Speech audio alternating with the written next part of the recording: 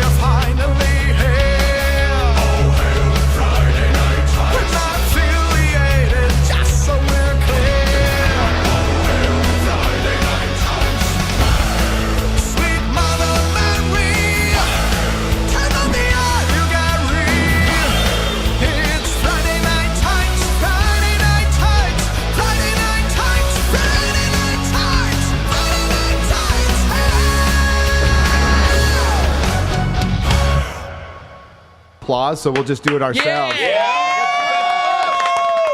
Alrighty. Holy crap. Here we go.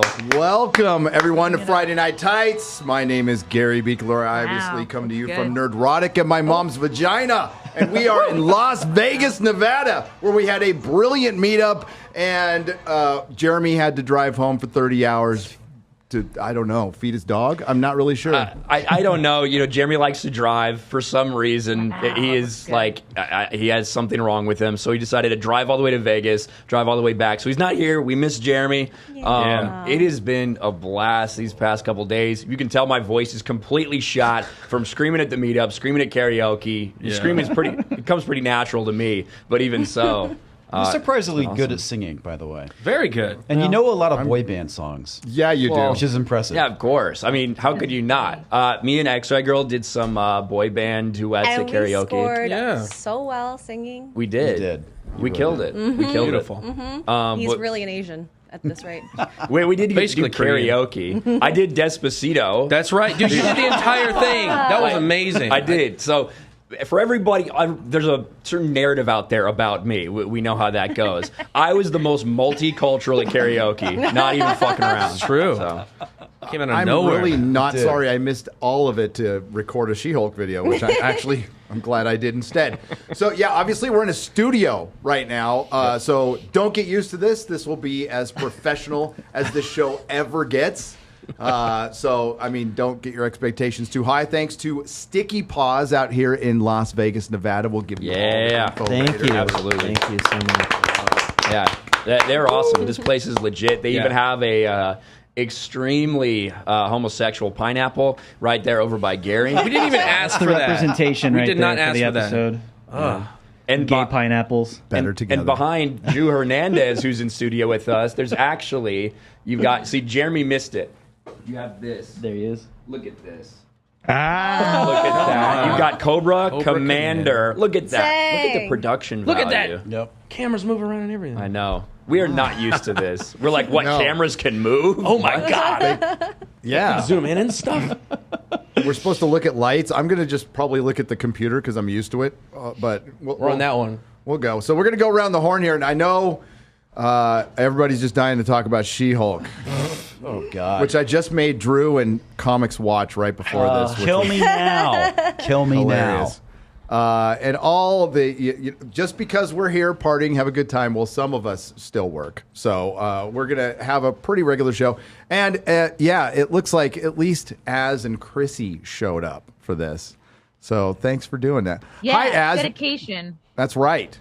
Az, what's up? Hi.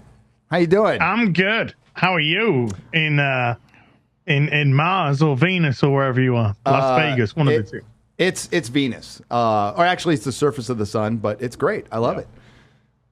Has he ever thought when you just been in a studio now, you're just like, whoopsies, maybe we should have done something like this? That's what we're working towards. Yeah, we'll get there. in We'll get the there. process, Takes right? Maybe a year or two. It's a possibility. We'd have to get our friends from the UK to come over and actually visit us in Yeah. studio. That's the thing. Make it worth it. And by that I mean Mahler. And Critical Drinker. Our he's- British friends, yeah. Not our people from New Zealand. you Yeah, know. not the New Zealanders. That's a little too far away. Wow. Well, we can't land in your place at the moment because your government's so stupid. That is true. Yeah, sorry. Yeah, I have no argument Just for take that. a boat across. Right? Go down to Mexico. You can make yeah. it Go to cross. Mexico. Yeah, go to Mexico and There come you the go. normal route. I'll pick Right you on up. in. It's not I'll a big pick you deal. up in Arizona. I'll go pick you up. They'll give you Yeah. a phone, right? They give you a phone and some Yeah. I got clothes. like get $4 healthcare million and all kinds of stuff. given to me by Biden. It was great. Drew's been down there a lot, seen a lot of people just walking Yeah, I'll across go the pick border. you up. So, Yuma. Just go down there. I'll pick you easy, up. dude. They'll give you a phone. They'll pay for your flight, and there you Excellent. go. Yeah. Excellent. Hello, Chrissy Mayer. How are you? Hello. Wow. The illegal immigrant situation is really out of control in Las Vegas. They've already kind of, jumped into your studio there with Drew. Obviously. Full Couldn't keep taco him out. action. Full taco action. Well, Chrissy. he's going to come home with me and clean my pool and mow my lawn. That's so why I'm here. That's literally why I'm He's here. like, It's a job interview. somebody put me on a bus, and before I knew it, I was on a podcast. I know it's Home Depot. Gary was like, "We need a brown guy to get a pass tonight." So Yeah. let me call my favorite taco, Drew Hernandez, and see if we can Bring him over get here. some representation going. Yeah, the 2 Asians and the quarter black isn't enough. Not enough. Not enough. Not enough. Well, thanks for joining us, Chrissy Mayer. Where are you? You guys look like you're having so much fun. I'm upstate. I'm in upstate New York, in my usual setup here in the corner. There's a lot of spider webs going on, but I'm just happy we can hold a Wi-Fi signal. I'm definitely, me and Az are definitely not jealous at all that you're in Vegas, living it up, having frozen drinks, hanging out with hookers, whatever you guys do in Vegas. Well, I was grabbed on the street, man, by a hooker. You She were? grabbed No me. shit. Yeah. What was his name? Steve. Are you sure she wasn't going for your wallet? I checked. Didn't get it. So. It was terrifying, though. She came up very aggressive. yeah, that's Just the grab me thing. around the middle. Last It's like, time. you want a picture? You want a picture? I'm going to embarrass you.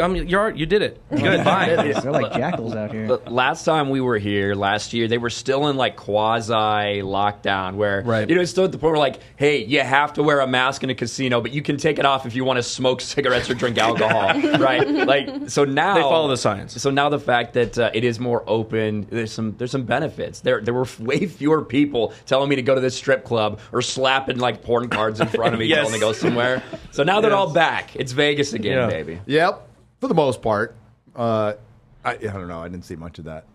Other than like that one when we were walking around that one night. Yeah, when we were walking on the strip. yeah.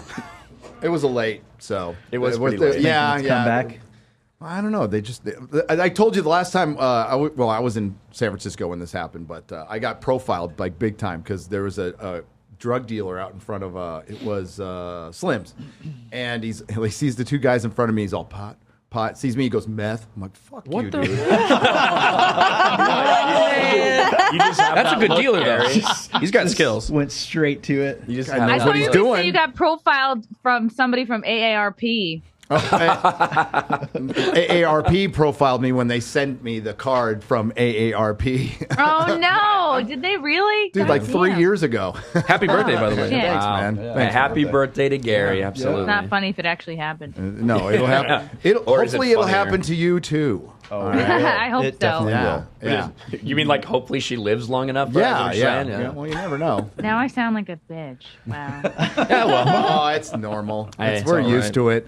We're all bitches. How's it going, Comics Division? Dude, I am doing fantastic. So weird to be next to you. Yeah, I know, right? Feel so close to you. right Even now. though we live in the same city. Yeah, we do. And Yeah, I it's never kinda visit weird. you, and you never visit me. Yeah. But it's okay. Yeah, it's fine. It's fine. We're internet people. Not, Yeah. not bitter about it at all. But yeah, we definitely got to do some stuff. Yeah, Yeah. eventually. Eventually, yeah. When I'm done making videos. Yeah. 10 years. So. But yeah, man, Vegas has been fantastic. The karaoke was fun last night, even though it's totally not my thing. But I had a good time. Yeah, it was great. We belted it out. I was man. going to say you and Garrett killed it. on Yeah. one of the Killed that songs. corn Yeah, song. That was did great. a corn duet. Yeah, yeah. That was great. That was good. Corn freak, duet? Yeah, Freak Out It's Unleashed. corn with a K. Yeah, corn with a K. Not a P. Okay. Corn Hub. Promise you only sing like short songs. That could be the Corn cover band, Corn Hub. Corn Hub. Oh my The god. memes, Garrett. You're Yeah. coming to memes. Oh no. The Legion started early today. Oh man. Agents. Well, I don't They even know are how we can brutal. show them. They've been killing me since what Wednesday, so it's But all good. I love you guys. It wasn't helpful that you recorded. You made me try pineapple pizza, I did. and you recorded it and you posted it. So Yep. I did. the memes have not been great since then. No. So. You took deserve a it. voluntary bite there. That second bite, you were just going straight in, Ryan. Dude, Well, he was liking it.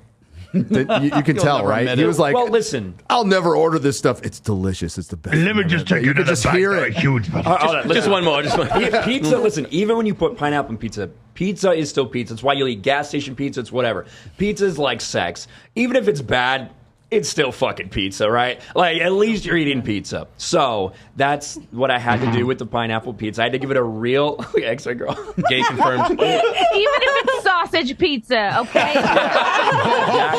Sausage on pizza or pizza on sausage? Ryan's okay with that. He's okay with that. I got news for you. Easy gay. I would not eat it again unless there was no other options. Then I would eat pineapple and pineapple and Rubbish. jalapeno pizza. Jalapeno. Yeah. There's somebody put a slice in front of you right now. You gobble it up. No, I'm full right now, so probably not. Yeah, we just I had just ate pizza. like 6 slices of actual pizza, pepperoni. This guy Yeah. can put pizza away like no fucking other. He got a freaking Chicago style pizza, so it's like 6 inches thick. It's cheese pie. yeah. Yeah, it's a Before cheese he pie. ate a thin crust pizza. Dude ate so much pizza, it was ridiculous. How long did you go to sleep after that? Did you crash? Yeah, so feel like you a have to lot go of to a times coma. after I eat that much, I go like snake mode, where I just have a pizza slice. There's like a pizza slice just sitting there in my stomach. So I slept for like 3 hours. I'm like, all right, let's get to go. Make a couple videos. I could barely And make he it still through got like videos one out. slice, man. That thing was amazingly huge. It's really good though. That's what That's she said. Aw, dang it. Ladies. Ladies. Quarter Black, how's it going? Dude, Good it's job going on this, good. man. Thank you. Hey, it's not me. It's Travis over there. That's right. Oh, Dude, stop it. I am. That was gay. I am. I'm still recovering from the meetup. I went way too far on the meetup. Thanks to you guys out there God. constantly putting a drink in my hand. No, dude, you were I wasted. do not remember getting back to the hotel or anything. I took a lot of pictures. There was one where I was making out with Az. I literally do not remember that happening. Az was all over the place that Yeah. day. So yeah, it was great. It was a really good He time. Met a started lot of off good with people. just pleasantries, and then the next thing I know is fucking tongues down my throat. Yeah, it was. There's a lot down your I throat. wish I remember Oh, that. man, he's drunk, so I don't want to get, physical with him. So I just have to dude, yeah, we're friends. That's good. That's all. You could take advantage of me anytime. But it was a good time. Met a lot of great people. And, dude, my voice is shot as well. That's true. We were belting out the Backstreet Boys. We did. saw Yeah, it. some Backstreet Boys, some was insane. good. I got news for you. Made you gay. Hey, look, no. Boy bands are exempt from that shit. all No, right? totally made you gay. No, they're not. Yeah, they are. Totally not. Don't pretend you weren't singing a Backstreet Back when it came out. Come Dude, I was not. I was not either. Yeah. on. Oh, whatever. They're entire older. room you. They're was older singing. than us. Oh, They're that's older right. than us. They're older. Back in the Yeah. day for us, it was New Kids on the Block, and we hated them And too. I hated them too. Yeah. Yeah. Dare you? Yep. Awkward. What is Awkward pause. Limbo That pause. deserved an awkward That's where you pause. play the clip? Yeah.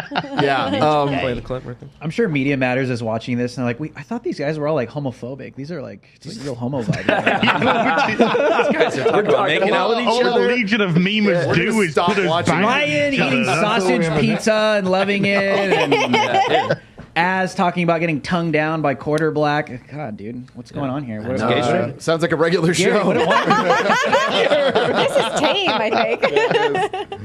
Also, could you cut to the wide shot? Look at this angle we got going. X-ray. X-ray. Whoa. So It's professional. the thought, Look at that. Oh, look. thought stream. Me and you, girl. I said we got to give X-Ray Girl the leg chair, and I wasn't kidding. Yeah. Oh, no feet, no feet. Okay, there Yeah. we go. Who's got the better legs tonight? Who's got the better I legs think tonight? Gary. Quarter Black, Gary. X-ray. I decided to wear shorts for this one. So. I instructed him to sit Zia style. Yeah. If there were no arms on this seat, I would do it. I do kidding, think Zia. we need now, since that's Oh, there we dang. Oh, there we go. There you go. I do think since we did get that slip up extra girl's feet on camera, everybody needs wiki feet entry Wiki is feet. deserved at this point. And don't hurt yourself, Chrissy. We had a very serious injury on She-Hulk recently. Oh my Somebody god. injured their anus. Tragic. I think we know what scene it was too. Yeah. I think we know what Yeah. scene. Yeah. Oh, it was so bad. A lot of wire What a work. joke. Well, if there were any men working on that series, I would make a homosexual joke, but there aren't. It's There all aren't. women. One. Yeah, if not you've a single watched one. She-Hulk, you realize that it's made entirely by women. That's the only way you could get something like that. Yeah. So Garrett, I'm going to Yeah. vote for you. Oh, thank you. I appreciate it. Everybody. I just voted for Garrett. Sorry. That's right. Since we snubbed the other Squats are night, I'll have working. to go Garrett as well. Squats are paying off. X-ray Hello. Hello. I have to say, I am really, really, really mad. I have a low level of mad, but it's really high because I found out Barbie girl said bimbo twice. It's not enough. Oh, wow, You need that's more bimbo. I need more representation. bimbo. I will say That was- Mark, all right. So Mark Dude. and X-Ray Girl, because Mark is here. We got to Duet. meet Mark, which is awesome. They did a duet, Yeah. and the X-Ray was like, "Let's do it. Let's do Barbie Barbie Girl." Girl. And Mark was like, "No, I want No. no part of this. No. No part." And all of a And then sudden- as soon as it, come on, Barbie, let's go party. It was just so dumb. It was so Good. And it was deadpan. Perfectly played. I love Mark. Oh, it was great. No, that's a married dude right there. That's what it is. That's exactly what that is. Oh, I guess I No, gotta he was a do dude it. who's fucking sung it before. That too. That too. Good point. He rehearsed all that. Just hit that timing perfectly. Tone. That's our special guest in studio today is Drew Hernandez. Yes. Maniac. What's up, brother? It's been a crazy past couple weeks. Getting ready for the IRS to come to my house and shoot me and my wife. Great. Yeah. Luckily, it looks like they'll miss. So They'll probably miss. It's just Yeah. a bunch of It's a low angle in the wheelchair. retards, woke-tards, and the mentally ill. Antifa, basically. Dogs are getting monkeypox somehow. Weird. Yeah. That's Interesting. Somehow. Children are getting monkeypox somehow. It's pretty interesting. I need an explanation, Ryan. Oh, well, I mean, I think I that got news maybe for you. peanut butter had something to do with it. Is that the innocent explanation? Maybe? I don't know. Monkeypox gate. No, it's been crazy. I mean, at least Brian Stelter's gone. I mean, Yeah. Hey, that was a Dude. great Thank birthday God. present, man. That was That was a great- fantastic. That was not a surprise. Is it Not a really surprise. great, or is it like, would we rather just watch him continue to flounder? Like, let's get down to 10 viewers. No, let's see him start his own YouTube channel. That'd be hilarious. Yes. Dude, it was my funny because God. like when I posted it, like there was hundreds of comments. People were like, "His show is called Reliable Sources." Yes. My favorite part was Stephen King. Projection. If you follow Stephen King on Twitter, he is the most TDS-filled psychopath He is. imaginable. And he was like, Brian Stelter got canceled today. It was the main show I watch and I get all my information from. I was like, yeah, that makes a lot of sense. It really does. Yeah. Now we understand why you're so retarded. Yeah. Enlightened. Wow. Drew, Totally serious. thanks for coming. Really appreciate it, coming guys. out and hanging out gonna with be us. And awesome. you're going to hang out with us tomorrow for a little while. It's gonna be Our legendary. Hell yeah. secondary meetup. Baby boy Ryan sitting right next to you in the studio. This is awesome, dude. You, for one, I've had a great time with you this week. It's been You've great, man. Absolutely been killing it. He's been kind of the head of the party. The meetup was absolutely fantastic. Beat all my expectations. We had the place to ourselves. Perfect numbers. People stayed. We left people there when we left. There were still people there. So, like, to put it in perspective, we got there at 4 because we had to set up and we had just a couple things to talk about, like legit stuff that, you know, future the show and what we're doing and everything. And it started at 6 officially, and we left at 1. There was still people there. And it was crazy. And whenever we do these things, it's just so humbling. The idea that anybody would ever want to listen to what we have to say or click on a video or care about our opinions on a dog shit TV show, like that is one thing. But then when you see all these people out there with these shared values, these common like goals that they have, just out there having a good time, shaking hands, talking, getting to meet everybody else. So many people that are starting their own YouTube channels. Just like I was one of those guys when we met 3 years ago in San Diego. And it's just so cool to see how everything's happening and the fellowship that continues to grow. And it's all thanks to everybody out there. Like, you're the only reason that we're here doing something like this and able to put on this type of show. So from the bottom of all of our hearts, thank you guys so much. And that's as gay as I'm going to get. So. Yeah, that was Wrong. really gay, but appropriately It gay. was pretty fucking gay, just dude. keep I'm just watching. gonna say. Yeah. Put on some Backstreet Boys. We'll see more. Streets back. So Rusty Red Wine, I walked by this guy and I'm like, hey, nice vest, dude. It reminds me of like the one I wore in high school. And like he gave it to me and would not take it back. Like, I'm like, dude, no, seriously. Like, this is That dude he was fucking cool. Yeah. He's great. I'm like, take it back. He wouldn't take it. So I'm like, fuck it, I'm going to wear it. And so I'm wearing it. So thanks. I'm going to cherish this. And we, oh my God, there were so many people there. I got to acknowledge FNT Kid. So I didn't even know about that guy because I was inside. I didn't see this guy. I was trying to find you, but like there was so much going on. I pulled Jeremy out and I pulled some other people out and we hung out. So there, you know, I'm an idiot. So I didn't think about the 21 and up, and I thought they could go into the side room, but they couldn't. So this kid came from New Mexico, and I'm like, oh my God, I suck so bad. So we went out there, we gave him a bunch of stuff, we hung out with them, and I completely committed. I told his dad that, like, since they're in New Mexico and they live in the same town that my sister lives in, that I'm going to go and hang out with them. There you go. So Nice. Good. That's but dope, like, man. yeah, he had a good time, and I retweet. I don't want to say the name, but like retweeted him on Twitter and stuff, and just shout out to FNT Kid. He's awesome, man. Dedication. So, Yeah. total so dedication. His parents were super cool about it, and yeah, so I really appreciate that. And we had an absolute great time. Met so many people. A lot of people came back. Alex Stein. Alex Yeah. Stein, Oh my God. Hung 99. out the whole night with everybody. Chris Gore hung out the whole night with everybody. We had Zach from Meta PCs. The Meta PCs the crew was there. PC, they stayed the whole damn night. Yeah. Yes. It was a blast. It was a good time. So hopefully you can make it next year. Cough, sponsorship, cough. Oh, yeah. I might Sorry, I got a terrible, terrible throat. We're building a studio right now. Meta PCs.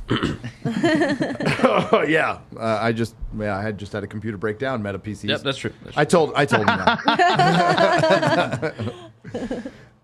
So, hey, we're going to get into a regular show, folks. We'll talk about the meetup a little bit later in, but, you know, there is She-Hulk to talk about. There is Rings of Power to talk about. And since, well, you know, if you subscribe to my channel, this is the first time you see me on it in over a week because the room I was in has dog shit internet, so I couldn't stream at all.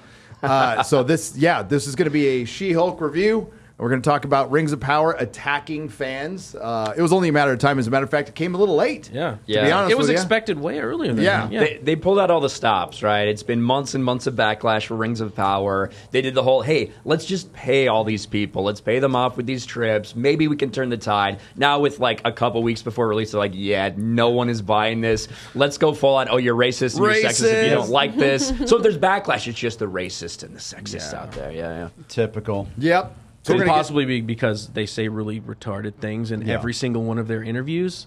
Couldn't just be that. Nah, it couldn't be. No, it's No. definitely racism. Yeah.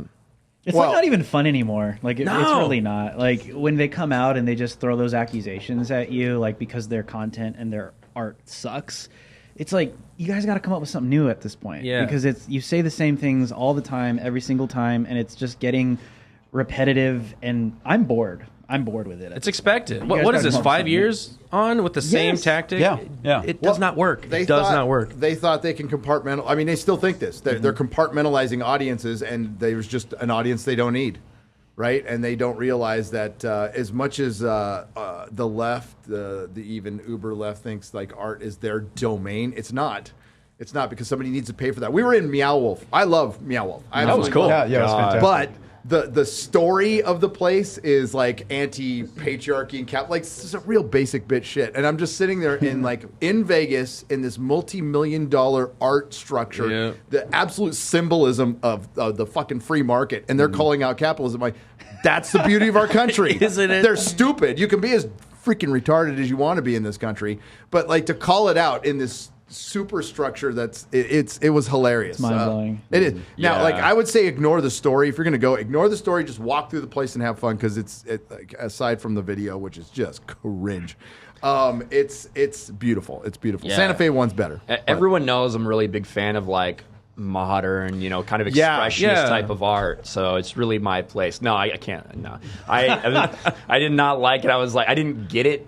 I'm like, I don't understand the point of this, and I was just really ready to go out and have a drink. But there's bars there, so that is the good thing about Meow Wolf. Yeah. Yes.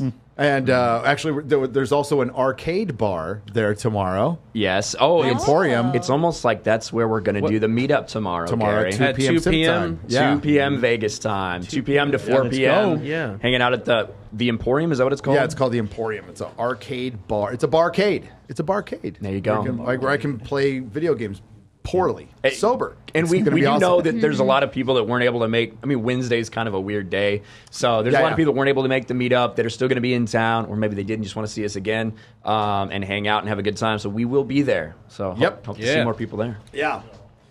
So She-Hulk. Oh my God! Did I introduce everybody? Like, this is so new. Did I? Okay, I got Yeah, Az. you I got introduced Chrissy. I went around the horn. You got it. Yeah. Wow, that was fast, dude. Well, Yeah. It was because Jeremy didn't plug 75 true. channels. Speaking of, since yeah, yeah. Jeremy's not here, we'll go ahead and do this. If you guys haven't got it already, go check out the new Geeks and Gamers shirts on 221B Tactical's website, 221btactical.com. It's in the Geeks and Gamers collection. We've been talking about the bags and stuff that we've been selling a lot in the patches. Well, now we launched the shirt on there. It's for pre-order, so please go check those out. A lot of people got their hands on them after the meetup now. So, great shirts. And Yeah, it's they're good. very soft. They're good. It is. That's what she They're said. very were you classy doing? and mysterious looking. Like, Very- how soft? X-ray girl. Did you fully test it or? Feels really nice against my skin. Okay. Oh, wow. Soft. Yeah, we're like not. a happy You know what? ending. I am not going to bring up the tweet That was weird. from a couple of Oh, days yeah. ago. Oh, goodness. Which What one? body part might that be? Who knows? Who knows? It's a mystery. It's a mystery angle. Who knows It's where it yeah, it's a came it's, from? that angle ain't that Who's it much of a attached to? mystery. Sorry. Oh, I was just. I think the bit of areola gave it away. thought- Actually, That's what. Yes. Wait, exactly. Maybe I didn't zoom out enough. Yeah, there was like How many people do you think clicked on it and tried to zoom out? Everyone? How much more? Goodness. my staff. Gotta love them. All right, so we're gonna go around the horn here, but we're gonna start talking about She-Hulk because I don't know about you guys. I love Chris Gore. I love Robert Meyer Burnett. These are unconditional love I have for these men. Right. But I disagree with them like fundamentally on this show. I think She-Hulk is quintessential MCU. I think it's the absolute fucking worst thing they've come out with. It is the worst written, worst edited, worst fucking shot. And what makes it like absolutely the worst is She-Hulk is a cool fucking character that I read for decades and loved for decades, and they fucked it up, and they fucked Hulk up within 10 minutes. Yeah. 10 fucking minutes. Less than that. He's not like even. Hulk in the MCU is just it's crazy because obviously when you had the recast for Avengers and bring Mark Ruffalo in there, you're like, okay, we're gonna start something new with this character. There is a place for it to go, and he was intriguing. His story was like compelling, especially like all of the mental stuff that he was going through and had to deal with. That they did a really good job of bringing that out in Avengers. Well, they just basically minimized all of that in She-Hulk. And we've seen him throughout the years just become a cuck and become a character they clearly don't know what to do. They've admitted that. They're like, we don't know what to do with Hulk. So we're just going to make him a stepping stone for She-Hulk to show how much better she is than him. Yep. And we've said that in the previews. We got some pushback. Oh, maybe it's not like that. You can tell in this first episode that's exactly what it is. She does not struggle with a whole lot in this episode. She immediately is able to control herself. She's immediately able to do all these things. And she legitimately has a fight with Hulk. Like, She-Hulk, who has no sense. been this for like a couple days at this point, goes toe-to-toe with Hulk in something like he should just dominate her physically. Yeah. It shouldn't even be a thing. Well, there's a reason they kept her out in the comic books of World War Hulk. They kept her out. Because she's family, and he kick her ass, by the way. Like, all of it. She's a different character, and Well, he's Professor Hulk now. He doesn't have the same powers. At least he doesn't perform them like he should. But they don't even call him Professor Hulk. They call him Smart Hulk. Smart Hulk. Where did he even get that? He was like, You're a big I wasn't the one smog. that I didn't name myself. That's what we called him like when we were 12. That was the 12-year-old name for Smart Hulk. we're doing that was never spoilers, right? official. We're doing Yeah, spoilers? we're doing it's spoilers. FNT. I Sorry. mean, like within we just got done watching it. Yeah, right? we did. Like It was within painful. 2 minutes, we get the man shaming. Like that Yep. attorney that's in Oh, there with the two God. other. Like within 2 minutes, the man shaming. Within 7 minutes, we get a they, them, and a tranny or a drag queen. That one scene where she's like, "Oh, are you okay? Whoever did this to you, he or she or they," and then you Yeah. see the trans freaks in there. It's like. I think they know. They obviously know exactly what they're doing. I think they know exactly what they want to do. Oh, with yeah, it. yeah. Yeah. They want to use the Hulk as the representation of what they're doing to men right now in 2022, and that's demasculinize them, destroy them, and make them look retarded. That's what I saw. That's watching what they the- did. Yeah, I did. Like I did right too. out the gate. They waste no time. Eric July, I think he came up with this term. I'm going to give him credit because I love Eric July. It's nostalgia bait. So they lure you in with the Hulk. They vandalize the Hulk. They build up a character that, I mean, like, was already built up. If they just went on the source material, which none of these freaking Bents watched, these little wine moms, if they're married at all, none of them read They're any of the not. books, know anything about the fucking comic books, know anything about Jennifer Walters, who, again, was a beloved character. John Byrne run. Remember the Fantastic Four? Bought her fucking comics off the fucking shelf. I own them all, by the way, and I've read them all, and this is not it. And no, she's not a feminist. The reason she's still popular is 12-year-old boys going through puberty. Okay, that's the reason comic books are popular. That's the reason they're still popular, and it's still a male audience. And doing research for my video, I went through, and by the way, a lot of women watch Top Gun Maverick. Oh, it's It's a damn lot. easy. Wonder How that why. works, Yeah, huh? but like, okay, so the movies are pretty much 50-50, male audience, female audience, on average. Marvel movies are about 60-40 men still, and Yes. it skews, and the ages are going up. Just like the CW, which got called out. You know, who in the fuck is this going to surprise? A bunch of 58-year-old dudes were, you know, spanking it to fucking CW shows to see hot chicks make out. And then the hot chicks stopped making out, and I guess it was dudes after that. But Then they tried whatever. to. Then now they have to And they sell never their turned to organization. profit. They never turned to profit. And they did this with superhero shows, Yeah. which started out good, by the way, admittedly. It's one of the first things I reviewed on my channel was Arrow. So it was rad. They started out solid, and then in 2017, which just seems like around the era all this stuff started, they literally had an ad campaign that was like just focused on diversity. That's what CW did, and instead of maybe learning from any of these things, no, we just continue to push down this path. Kevin Feige, Victoria Alonso, they all told us Phase 4 of the Marvel Cinematic Universe. We don't really care about the story. What we do care about is equality and representation. It's a priority for us to show more female superheroes than men in Phase 4. That's from Kevin Feige's mouth. That is. Well, Mark And Pedowitz on the CW, who ran the CW. Pedowitz. Yeah, Pedowitz. Yeah, it's not- PEO. No coincidence. Yeah, yeah. He got the name himself. Brutal, dude. Brutal. True story. He said that we have too many males watching the CW. They literally had a 50-50 split, the CW, of males and females watching the product, which to me sounds pretty damn good, because it means you've got a split audience to cater to, so you can cater to both. But he said we have too many males watching this channel, watching this network, and we need to reduce it and add more females. Yeah. And they achieved one of those goals. But They lost them. But they lost the male audience, but they did not gain this mythical female audience who everyone seems to be in search of, whether it's Star Wars, whether it's Doctor Who, whether it's they're all trying to do the same thing. And they're eschewing, like, the fans that they have in search of this new mythical audience that no one's proven actually exists or actually will come out and support these type of genre nerd things. But They will have that's to the path figure everyone's this out going down. eventually. I It just- eventually will come back to bite them. They can't make money because it's like they're fundamentally not understanding the difference between men and women. They think men and women have no differences. But they So can't when it comes to I this, and they just can't wanna- define it, right? I just want to speak for the trans community right now. I'm deeply offended by this new series because the She-Hulk should have just been Mark Ruffalo. because the best women right That's now the way. are literally men. Wow. So Yeah. I'm deeply offended that they actually went with a real woman, because that doesn't add up with what I believe, because I am the best woman sitting here right now. I'm sorry, X-Ray Girl, but I'm the best woman in this building, and people understand that.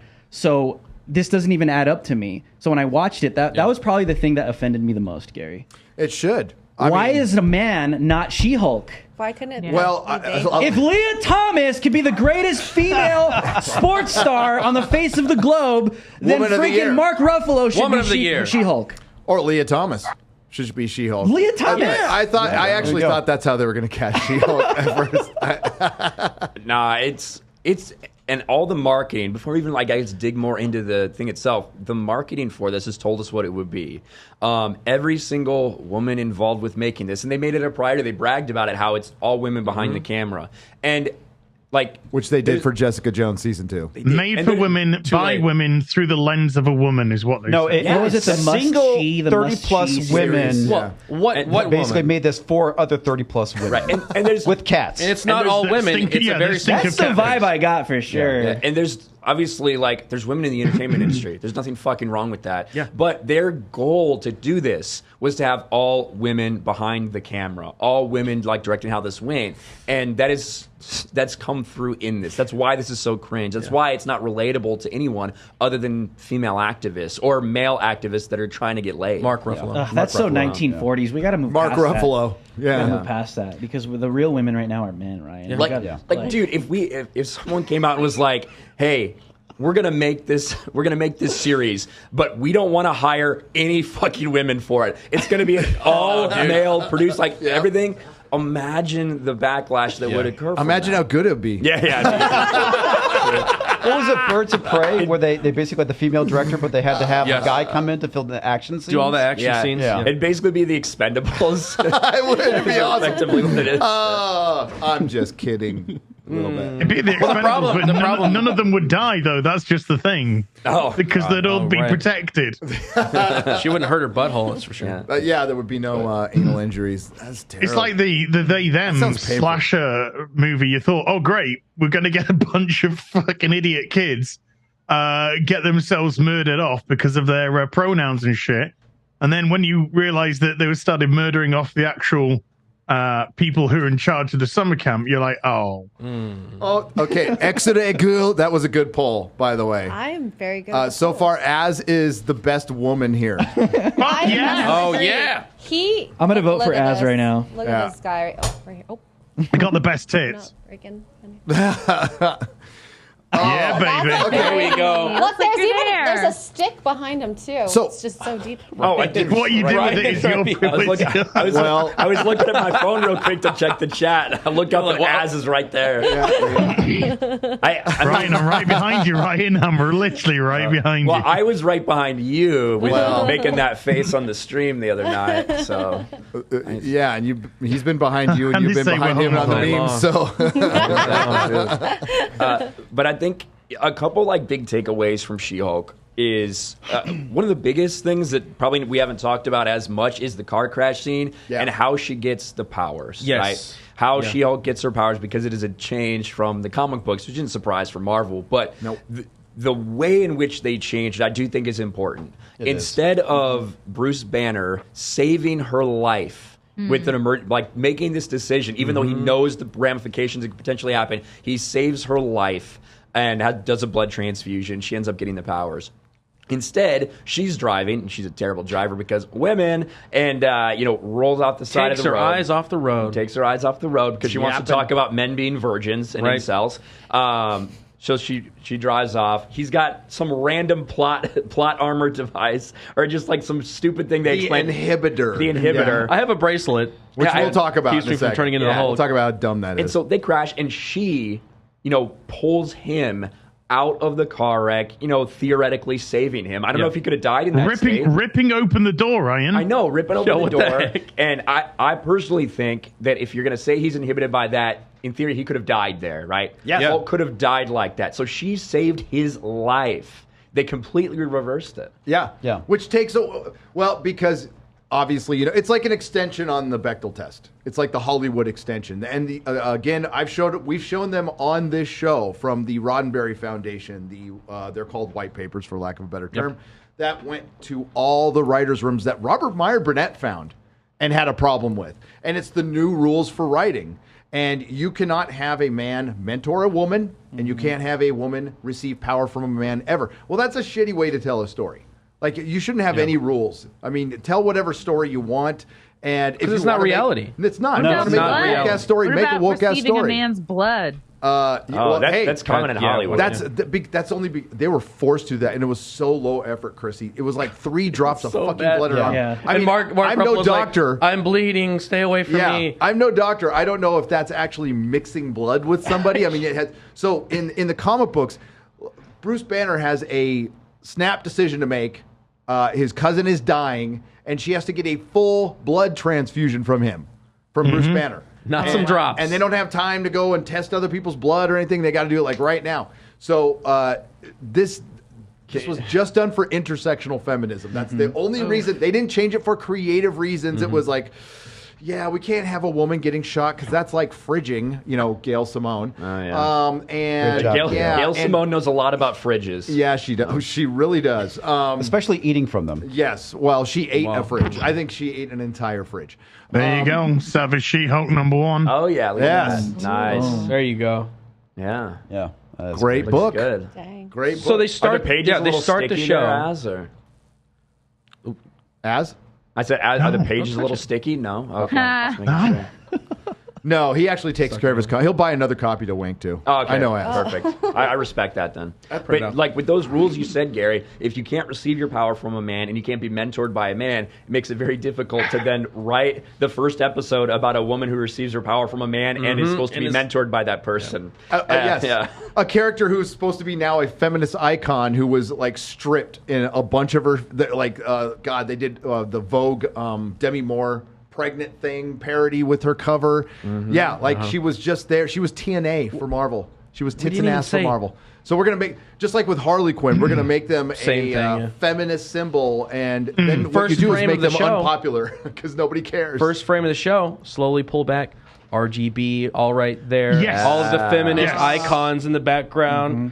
They just, from frame 1, you knew where this was going. Oh, that shelf? The shelf full of just feminism. Yeah. And Ruth Ginsburg. And they were the not model on kidding that. at all when they said they were inept at writing like lawyer drama. Good Like, Lord. Oof. it was so basic, bitch. Like, we can't abuse power at the beginning there. And then they just cut away. She's like, and she's talking to the fourth wall, and they did it like in the least interesting way possible.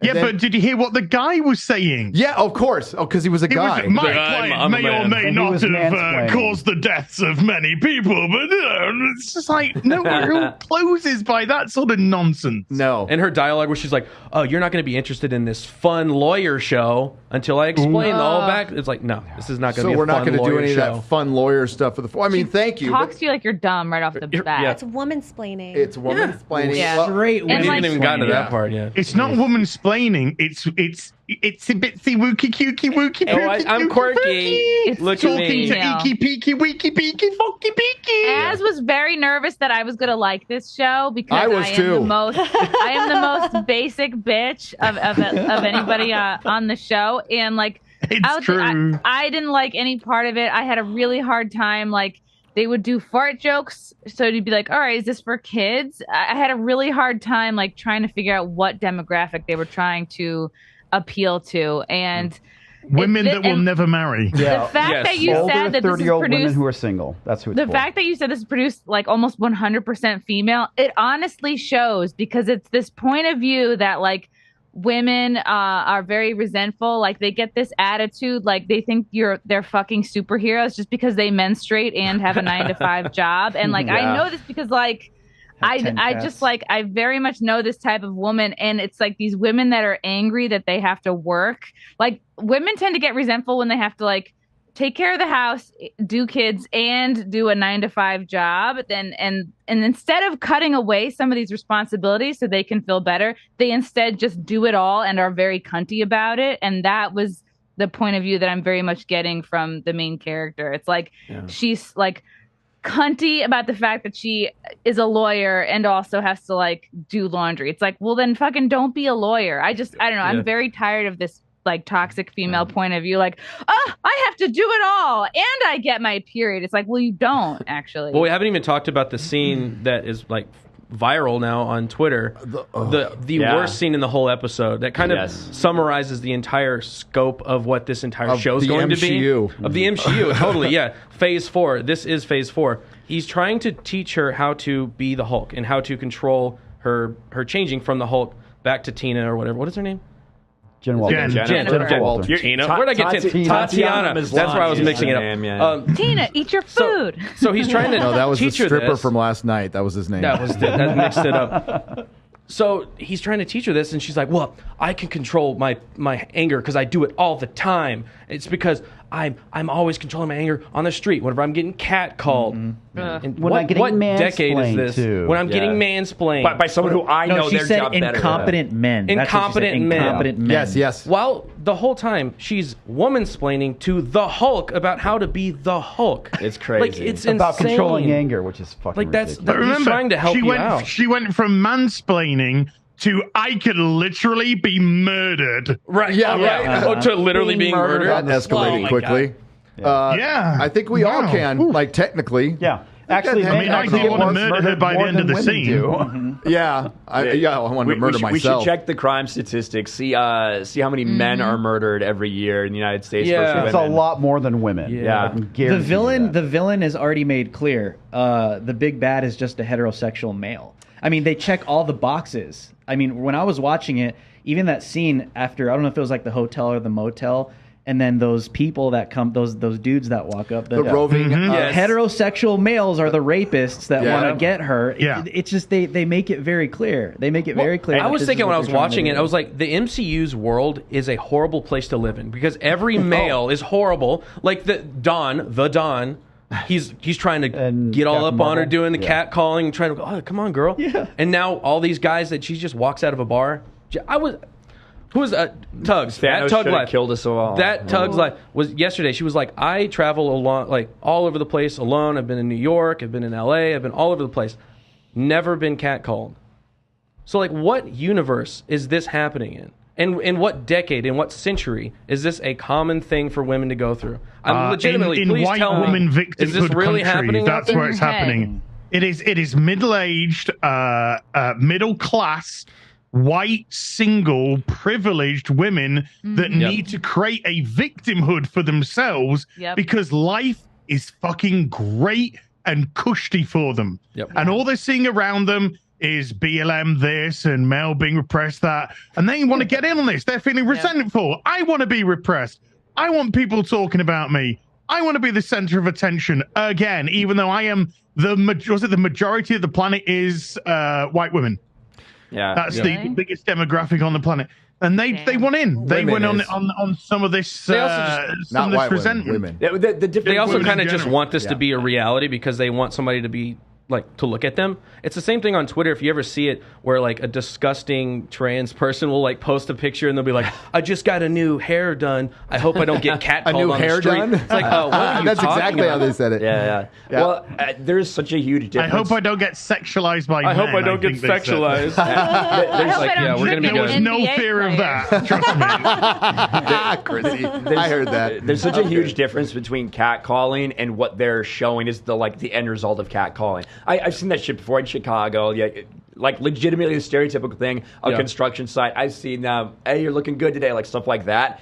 That's such a far cry removed from. Then they do, hey, you're looking real good, and she's like, okay, and ignores them, and they're like, hey, we're gonna fucking rape you. We're gonna gang rape you. Yeah. Same thing Like happened that. in Wonder Woman 89 or 84. Men, if anything, Same are exact not scene. She talks catcalling about the enough. catcalling. She talks about the catcalling as if it's serious, because that's part of her serious speech. Right. And then at the end of the program, in the credits, what's she doing? She's talking about Steve Rogers' ass. Yes. Oh my God, Steve Rogers' ass, that beautiful ass. How could that ass die a virgin? Oh my God.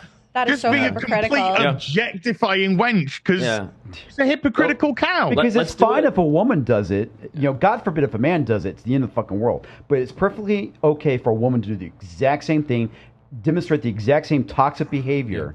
It's A-okay. You can't have equality and your woman card. Exactly. Can we do it? Can we do a Not show? sorry. Can we do a show on Disney Plus where I don't know Anthony Mackie or whatever? You get fake Captain America, and you get I don't know. Somebody, another. Who are male heroes in the MCU anymore? Ant-Man. Shang-Chi. Simu Liu. Get Shang-Chi, Ant-Man, and Captain America out there talking about how often Scarlet Witch has been fucked. Can we get that? Can we get a discussion? What would Vision. Like, does he go rock hard diamond when he's inside, or does he? Can he extend it? Like, what can he do? Like, can he get in? Is it like a food mixer? Dude, can he phase in there and like touch the right things? I mean, like, it's funny because we've had these conversations before. We're like, hey, so a Jedi, right? Like, a Jedi has like complete control of their bodies, of their blood flow. And they can pretty much do anything they want, right? This. Yeah, They come with no hands. except now Obi-Wan with the guy Obi-Wan is bisexual now. Yeah, it really, Disney's not doing a lot to push back on that the groomer theory there. No. When you have Obi-Wan now bisexual. And by the way, they don't want bisexual. Bisexual is the word that they use to turn them gay. Yeah, because once it's the bridge. Once you have a relationship with a man, there's no way they can justify bringing it back to being a normal hetero relationship, because then people would freak out. Okay, real quick, chat. Yes, I've been thinking about this shit for years. Oh yeah, I mean, you nerd, Gary. Well, even when we heard about the gay Superman, it was like, well, I mean, like, do you need like kryptonite to like really penetrate back? You know what I mean? Like, these are all the conversations we have. So, no, maybe it's on the bottom. And I would love for us his head off. Right, I would love for us to get back to that. Oh my God, what was that? What the? Az? Pretty sure that was Az. I went. Oh. Okay. There you go. That was meant to be Superman coming. If you wanted to, no, because Superman coming would sound like a like a freight train. It'd be like Hancock. You remember the comic book The Pro by Garth Ennis and Amanda Connor? So basically, yes. So Superman, it's a super hooker who can actually have sex with soups, and she has sex with the Superman, and he comes and he crashes a plane. It'd be like Hancock, right? It's like, all right, get off. Yes. So yeah, I highly recommend The Pro. Pro's a funny comic Super book. hooker.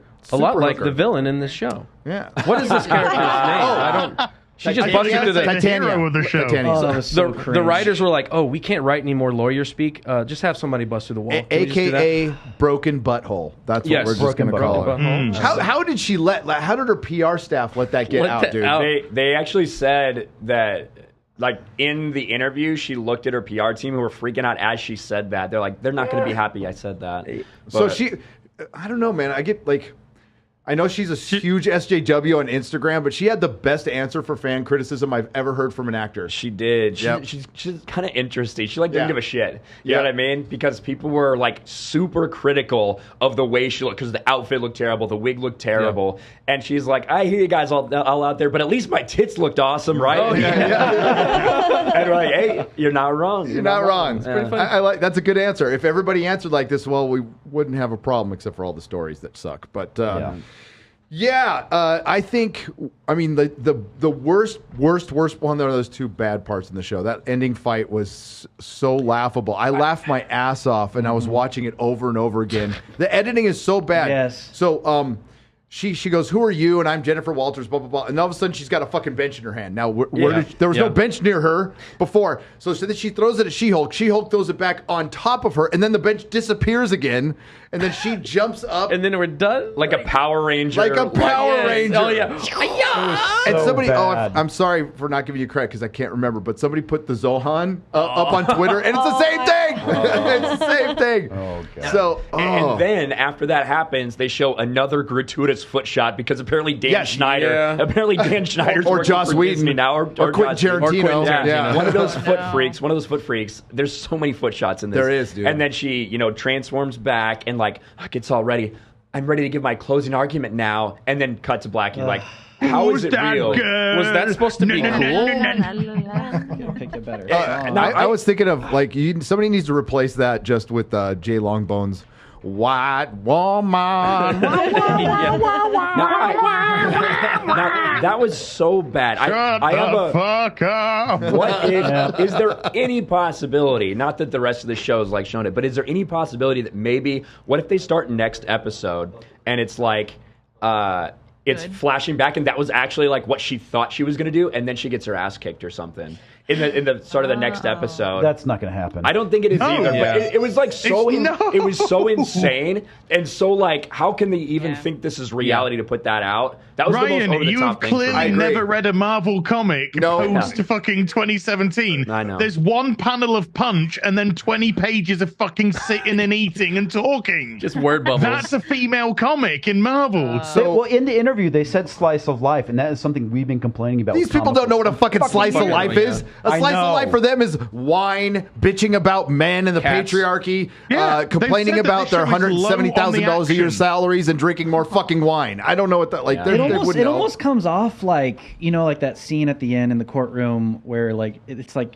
they try to do special effects and she's doing like a flying kick. Yeah. It almost comes off like those old school Japanese movies, like with those old special effects where it's like you watch it now, it's like, oh, that's cool. That's really old school. That's what they did at the time. It's like, are they trying to do that or do they just really suck? I think they really suck. That's what I think. Even the fight on the island as well. The editing is just ridiculous. Like there's all these pauses and delays between her and Hulk like yelling and screaming at each other. The physics doesn't even make any sense because she's in the Jeep or whatever she's in and she literally like runs him over, like throws him like 50 feet. When the Hulk is like would stop dead on the Hulk. The Hulk is like I understand it's fantasy, I understand it's sci-fi, but that physics makes no sense. No, it doesn't. He obviously weighs more than the damn literally Jeep. Stop it with a finger.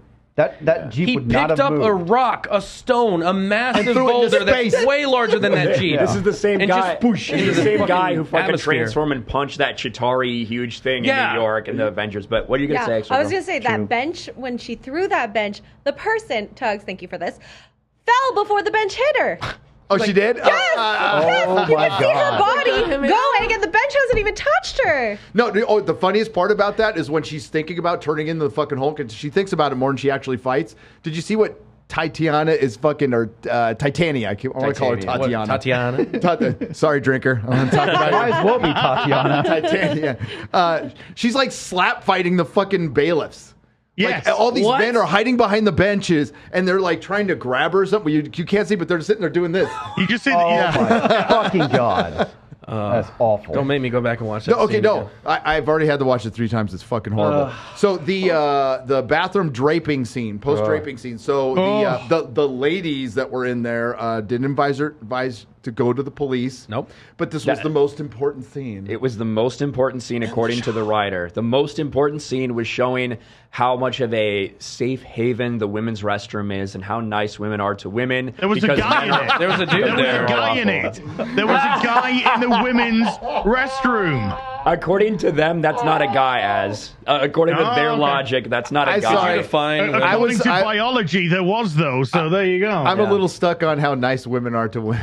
I was like, this is, out of this entire show, this is the most unrealistic scene. They're like, here's my clothes, here's all my makeup, get out of there, girl, you're better than this. Let's talk to the actual woman here, Drew Hernandez. Have you ever been in a restroom? Well, I'm just going to be honest. I feel safe in restrooms when men are in there because men can protect me. So I think women most of the times want to be protected.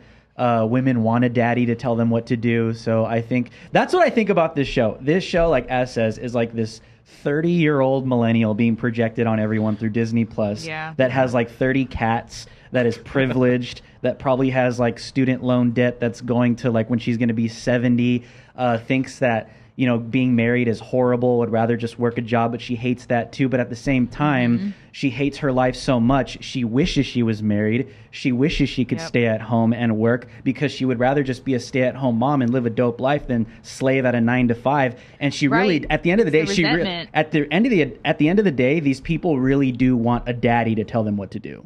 Straight daddy up. issues all day long. They need daddy issues. Yep. Like, can you not tell that this character has like hardcore daddy issues when you watch it? That's what I get. Well, in a show like this, she didn't have a daddy. You'd expect so now she wants a daddy to tell her what to do. The character arc to be her realizing that's where Ryan comes in. Realizing at the end, I do can like all fix this. her. I do want a daddy. But no, this is going to be her entire character arc is going to be a straight line from being a cunt to being a cunt at the end. But you love her, right? No, but nothing changes. That's the whole point with No, a I lot of know. these shows, that there's no growth of the character, and that's what we're going to see here with She-Hulk.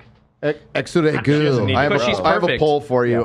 I mean, word it What? differently because I'm. I would word it differently than I have a poll for you. I have a poll for you.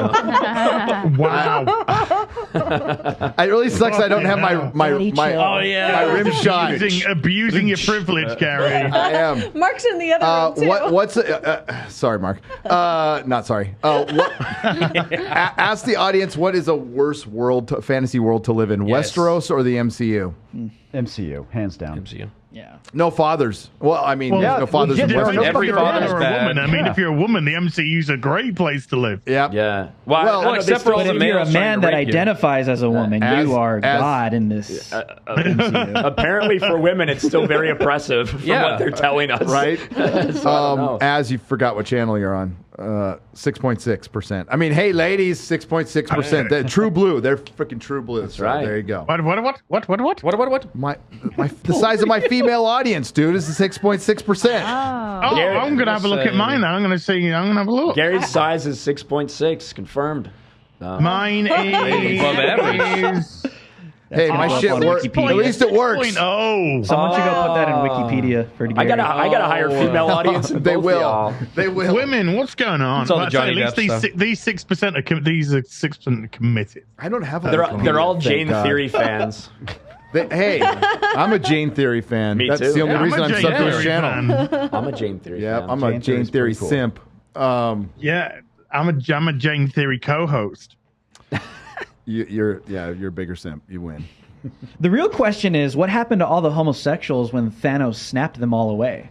Well, That's what I want to know. They went to a big party. I imagine All half together. of them. They got went away. monkeypox. Phase 5 monkeypox. Oh my god. Alex. Avengers I've been monkey. thinking about that a lot lately. As thank you for I'm pretty giving sure me an answer.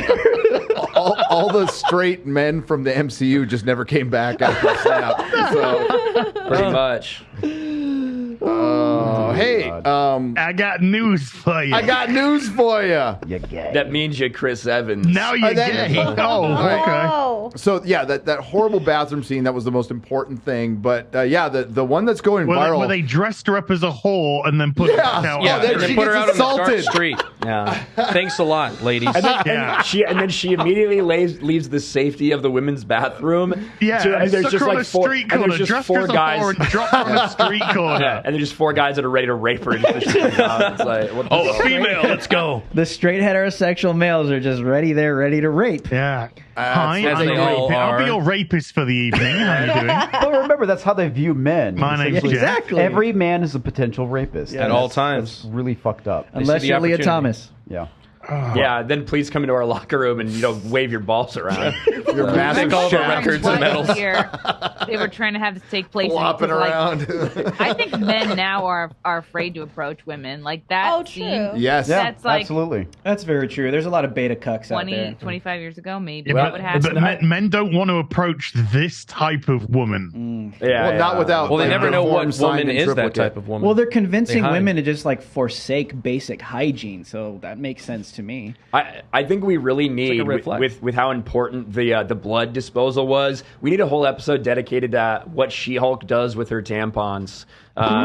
Oh, Don't get them These ideas, are real facts. Ryan. What does she do? Just saying, we need it. Makes Her tea blood with it. is. You've made it very important to the plot, haven't you? they What does she tease- do? And he had to destroy the samples He in the did. first episode, and she goes a bitch Well, dramatic. no. They tease that there's potentially going to be another Hulk. Well, there is. There's going to be a Red Hulk. Red Hulk.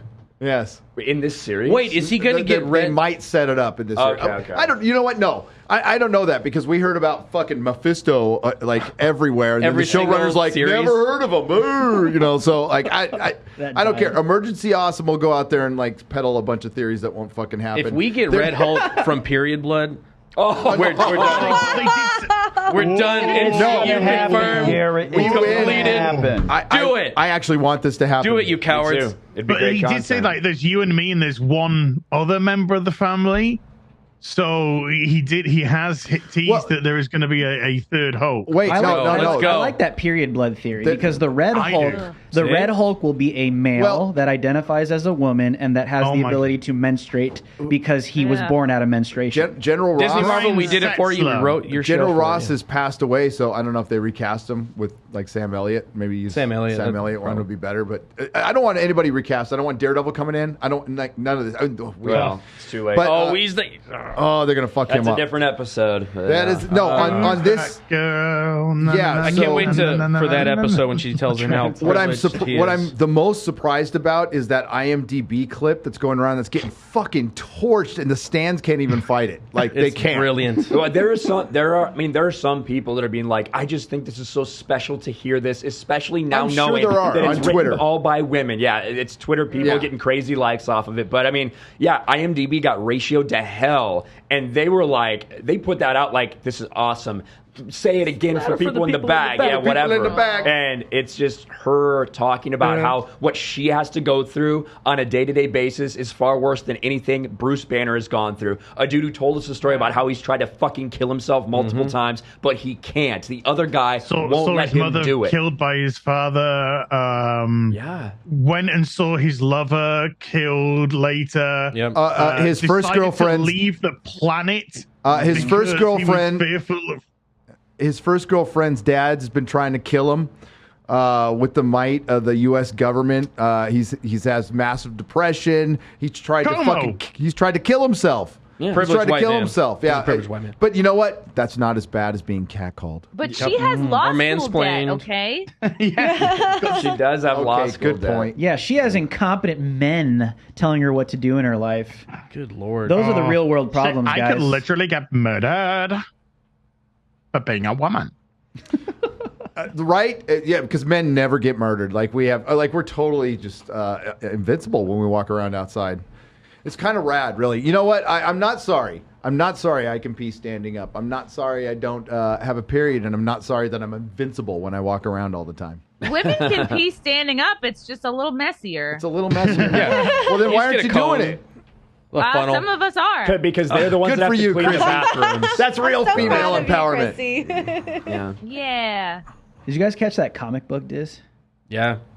Yeah, like what is that? A line from a comic? Or something? Yeah. You catch that? Oh, yeah. These people just never stop. They don't. They hate everything.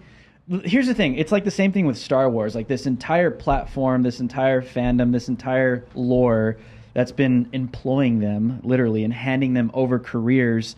They hate it, but they need it, so they need to steal it and then rewrite everything with their mental illness. And that's going to be this continuation, I think, for like the next maybe 20 years, I would say. I don't think this is going to stop. I think it's going to keep going. It's going to be a slow death, a slow descent. It's going to be a slow death, but I think it's going to be like just total suicide. These people are going to start eating themselves alive, and it's going to be hilarious to watch. It's like it's like watching like everyone in Arkham Asylum just let loose and just killing each other. That's what's going to happen to Disney. That's what's going to happen to all these woke companies. They're going to eat themselves alive, and these executives are going to just be totally at a loss. They're going to eat them too. That's why they say eat the rich. Yeah, eat the rich. Eat the rich. Eat the rich. Well, they also, I mean, what that translates to is, especially Hollywood, is please don't burn down my mansion. Yeah, it's Passover. They're putting the lamb's blood. Look, okay, we have trans representation. We have black. Okay, so please don't burn me. They're putting She-Hulk's period blood. Yes, right over the top. So exactly. Yeah, we support trans rights. Yeah. I mean, speaking. That's how this thing's. Everything about this show, the way that Maslany made sure that she was wearing that support trans futures thing or whatever in every single PR hit. So every bit of promotional material, she's wearing that. And she said, I felt as an employee of Disney, it was my responsibility to make sure that someone spoke out about this. Like, it was a very specific decision to do that. I thought she was promoting a new trans stock market. I was getting very excited. Yeah. It's a new shit coin. Yeah, it's a new shit coin to get into, pretty much. But, yeah. I don't think it can't last 20 years. Like they will not be able to survive this. We're already at a point where only Marvel movies are consistent hits, and that's degrading. Like Top Gun Maverick is such an anomaly. It's going to take them a couple years, and it goes absolutely against all of their thinking. That's why, like Lord of the Rings, there might have been some producer at Amazon going, we should just adapt it right. We should just do Tolkien. And he or she was just just dominated with nope. There's so much wrong with Tolkien. We need more women. We need more vagina in Tolkien. And they couldn't. So they're in a position where they cannot even adapt the things they pay for. And it happened so quick that maybe Amazon, I doubt it, but I'm just floating it out there. Maybe they had good intentions in the beginning in 2017 when they paid for these rights. Now we're in 2022. We're starting to see things fall. Like Batgirl getting canceled was fucking huge. That was the craziest thing I've ever seen with pop culture in this whole thing, is that fucking movie getting canceled. And it got canceled because it was shit. And it was shit because it was woke. So I don't know if it got canceled because it was woke. It's got to be complete shit. The problem is we're still getting Flash. We're still getting Black Adam. I don't know if any of these things are going to change, but we are starting to see it's either going to fragment and fall apart or just die outright. There's no way they can survive. Alive. I think that'd be hilarious. Yes. It's a long death, a long self-inflicted death that's going to be entertaining. Getting the popcorn ready. It's interesting because with the streaming wars, you saw so many people start to front so much money for streaming things. Like what Ryan Johnson's, his little mystery thing, that Netflix paid like, what, $500 million for the 2 sequels to Knives Out. You know what I mean? And so, like... so... Exactly. and that is pretty funny. And now we have Amazon obviously spending $1 billion on 2 streaming seasons for Rings of Power. Like all these things in a streaming market that gets more and more diluted as more and more startups are here. They're raising their prices because they realize it's not actually profitable for them. Like all of this is like coming to a head at the same time when they're feeling the feedback from what they've done. So it's about more than just the identity politics and the wokeness. There's so many things that are playing against the traditional way that Hollywood's been doing stuff right now. Why do we need black elves, Gary? For representation, so people can feel seen in the show. I've never met a black person that wants to be an elf. Ask a lot of them. You go around surveys. Do you want to be an elf? You're quarter black. Man. I don't even want to be a little bit elf. I think. I don't know. I think matters. a lot of these videos that we're being told are looting videos. Maybe those are black elves. It's very elaborate cosplay. I need my rim shot. Black elves matter. Black elves matter. Well, hey, we did get an Elves of Color reference this week. So we're almost at the trifecta. If we get either Harfoots, I'm going for Hobbits of Color. Dwarves of Color. We got Dwarves of Color. We got Elves of Color. We get a Hobbits or Harfoots of Color. Let's go. Lenny, there's still time. There's still Every time. black dude I've ever met is pretty proud to be big. I will like. I think I'm just saying, dude. All my black dudes in the chat, you guys know what I'm saying. You don't want to be an elf, do you? Nobody's gonna like me. It sucks to be big. It's tough. You got to roll it up. I'm not hearing that from anybody. I think what happened is when they wrote this story and they realized that they were going to have an elf having like this illegitimate, like down low relationship with a woman in town, they're like, this guy has to be black, right? Like we have to make him black. So I think that they cast the best person for the job. Is that what we're saying? They're either going to have to explain it in the show because it is explained by Tolkien. Like elves are born in the dark, in starlight. They're not born. There is no effing sun. That's when they were around. So I don't know. Maybe an elf had sex with a human. That's probably what they're going to say at some point. They're going to make it about racism. They're absolutely 100%, dude. How could they not? They already in the first trailer. They're going to parallel it. They're going to parallel black elves born in the dark. That's how black people are literally in the real world. They're born in the dark and they have Numenorians. But in the first, he's in chains. He's going to break his chains. In the first trailer, he's got chains on his fucking ankles. What if he ends up being like a descendant of a dark Numenorian?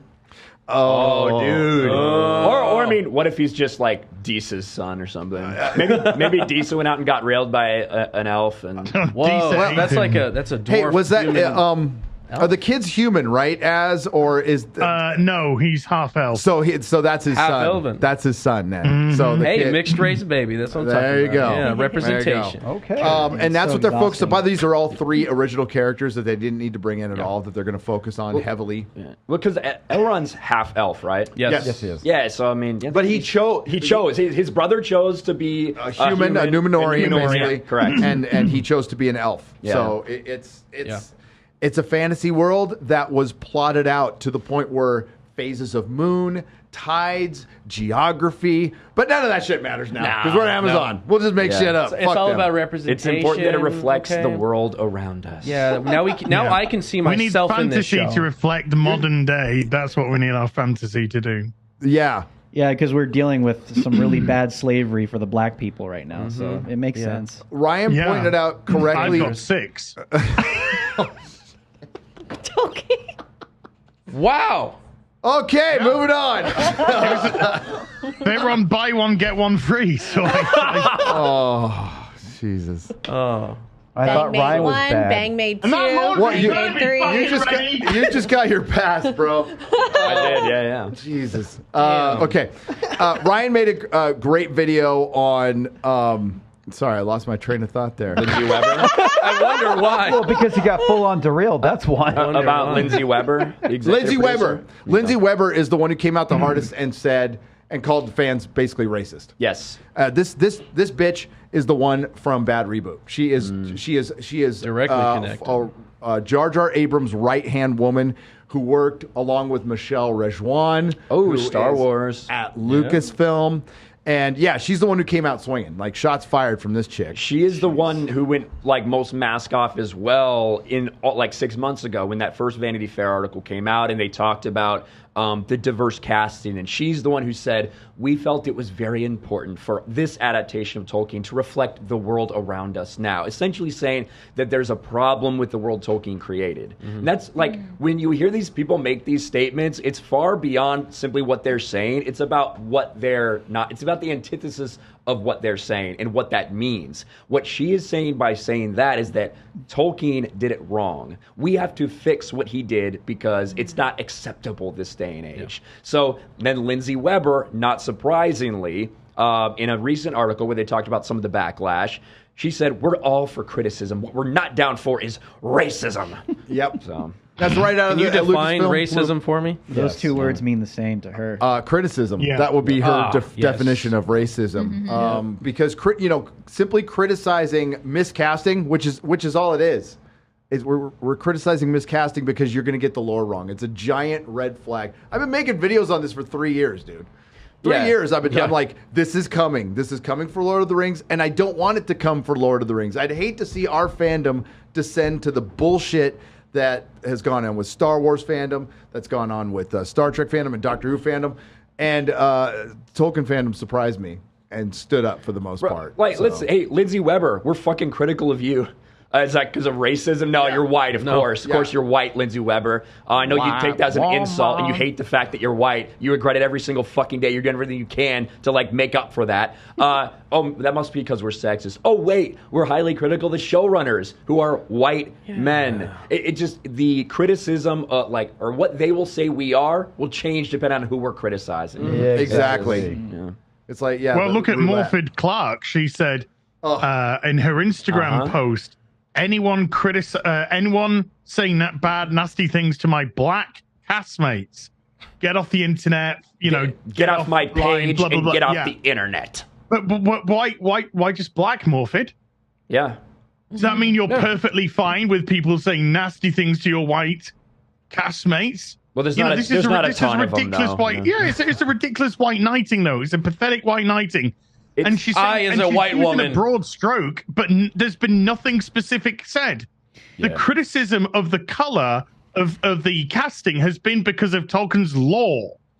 It's not been because you've cast black people per se. It's because you've cast them in this specific role, which Tolkien's lore says they are like this and they are like that.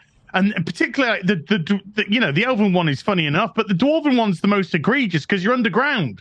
Well, one's it really makes no sense whatsoever. One is born when there's literally not fucking sun, right? And then another one is born in underground in K. So yes, it makes no fucking sense. But like, we've been critical of that. But when it comes to the actor and actresses themselves, we haven't really said shit about Ishmael Cruz Cordova.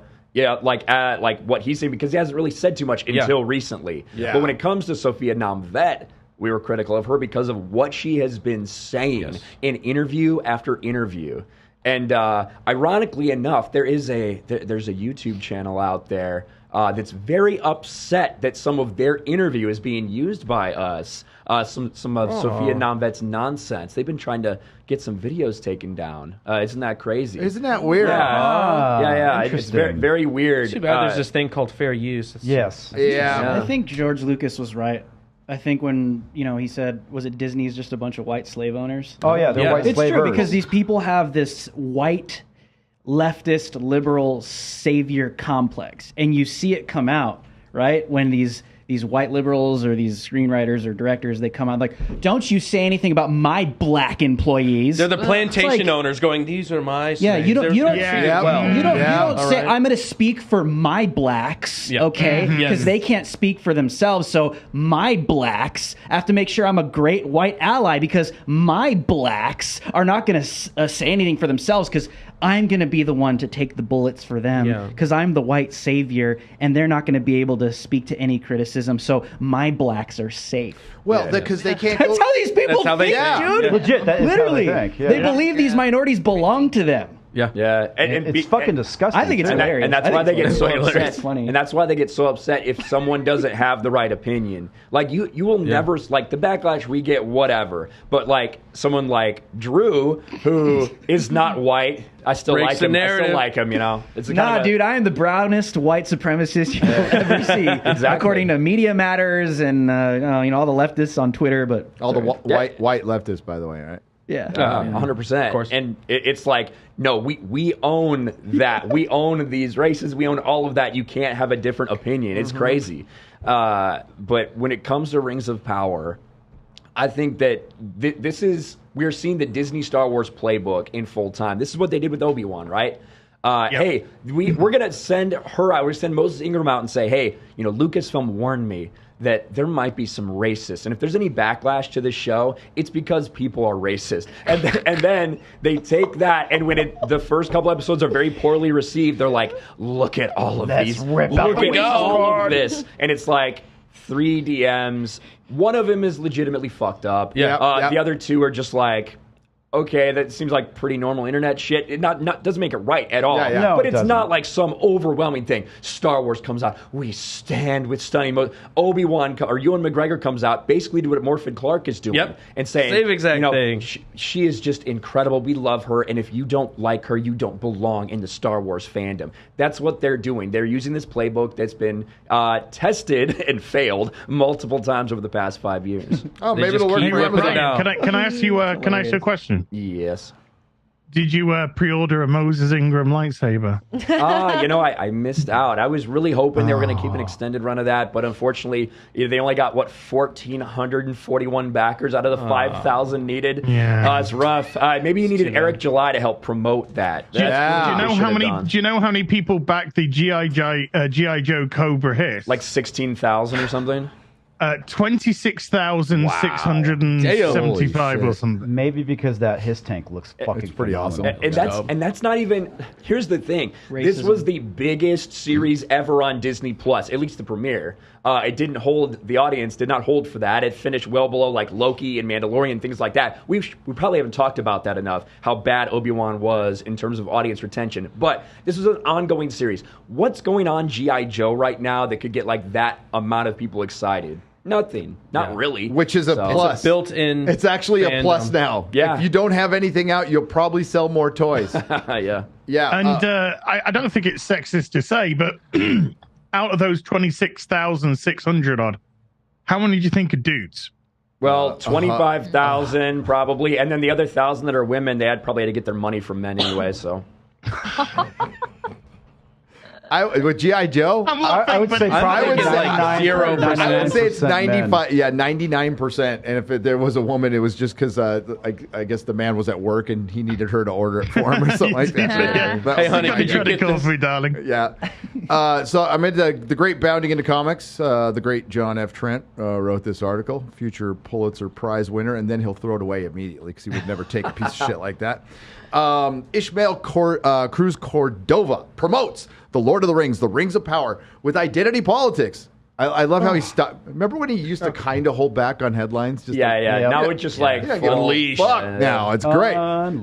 There will no longer be a time where you can say there are no elves of color. For one, thank you for saying elves of color. And fundamentally wrong. You're wrong. There's already been elves of color. They didn't say Tolkien. They just said elves of color. There's already been elves of color for decades, as a matter of fact. So Same thing with the first black dwarves. female dwarf. Yeah. Wrong. But Yeah, but this was to teach Tolkien a lesson. yeah, well, I mean, this is the first elf with a straight up, fresh out of the Sylvan barbershop. Oh yeah, fade. he trimmed Bro, up that good. fade looks good. Got a good fade. Got cleaned up. Like you can tell where he went. It's probably like fresh cuts. Like cuts is spelled with a K and a Z at the end. It's And definitely it's in like graffiti font. Yeah. Oh my God, it's so terrible. The conversation will be there. No, I'm an elf. The next person that comes after me won't have to talk about this. That's what it means to me. I always have to say, if you can see it, you can imagine it. Then if you can imagine it, you can. What does he say? Create it or recreate it. Maybe that's what he meant to say.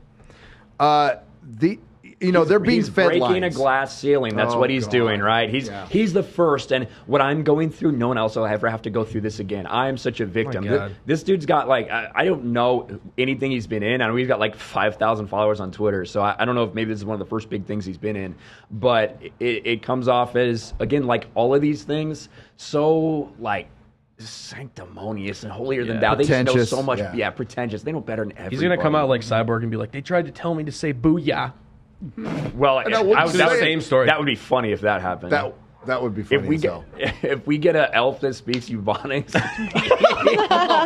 like that, there's no way that happens. There's no way. Oh no! Hey, Excuse me, I speak jive. Ostis Lees for 69 for 69. Yeah. What's up? Yeah. Hail Friday Night Tights. Sorry I couldn't make it to Vegas. It's okay. We missed you. These last couple of days, Wednesday's meetup looked like a total blast. Here is some money for your next pizza with pineapple. Oh, sick. Bless Why would your you heart. do that? Sweet. I love you anyway. Gary, and cheers. Yeah, sorry, we're going to have to just clap here, but we're all together. How you guys liking that out there? Do you like us, most of us sitting together? I know Az likes it. At some point, we're gonna get Az over here. I've got some wank bank material already stored. Attaboy. That's my boy. Manowar 665. Most of it about comics and Quarter Black. I'm just going to say it. Oh yeah. Yeah. Well, like Chrissy's got you the. right here. got I'm liking that beard versus beard Right stuff. here.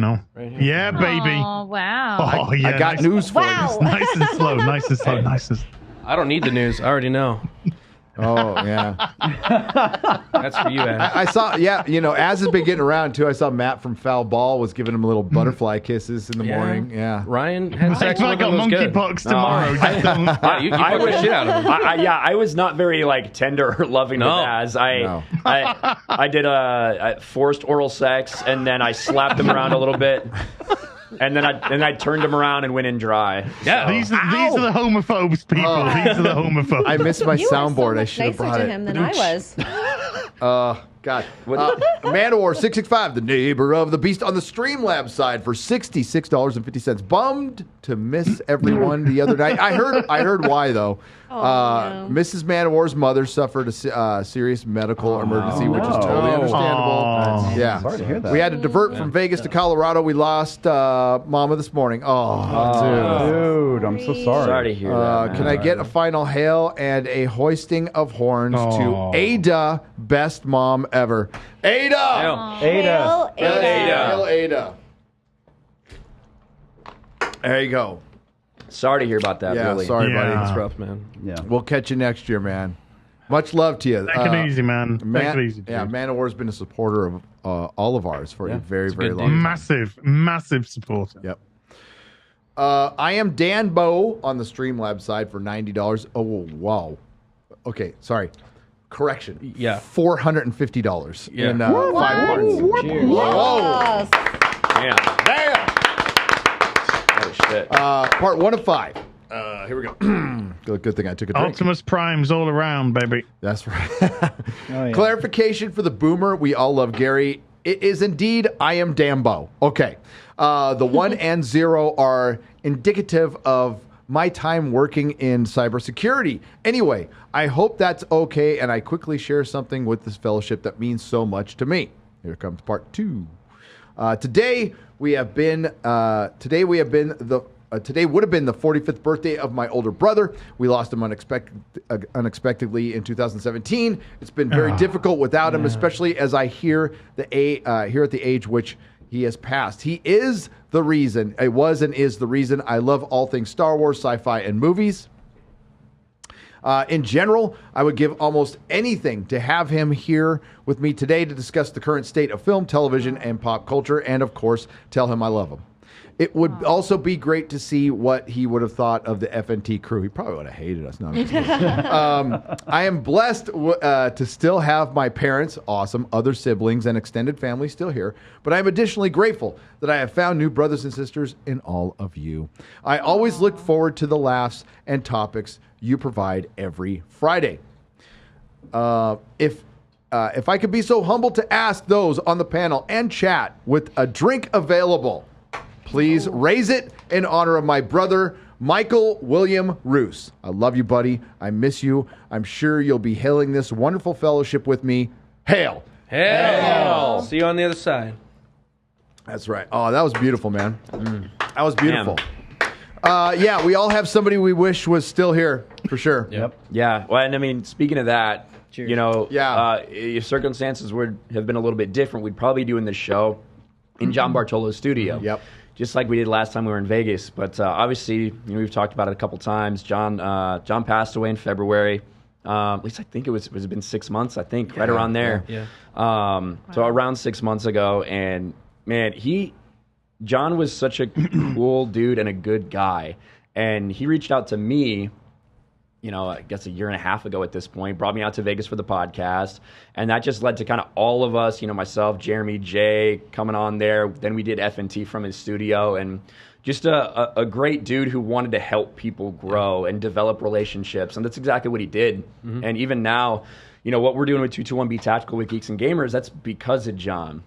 You know, what we're doing with Tony from Real World Tactical, that's because of John. And, yeah, I fucking miss him, man. It's He had such a powerful impact in people, and I only Yeah. knew him for the evening that we spent together last year.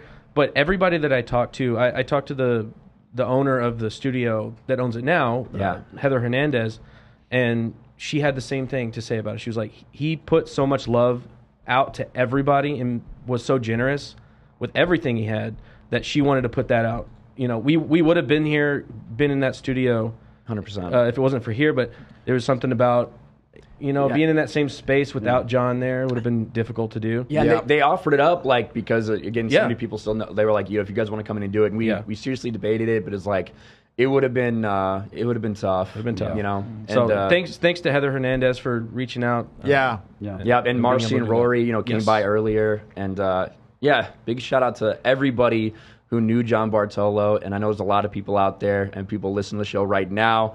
They were very impacted by his loss. Yeah. And, you know, we think about him every day. Yeah, it's I'll never forget when we sat down. He sat me down and he told me all the things I was doing wrong, and he was right. He was right. Like, I listened to the guy. He's like, "You got to do this and that and this and that." And I'm not going to say what it is, but I was like, "Okay, this is a weird first conversation, but it was a good one." And I kind of got a gauge of what he was like, and love the guy, man. I miss him to death. Yeah. So, R.I.P. John. I'm gonna do one more drink. To John. John Bartolo. Hail. John. R.I.P. brother. I need to get some actual alcohol to do a real one, but I'll be right back. Yeah, grab me a Red Bull. Yeah. Thanks, He buddy. said, "Grab me a Red Bull, not grab me alcohol." Just so everyone. So he knows he's still on the wagon. I said, grab me a piece of Drew. No. Just saying. Bring me some He's the pineapple. woman now, so there you go. Acceptable. We can Me Too Drew because he's a chick. Oh yeah. You know, us roving bands of drapists running around. Yep. Gotta grow eyes behind my back. Good My head. God. She-Hulk, man. Yeah, way worse than I thought it was going to be. I can't believe people were saying this was good. I can't I wait. don't even see where they say that. What? How? I don't get it. I don't get it either. There's a man. couple of people who I trust, who I like. That I know. But they saw 4 episodes. So, I mean, is it a possible? No, it's not going to get better. How many of these? If the first episode is this horrible, like the writing, the editing, is what especially Disney Plus show editing, is this? Like, so how bad. many? Like, is it the 7th? Is this the 7th Disney Plus show? Marvel show, Disney Marvel show. Count it. Let's count What If. Count What If. So you got Loki, It's the 8th. Falcon, It's the 8th. WandaVision, you got Hawkeye, What If, Hawkeye, Moon Knight, Moon Knight. Yeah. Miss Marvel, 7. Yeah, Miss Marvel. Completely forgot about that which one. I completely skipped. Oh crap! I totally skipped. Everybody forgot Hey, about Miss that one. Marvel was the highest reviewed show on Disney Plus that nobody watched. Yeah. No, this one, like every one of them except for Miss Marvel, which I haven't It's like seen, a gauntlet. is It's like a gauntlet of shit. Yeah, it'll start with varying degrees of being mediocre or shit, and then it will end with shit. Yeah. Like Hawkeye. I was looking, somebody, it was Yellow Flash posted, Hail Yellow Flash if you're out there, posted that We got news IGN's for you. like, She-Hulk's off to a great start. And I just posted, because I remembered IGN's, because I cover all their reviews. They said the same thing about WandaVision, said the same thing about Falcon and Winter Soldier, said like all of them. And then you don't hear from them. There's crickets after that. So, Yep. And Hawkeye was the worst. Hawkeye was the fucking, as far as like destroying probably the best Marvel villain ever. That was the worst. Sorry, That was go ahead. brutal. No, IMDb is being sponsored by Marvel to push this, Yeah. and Twitter is being sponsored by Marvel to push this. Oh, I saw that. I saw the bots are out for show.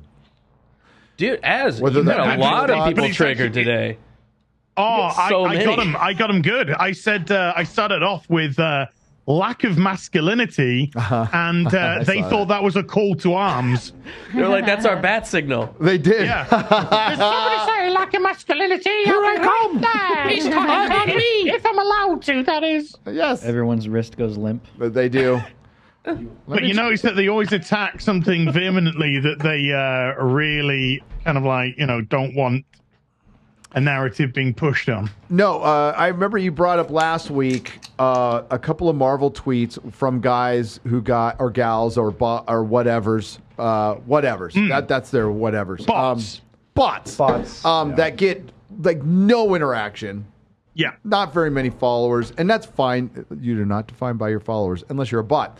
But then they tweet about fucking Marvel, and they get like 30,000 likes. Yeah, it's really out of interesting. No, fucking nowhere. 67, Sorry, 80,000. No, you know what? Yeah, These people are a bunch of queer cowards. Queer. Let's hear that in the chat. Or quowards. Queer cowards. Quowards. Say that Queer 5 cowards. times. You want to know why? Cowards. You guys want to know why?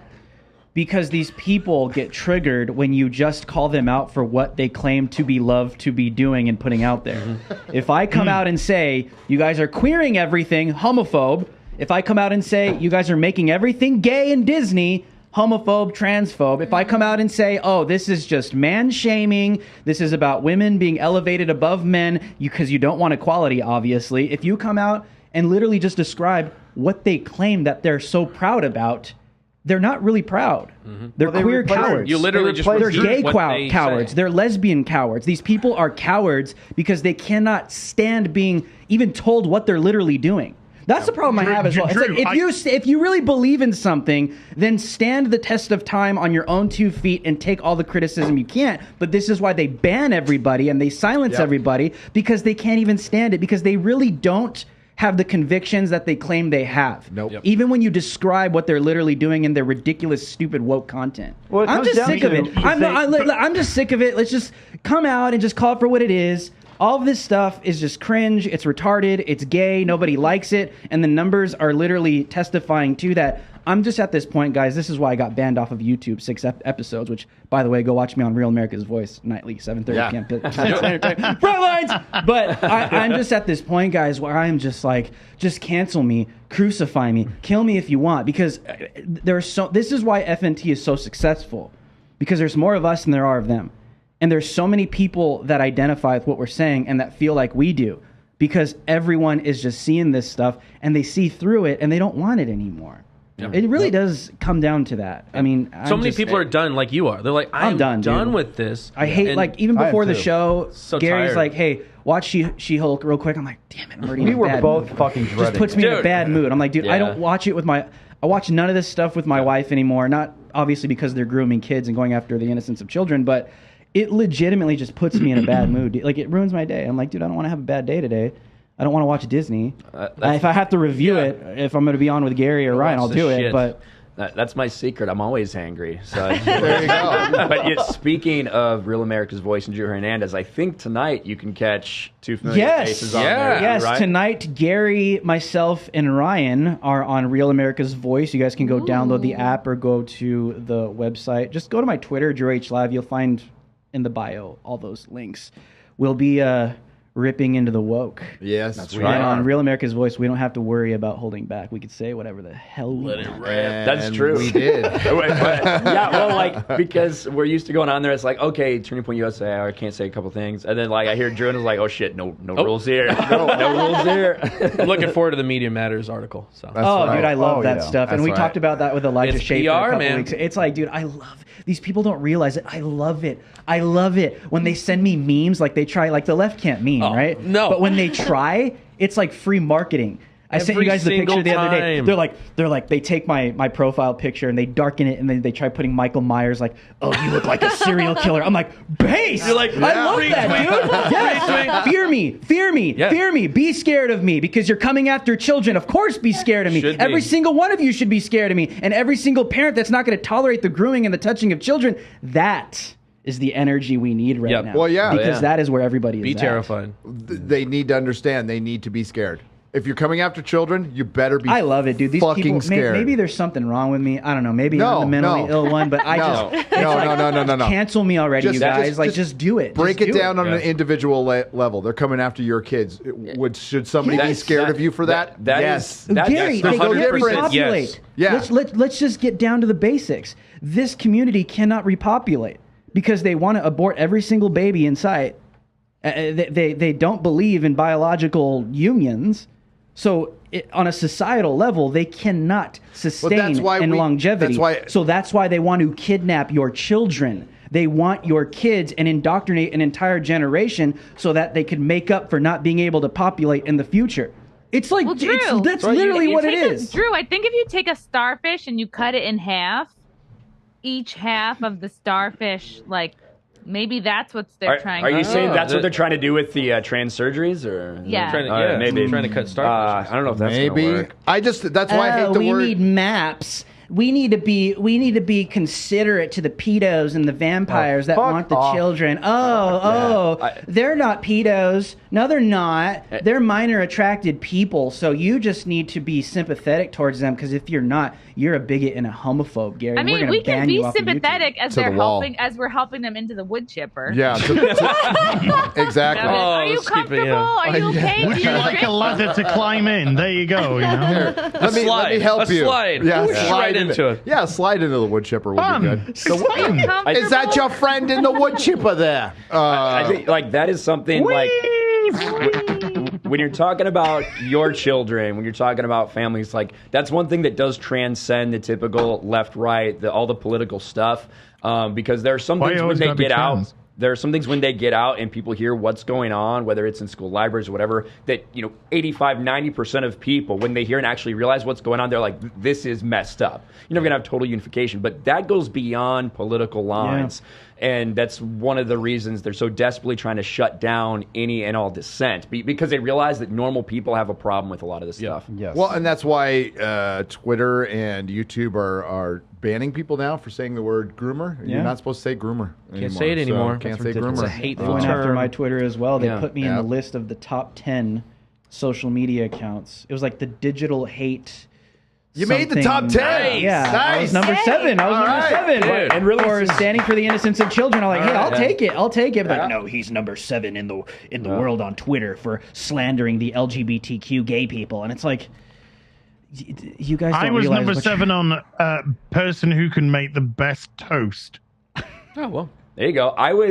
I remember some the most white supremacist people on YouTube, and I was like 8th on the list, but I was behind Eric July. So I felt like work to do. That's a weird list. I felt like if I'm You got losing out work to black to men, do. Did Mark Wade create it? I don't know. he might have. But Drew, you got to bump yourself up because James Lindsay's gone now. So I know. I think he was on that list, so you just automatically move I up. should have been and stuff. higher. They're on that rookie list. numbers there, Drew. They're rookie Very numbers. rookie numbers. Yep. Very rookie numbers.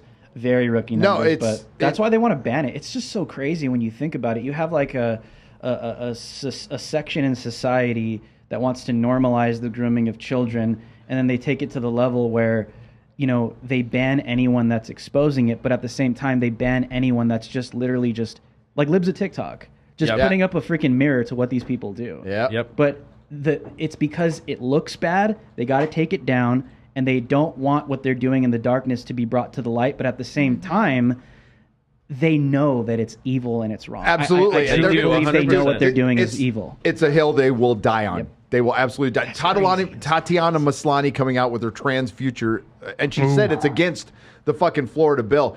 So you're promoting a fucking She-Hulk show, and you're supporting the grooming of children. And that's what it is. That's what that bill was trying to prevent. All She didn't read the bill. All children. Yeah, I mean, There's no way she Of read the straight, bill. of straight or anybody. You're not supposed to nobody's supposed to I talk just to kids can't about believe that that stuff. Bob Chapek would allow something like that to happen. I heard thought he was turning things around. He finally got his contract. He's gonna, destroy all the Everything's woke great. from Disney, according to all these rumors out there. He's getting turned around. Isn't that weird? Yes, he is. He's getting turned around and bent Chapek is over. getting turned around. He's not turning anything around. No, no. He's getting turned around. I'll tell you that right now. Hey, I mean, if I was getting $40 million and had a rainbow-colored gun pointed to my head, Oh yeah, the Rainbow Cartel is Get to you. sodomizing him. The Rainbow Cartel is sodomizing that guy, and you could clearly see it. Look at the content. It's like, when are we going to get over this? Like, how many shows do we need with the same message over and over and over again? It's like, when are you going to get this out of your system? Like, It's like a they cult. won't. How many times, It's a cult. how many times do we need to defeat racism? How many times? Every How many single times? day. As all the long time. Drew, as it every takes, single day. Drew, No, as it's not long about. as it takes. It's anti-racist. Oh yes. You need to be anti-racist. How many times? If you need to be told not to be racist, there's something fucking wrong with you. Yeah, you're probably fucking racist if that's the case. If this is That out reminds a me- memo. You're a racist. That That's reminds a little me- close to home, Az, right? Yeah, that reminds me when the comic book industry had to sign a little piece of paper Yeah. promising not to rape each other. Yeah. No, yes. I would never sign something like that. I know, I wouldn't either. The comic book pledge, was it? Was the Yes. comic book pledge? It was the comic book pledge. I promise not to rape my coworkers. We should really just make rape. And then, Gary, what was the first thing they did when the guys signed that and sent out? They went, it's not enough. It's Yeah, not yeah. enough. Yeah, Never Not enough. enough. They should really Got him. They should got really him into the go- trap and they fucking said it. They should really I will just make castrate rape- myself before I join the comic industry. That was. They should really just make rape illegal. Then it'll all be over. Yeah. Won't happen Yeah. ever again. It might. Someone should take that stand. I think. I think so. Last week on Rings of Our Lives, Elrond revealed his secret. He's getting pegged by Galadriel, but is in love with the pool boy, Gil the lad.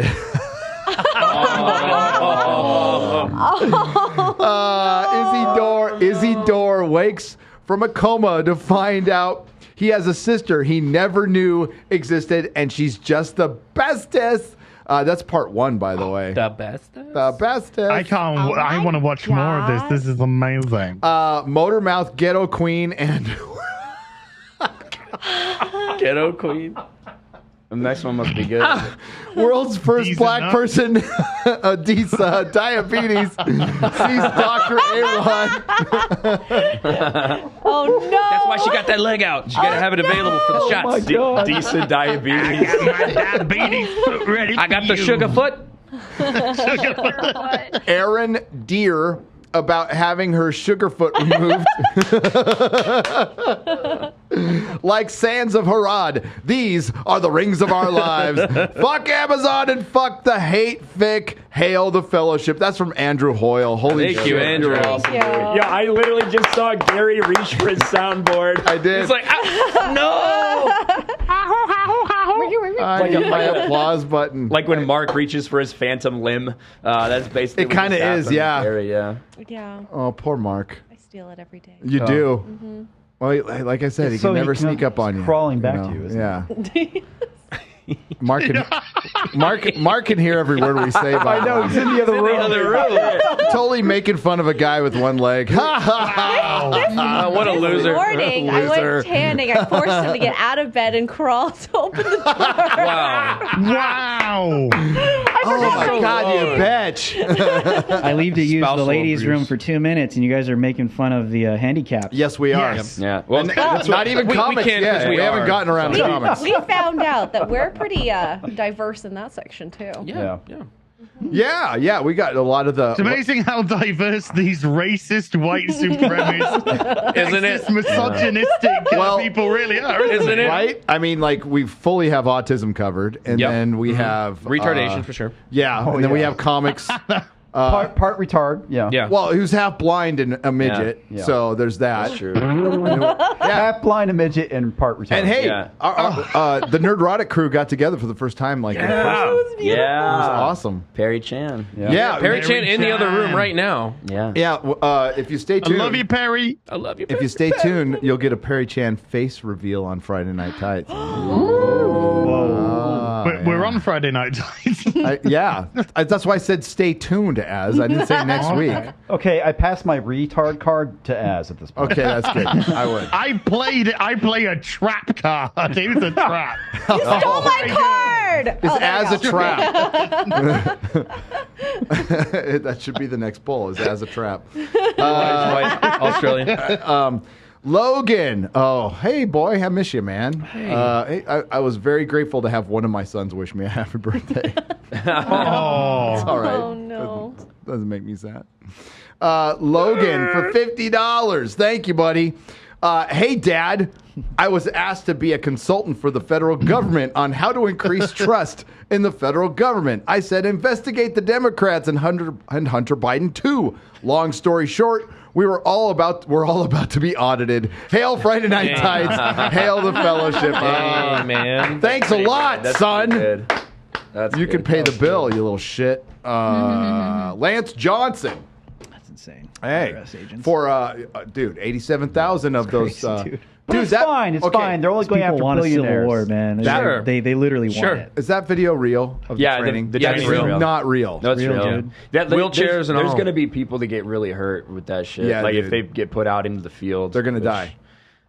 Somebody will. I don't know, but yeah, You're a lot of break dogs a are gonna go nail down. and start fucking crying for fuck's sake. the idea of 87,000, and I've heard some reports that say it might not be immediate, might be over a couple years they get hired. 10 years. It's like 10 years. Yeah. So in 2020, I believe there was 78,000 IRS agents total, or IRS employees total. So now you're talking about doubling it. that, over doubling. an army. that. Yeah, It's and a- your They're army. setting up Yeah. another one. They'll probably run psyops. It is I mean, think about it. basically- Red flags. Think about it, right? The FBI is currently coming out right now and saying that they're seeing an increase of threats against agencies coming from Trump supporters because of their raid, while at the same time, simultaneously, they're building an army of IRS agents, arming them, backed up by the current Biden administration. So, I mean, think about how the current government could just set people up continually, man. What's going to happen is we're probably going to start to see some serious issues taking place with these mindless, useful idiots, IRS agents armed. And this is what you're going to see. You're going to see Trump supporter shoots at IRS agent, and that's going to start sparking some stuff. I'm getting conspiracy. Send me the headline. I mean, nothing surprises True. me. What could you make you think about that Waco, Idaho, Ruby? Yeah. I don't know what you're talking Oklahoma. about. I think This whole thing is basically they're creating a federal police force with absolutely zero accountability. Yes. Yeah, I think that a big portion of this is because, especially the pandemic kind of accelerated this. But when it comes to people being self-employed and now content creators and things like that, I think that's targeted at a lot of that. And I would not be surprised if we all get the IRS coming after us in the very near future. Yeah. Dot your I's and cross your T's. Those girls on Twitch are going to be fucking gutted. Yeah, they are. Yeah, it was only a matter of time. When the gig economy started taking off, I don't think it surprises anybody. Like, there's a lot of ways to circumvent taxes. And I need to find them. A lot of OnlyFans are going to be really disappointed. Well, a lot of the streamers just don't report. You know, that's what I'm saying. They're going to be watching their favorite OnlyFans, and some IRS agent's going to bust in. I know. Oh my god! And kidnap them and arrest them on camera on stream. Like, sorry. Amaranth is like they come in and like, did you tax on that fart? That you're selling? That's income. That's income. Taxable income. Taxable income. Your gas. That's 40,000 Twitch thoughts in prison. Oh well, that's the You time. think Tim Pool That's the time to identify as a woman. Whoa. There's 40,000 Twitch thoughts in prison. The trans community thrives. But I would just say last thing on the IRS thing, when we have as many situations that go viral when you're talking about police encounters, right? These guys who have had a lot of training over the years. And obviously, we usually only hear about when it goes wrong. But think of the amount of time those guys have spent training. We probably need more funding, a lot more funding for that kind of shit. But now imagine you put people out there that have no idea what they're doing, that have had none of this real training, that aren't familiar with weapons, and you put them in situations where all of a sudden they come to someone's door and say, hey, by the way, you owe the fucking government $60,000 and you can't pay and you're going to lose your house and all this shit. Think of like the ramifications of that. You're asking for people to get hurt.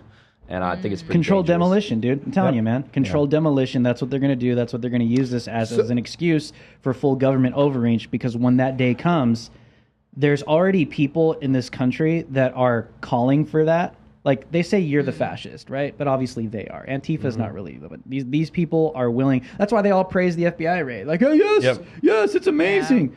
That day is going to come, and I'm telling you, that's when they're going to really start to kick into gear. Okay. As a Brit, I got a question. Legit question, by the way. So let's just say the Republicans win the primaries and they go through and they win the election.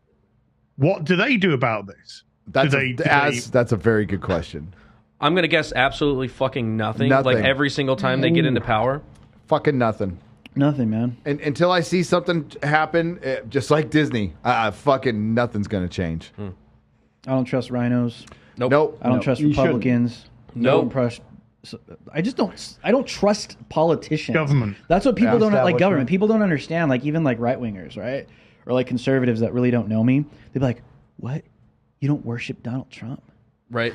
No. You don't just trust him blindly with all that you are. Like, no, I don't. I'm a human being. Like, I'm sorry. Like, and there's no one's perfect. But I think that's where we were talking about this in the car, Gary. I'm like, I grew up in this generation where it's like, I don't trust anybody. Yeah. Barack Obama, 100%. I don't trust that guy. Yep. George Bush, I don't trust that guy. I don't think any of these people care about me. I'm in this mindset that never left me, where it's like I'm critical of everyone that claims to care about me. You should, especially in the political realm. Yeah. And it just blows my mind with all the indoctrination in our universities, where an entire generation has been brought to a place where they're just like fully trusting the government to care about them. And the government is responsible for so many atrocities, not just our government, governments throughout the world. And it's like, if you legit trust the government, you are not paying attention to history. No, and our generation, which was raised on, being anti-authoritarian and just, supposedly are a bunch of rebels, we have been the biggest fucking kneelers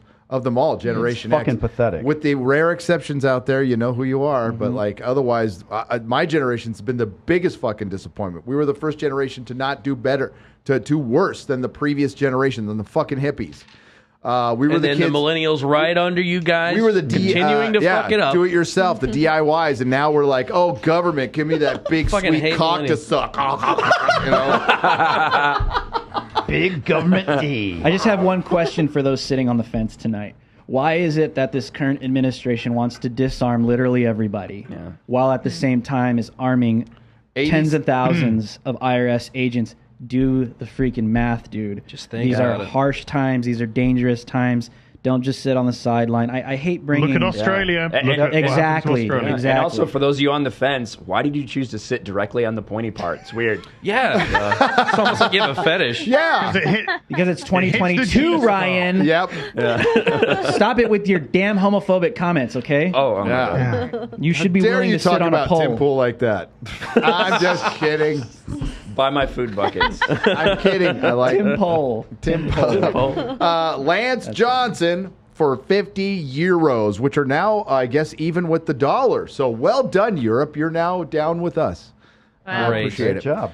The pound is still doing better. I know you are a big star now, Gary. No, I'm not.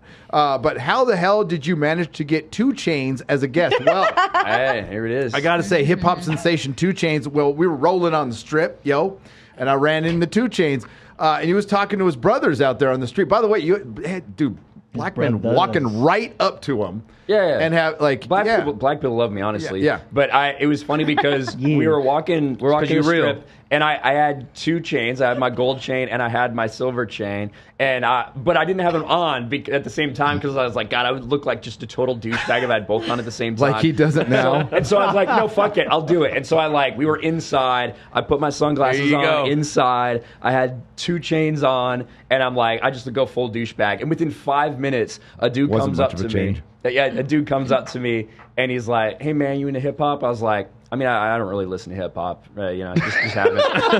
and he's like, "What do you mean?" He's like, "You got 2 chains on. You tell me you don't listen to rap." I know. And so Wow. then we had a great conversation on the live stream. It was pretty funny. The guy was pretty cool, man. Yeah, So, he was cool. yeah, the guy was cool. And I did. I sang a little Kanye. Oh, You yes, did? you did. I sang a little Wait, Kanye. sang Okay. Kanye? I'm not going to say the song. I've Sing. seen Kanye live, unfortunately, at Coachella. I didn't hear any singing, like once. Well, I mean, I did Kanye karaoke. We did, yeah. We won't talk about all the songs because then people speculate. Yeah. It's but better to yeah, speculate. it was fun. Again, multicultural karaoke session. Wow. I'm waiting for Absolutely. like a BTS song next. No, I don't know. I've never I heard couldn't of that recall stuff. a BTS song. I haven't heard any of that stuff. Never heard one. BTS sounds like a kink. It's a Korean. Yeah, it does. I think it's a band. sexual But- transmitted Yeah. disease. Probably is. That is a good meme. I'm so sad we can't pull up the memes because I've seen a few just out of the corner of my eye Yes. and they're freaking Put fire. it up on the camera. Just put Oh it up yeah, here. I don't know if you can. I don't know if Zoom you can in on zoom that. in on me right That here. is Zoom in on that. accurate. Oh my god. Oh, That is actually how big X-Ray Girl is. that's so good. Those are better effects than fucking She-Hulk right looks there. great. No. Oh, that is so good. I don't like the CGI Ruffalo face. It's Hulkalo. He's His now is Hulkalo. Hulkalo. Yeah. I will say his is like His features look too tiny on his face. well, his CGI. It doesn't look great, but it looks way better than hers. It does. Yeah. Did you see? They've had Did you know part of his decades. face is like semi-paralyzed from like a little stroke incident he had or something? Oh, like I didn't that? know he got the jab. I didn't know either. But it showed on some of the CGI. I didn't know that, but it's funny because one, we heard the criticism of the CGI. It's because people think they own women's bodies. Oh my God, that's that was part so of it, retarded. right? But then another thing that they said. Remember when they first started getting backlash, like 3 months ago? They claimed it was sexist to criticize the CGI because apparently female like facial structures, because they're smoother, it's more difficult to do CGI on it. Some Sure. bullshit Oh, like bullshit. that. Fuck is man. this? That's what they were saying because like there's more angles in a man's face to actually look at. So that's why Leah Thomas looks really good CGI. There's more angles in a man's face. What does that mean? That is some Like that's what they were saying. wholesale bullshit. They can't show the angles in a woman's face because it makes her look a little older. That's Maybe. why. That's Yeah. exactly why. I just feel bad for all the VFX artists that have fucking killed themselves trying to work on this dog shit show. I know. Doing crunch. Well, they are Even if they leaving. did work on it. What? Oh, Disney said they're making their own effects house now. That they're gonna That's- because everybody's bailing out on them. It's going to cost them so much more Dude. to do that. It's going to cost. They can't. They won't be can't able do to it. Yeah. No, that's why. Why do you think Lucasfilm exists? Bro, we were talking about this. Like, Top Gun Maverick costs $180 million to make. Tom Cruise is literally up in the sky in fucking jets. Real doing jets. real shit, right? And that cost $180 million compared to Thor: Love and Thunder, which they made in a fucking room. Yeah, the void. They made it in it a looked like void, shit, right? And it was just all digitalized. The way you cannot continue that. You cannot continue that way of operating. No way. If you're gonna have something like that cost $250 million to make. Wow. No, it's like there's rendering time, which takes which goes right up to release, and sometimes there's the final render isn't done at release date, so you get a shittier. We're getting product on early opening access day. movies now. Yeah, That's what I felt about this so She-Hulk fucked thing. up. Yeah. It just, I was watching it, and what did I say? I was like, it came Looks off like a like rough some kind cut. of You said a rough cut. Yeah. like a pilot. Like if I was being shown this, like, okay, this is what we got. This is the flow we're going with. Tell us what you think we should cut. $30 million You made a lot to of finish comments it. about the editing. That's how I felt about it. I'm like, this is really the final product? That's the worst part of it. I know there's feminism and all this bullshit garbage. That's in every single other series. This episode, the editing was the worst part of the freaking entire thing. Right. It was fast cuts. It was constantly Flat. It was just flat. cut. Yeah. It was cutting out quintessential parts of the story. Like you said, whenever all of a sudden she had a bench in her hand. How did she get that bench? All of a sudden, after the scene where they're talking about her not having full control of her turning back into Jen, now all of a sudden she's back into Jen, and we're not going to explain how she got back there. It was just very poorly cut together.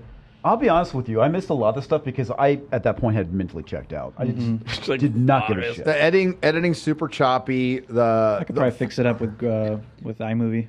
Yeah. Yeah, you could. honestly, you could make it look you way could. better. The first Wouldn't two make Hulk it any outs are better. cut to black. Yeah, You notice that? Cut to black. Cut to black, and the first two. She hulks out, and then Banner hulks out, and is gone. And then when he tackles her, it's like, oh, we're in Mexico. Did Yeah. you jump there? Yeah. Okay. How do we get there? by the No, way, it What's matters. with the I Stark. Love Mexico shirt? They were in Mexico. They were in Mexico. Yeah, but there's supposedly. got to be a reason They for were that. near- My There's gotta be theory, some my LCW theory, reason for my that. theory is whenever this show was being developed, what was happening back then was the whole border crisis and all that stuff and the whips. Oh, yeah. So they were like, Yeah. let's Yeah. put Yeah. her in an I Heart Mexico shirt because we're going to show those right wing, right? And now, Yep. a year later, nobody even remembers that because politics is so fast that Kids she in now has cages. this little fist in the Kids in air for cages. Mexico, and nobody even knows why it's connected there. But they're like, we did it. We got your back, Mexico. We got you. Right. It's by the way, subscribe to Disney Plus when it opens up in the South American markets. Yeah. Yeah, that's it's like let's make Namor an Aztec right when we open Disney Plus up in a certain market. Yeah, that's, What was the Hey, most I- recent- Almost I like they're tell you what, using though, you. What's up? She-Hulk is so fucking bad that Black Panther 2 could look like a fucking Citizen Kane after this shit. I doubt it. I seriously doubt it. Black Panther 2 looks like Woman, garbage. don't cry. Looks like total garbage. woman, no cry. No It's cry. you, dude. All Gary called woman. it a long time ago. All man. women, I cry. All women just cry. All women affected by man's death. Yeah, man dies. Women most affected. Most effective. We got a super chat here in 2 parts. That's what that fucking trailer is. That's all it is. Legit. You could just see T'Challa going, "I'm the one who's fucking dead here." Yeah. It's like You that don't matter, you're funeral. dead. It's like the funeral scene with those guys partying, and it's actually like Disney and Kevin Feige carrying fucking Chadwick Boseman, which is like, look at all the money we're gonna make out of using this dead man as a prop, and then we can change it into all women. Which is exactly what it is. Yeah. But it's powerful and it's a movement. By the bowel way, we're movement. not supposed to go see the. Did you see that TikTok? Oh, I don't yeah. know if it was fucking Yes. real. We have to stand White people- outside. We have to White stand people- outside and prevent white people from coming in. Yes. and all white people buy a ticket think and that's give gonna it be to a a black problem. person to go see. This is not for you. This is not your movie, white people. You need to understand that. It's for black people. You need I'm to guard so glad against. the quality Okay. doesn't look like That bitch is racism. retarded. Deal. I will give more money to Top Gun because it'll probably still be out, and I'll sneak into that movie. And And it will be empty. I'll take my money I'll and have give my it to Eric 3M July. mask on because obviously I don't want to get COVID. And Top Gun recognize as a took white more money person in this that week movie. than Thor did, by the way. Oh yeah, oh yeah. That's not a Snap. surprise. That's on a trajectory. Thor's down to 500,000 a day. Yep. Yikes. Stalled out. It'll be on The Disney gayest Plus. in a Marvel minute. movie yet, right? It was pretty predictable. Robert McDonald. Yeah, I mean, after I saw it, I knew that I wanted to go fuck myself. Oh, dude, I saw it again. I did. But condolences. I brought it up the other day, but like when you look at the numbers associated with it, over 30 million people saw Thor Ragnarok in the United States. Yep. Thor: Love and Thunder, with the most recent ones, we're up to about 23 million people went and saw it. Despite all the numbers, despite the fact that it's now a little bit more, domestically than Thor Ragnarok was, with the cost of movie tickets now, you have a massive drop-off in your audience. 33%, you said? 30? More close to 30-ish, Okay. yeah, 30-ish%, yeah. So 30% drop is, that's the point where you go, we need to change something. At least it used to be. It used to be panic mode. Yeah. Because that's getting very close to half. They can't blame it on lockdown, COVID anymore. Well, at this point, Top Gun Maverick is sitting at $1.3 billion. Yep. And this is the sad part. Well, actually, it's not sad. Thor: Love and Thunder still has not broken 800,000. Oh, 800 million. Yeah, it's million. So it's what? Oh no, it's not going to hit 750. It's going to be like the tops it could possibly go by the end of this run is probably what 740, 745. Maybe creep up to 750. Leave it out long enough, but And this is one of their main pillars, dude. After Thor. Spider-Man: No Way Home, they absolutely expected $1 billion for this. Well, it's like I said, nobody cares about Marvel's gayest movie. No, and it's also directly affected by the movie that came out before. Yep. And Doctor Strange was a disaster, and this proves it.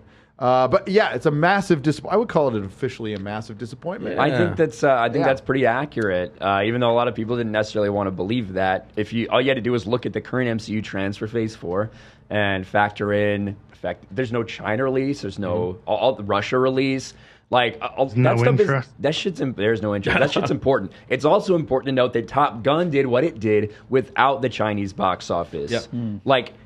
Because it just passed domestically. It passed Infinity, or it maybe did it, or maybe not. It will in the next couple of days if it hasn't already. Pass Infinity War. Holy shit. Needed 5 million, so I think it's probably about 2 million short right now. Yeah, so it might get at this weekend. That's basically what we're looking at. So domestically, and of course, you got to factor in all the same ticket price stuff for that. But that's huge. And when you look at the overall international numbers for Infinity War, that movie made $386 million in China alone.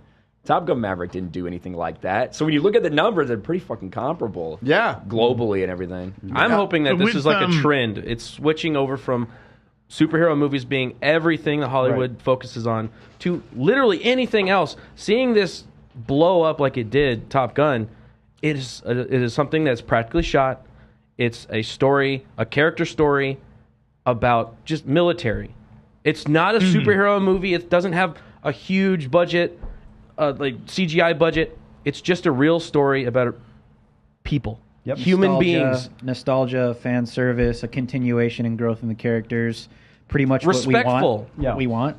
Just in a. So maybe that's like nobody asked for it, but it was so fucking good. Yep. Women like this romance. movie. It's got traditional romance in it. It's got bonding with male bonding. It's got the relationship between Maverick and Iceman kind of concluded, which was done in a really kind of emotional way. This and it's got action. But the action looks real. It doesn't look like it's filmed on a projection screen behind it. They're actually up there, and you're getting these incredible practical shots in a fighter, and it's engaging when that happens. Dude, I lose myself in all of these shit Marvel things now. In a long time, that I actually sat on the edge of my seat was in those fight scenes, the fighter plane scenes. I mean, because they were so good, they looked real because they were fucking real for a change. Well, and also it wasn't CG. Also, what was like at stake with Maverick as well? It's like he's looking back to his best friend, not going through the same thing again with his current son, and he pretty much believed that was going to happen. So he wanted to protect him from going forward to be successful as a pilot. But then in the end, he ends up being successful. It's just like that writing is just perfect. Something that Gary always brings up is in Hollywood they always have these bad dad storylines. Right. Always. Yeah. And this is almost like the good version of that. So you have somebody that is ultimately not prepared to be a father figure, but he has to be. He makes mistakes, but in the end, they understand each other. Right. It's a positive ending. It's not, oh, you're a bad dad and I hate you and now I'm going to go rebel. It's a it's like bringing that full circle. But you got the guilt of Goose's death. Yeah, you have all that weight on you. You know, with the son and which is real. Maverick trying to kind of fill that father figure role because and the responsibility. Like the very first shot of the movie, he's working on the bike, and then he goes to the the cabinets, whatever, and then boom, picture of him and Goose, picture of him and all the it's such an integral part of his life. It's got everything. It's got the right amount of emotion. Yep. It's got the right amount of romance. It's got the right amount of action. It's a well crafted, constructed movie. And Tom Cruise didn't come out and tell us all to fuck off. It's not a perfect movie in like this. It's not the perfect movie, but what it proves is that there was a massive void for movies like this. Right. And the audience proved that they will come back and watch it again and watch it again because they were like, oh, this is what we've been missing. We've been watching garbage superhero movies that are bland, that are gray. It's all about feminism and LGBT rights and representation. We can just watch a movie that's fun, no message, and engaging. Just story. Oh my God, let's go watch it again. Oh, I'm going to tell my best friend, let's go watch this movie.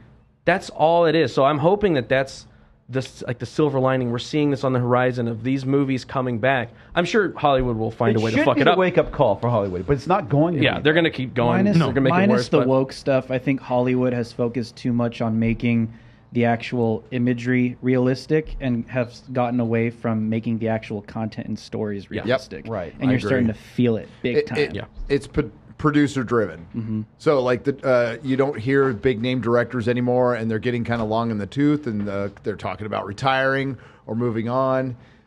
Things aren't movie star driven anymore because what is She-Hulk? She-Hulk is a series of messages that were thought of before the fucking story. So when you see that trans person in the bathroom, that was thought of before the story. So if it's part of the story, I don't really care if it actually works. I mean, there's a trans person in A Song of Ice and Fire. It works. It works. They actually explain it, how it works within that world, and it's fine. And it represents the amount of people who are in the world. It's like 1%. So that it's still an anomaly. It's still weird. But they actually worked that character in. This was just like, let's put it in because we want to. The message. Because of the fucking bathroom message from 2 years ago that most people are past. So, yeah, you're seeing this stuff. I mean, Marvel also, just without the woke stuff, their battle scenes. There's battle scenes that are interchangeable. They've had battle scenes that were going to put in one movie that they switched to another. That are thought up years before they're like, we're going to make this for an Ant-Man movie. That's awful. Yeah. Yep. That's how you plan rides. So Scorsese, not wrong. He's not wrong. I mean, we were talking about it in the car. Marvel Phase 1 looks fucking great right now. Fucking Captain America First Avenger I think it's my favorite Captain America movie. Even Spider-Man First Thor 3 movie, makes this stuff look freaking legendary. Shit. Yeah. I mean, look, Bully Maguire. Spider-Man 3 is legendary compared to this stuff, dude. It is. It's depressing. It is. I was watching it with my wife the other night. I'm just like, so much of the shit is it's not memorable. It's just content now for the sake of having content on the streaming service, and it's the same fucking thing with the movies. It's garbage, and I don't understand why people are eating it up because there's no substance to it whatsoever. We're still. They're not eating it up though, comics. It's fake. Yeah. It's complete and utterly fake. Yeah. These ankle, we talked about ankle biters coming after. These ankle biters on Twitter, they're fucking nothing. They are absolute bots. They are absolute nobodies. And in 1 week time, when the second episode comes out of She-Hulk, they will be gone. They will be gone, and they'll be waiting for the next download as to what's the next, series coming out that we need to make a kicking a fuss about. They'll be all over House of Dragon by then, or they'll be all over the upcoming Rings of Power. But this will be forgotten about. So they make a big hue and cry to start with. None of them are fucking watching this shit. No, you're absolutely. None of them are creating content about this stuff, going, how this is why She-Hulk is such a good show, blah, blah, blah. No, they're not doing anything. They're just coming after us on Twitter going, meh, you're a fucking nasty person. Great. You're wasting your fucking life doing nothing. Nobody likes you. Your family's fucking embarrassed, and you're broke. By the way, we're here on YouTube. We're making content. You're dragging people to our content. Thank you very much indeed. you're actually helping us. Like there was a post from like Fandom Menace post their L's or something, and it had like Ryan's, mine, and a couple of other people, and there was like 3,000 people, likes on. I'm like, great.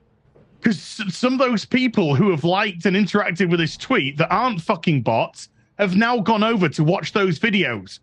And some of those people that have watched those videos are like, do you know something? They've got a point here. Thanks for the promo. What L's are we taking? It's very strange, especially with the Disney Marvel stands, how that does not translate over to YouTube at all. Completely different spheres. My last Marvel video, which was about 3 weeks ago, is sitting at almost 99% like to dislike ratio. Yeah. 99% on a movie where I'm just saying MCU over a video where I'm just calling out the fucking MCU and saying basically the MCU is dying, which, I mean, after watching She-Hulk, my mind hasn't changed at all. It's dying. To be fair, YouTube is better. YouTube is better about giving you what you actually want to see. To be completely fair. Yeah. And I mean, I think my She-Hulk episode 1, like little reaction I did, that's at like 96. So that's probably catching up the algorithm a little bit because people are looking for people's thoughts on the first episode. But yeah, it's nothing like you see on these other social media. No. Yeah, and I got hit yesterday by a bunch of biters. My She-Hulk video is monetized.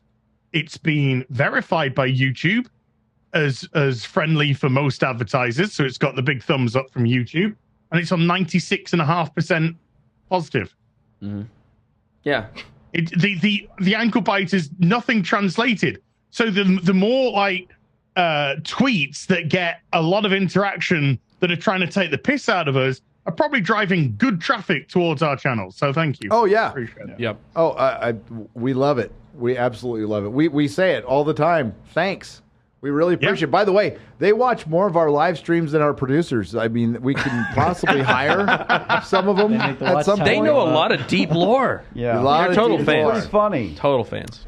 Absolutely. All right. Robert McDonald, 2 parts for $100. Says, Bruce, the genetics in out blood is so potent. I had to atomize it. Not a single cell of our blood can ever get out ever. Jennifer, do you know I have a period every month? But I'm bump. Yeah. I know, she's really tiny. She probably hasn't had a period in 10 years. Damn day drinking, screwing up my super chat. No, it was perfect. I just can't read. I've been kicked out of 3 high schools, Robert McDonald. Thank you for the 2 $50 super chats. Toxic Man Flu. It was great. Toxic Man Flu. That's right. And Toxic. his much better half, Mrs.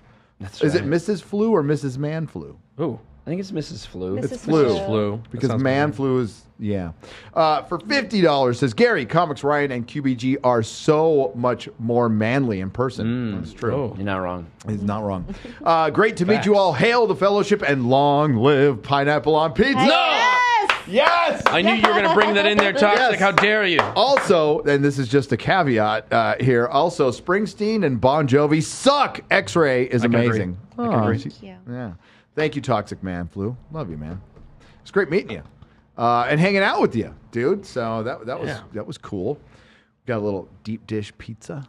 Oh yeah, Yeah, not just breaking a little, bread, we man. had a lot. Dude, I could only eat one piece.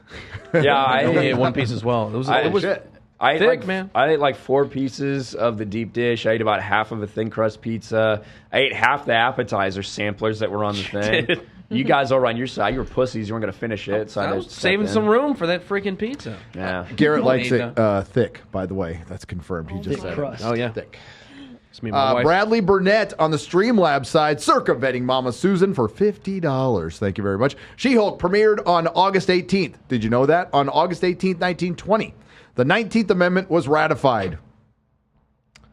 Sorry. Just a moment of silence Tragic. for it. That's- Tragic. Recognizing women's right to vote. Coincidence? But let's get to the obvious question. Ryan, 19th Amendment, good or bad? Go. Repeal the 19th, obviously. Repeal the 19th. Why'd you even have to ask? Yeah. I said it before. Yeah. Chrissy, should you be allowed to vote? She's not here. That answers What a the woman question. she left. Wow. Wow. Well, it's easy enough. Divine Raija for $50 says, so Wednesday was my birthday. Had an amazing birthday stream doing Final Fantasy IX randomizer. That sounds fun. Nice. Helping the creator find some bug. Y'all have fun and have a great time. Also, happy birthday to you, Nerdrotic. Birthday buddy. Oh, cheers. Happy Thank you very much. birthday to you. Happy birthday to you. When you're this old, you don't celebrate them. You're just happy they pass by. Galaxy Express Media. Oh, what's up? I met Galaxy Express Media. Has gifted 20 Nerdrotic memberships for $100. Nice. Thank you. Thank you. Wow. And there he is. Rusty Red Wine for $50. Hail Friday Night Tights. Rusty. The meetup was amazing. The wife and I had a blast. Glad to be in the chat for a change. PTO well spent. This made our summer. Happy birthday again, Gary, and to, many more to come. And hail to Az and Chrissy. Hope to meet you guys soon. That's the guy who gave me this. That's so fun. Yeah, it was such a that cool to you. I know. That's awesome. Yeah, it's Dope totally vest. awesome. Galaxy Express Media for $200. Thank you very much. Woo. Galaxy Express. Wow. Hail Friday Night Tights of the Fellowship. It was great night in Vegas. Happy birthday, Gary. The only downside is I lost my windshield on the drive home. Oh, shit. And I admit to being involved in the Az and Quarter Black love affair. Ooh. He was involved. See you all in Vegas again next year. Wow. Oh, sorry to hear He that. Yeah. facilitated it. Oh, I need a new windshield as well. Mine got pretty destroyed on the way out. what were you guys doing on his car? Look, Was it that? I was really drunk. I don't remember any of that. Knocked his windshield out? Arizona. I can confirm. Is it gay if you don't remember? Dude. Oh my God, is that Jeremy Prime? What the hell? Where did this? Are you alive? Gives the as cardboard cutout gives a great blowjob. Just put a little baloney behind the mouth. It's fantastic. Yeah, you close your eyes and Oh imagine. my god. Give your customers what they want, Jeremy. I'm here. Hi. How are you alive, dude? You when did you leave?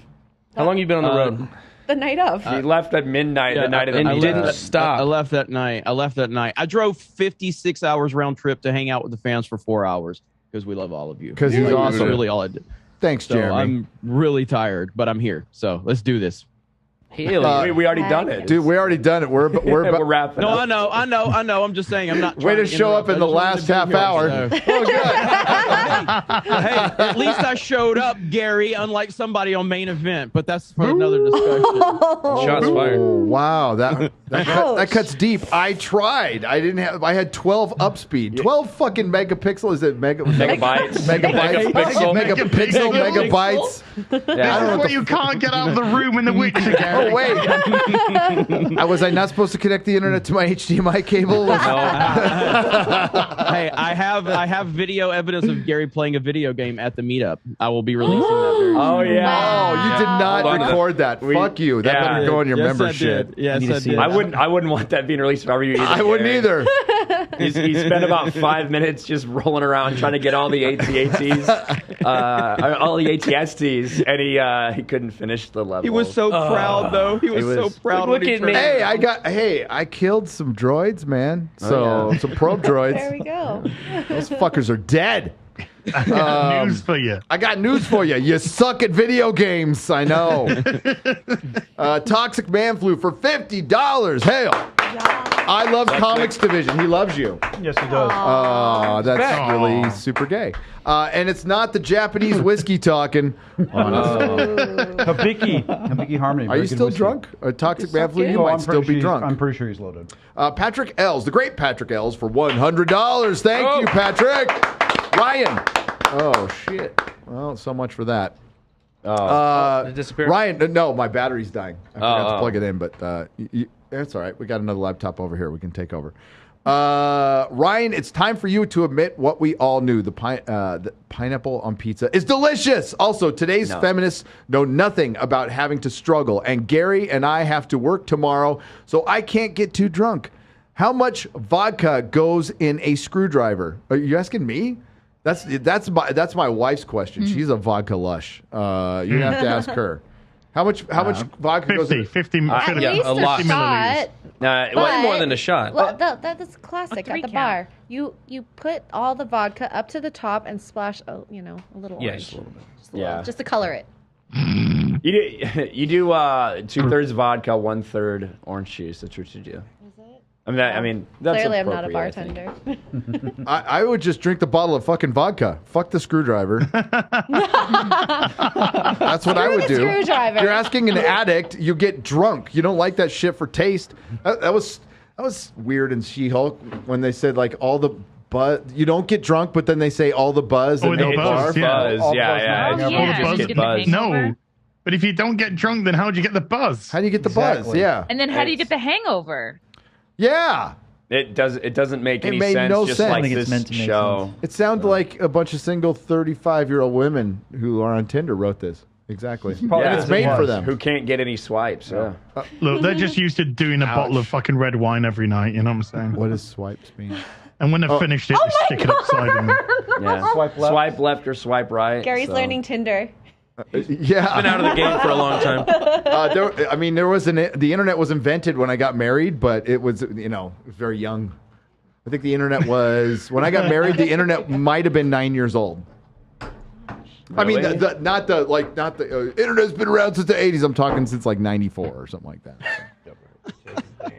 I had no idea where Gary was going with that. I met my wife the old-fashioned way. I fucking talked to her, and then she bit me on the neck after I was drunk. Oh. Yeah. Oh, I see why she likes those vampire shows. Yeah, she does. That makes a lot of sense. She is awesome. Mrs. Nerdrotic is awesome. She's the reason Gary shows up for everything. I like how this studio is so fucking nice and put together, and immediately when we come here, there's just fucking chords everywhere. we fuck it up. Yeah. Coordinated. That's how we roll, buddy. Rock and roll this It looked motherfucker. beautiful. It did. That's right. Hell That's right. yeah. That's the way. Did you get any sleep, Jeremy? Yeah, like a couple hours, so I'm good. Wow, you seem I'm good to tired. go. Yeah, I drove 20. The last run was 20 straight hours to get here. Holy. So I would fall asleep. Yeah. I would fall That's asleep. dangerous, Yeah. dude. Die. Yeah, fuck Yep. that. I'm done driving after this. I'm flying to Orlando. Yeah. That's what I'm talking There about. we go. I'll get on a plane and write my will before I do. You'll be TM. fine, Gary. You'll be fine. That's all right. You'll be fine. Maybe my comics will finally get alphabetized after I pass away, and my kids have to do it to sell them. That's what you got to tell him. Hey, before I write you guys into the will, you need to alphabetize all those fucking Yep. comics. Oh, Yeah. damn straight. I got news for you. I got news for you. You're going to be busy as fuck.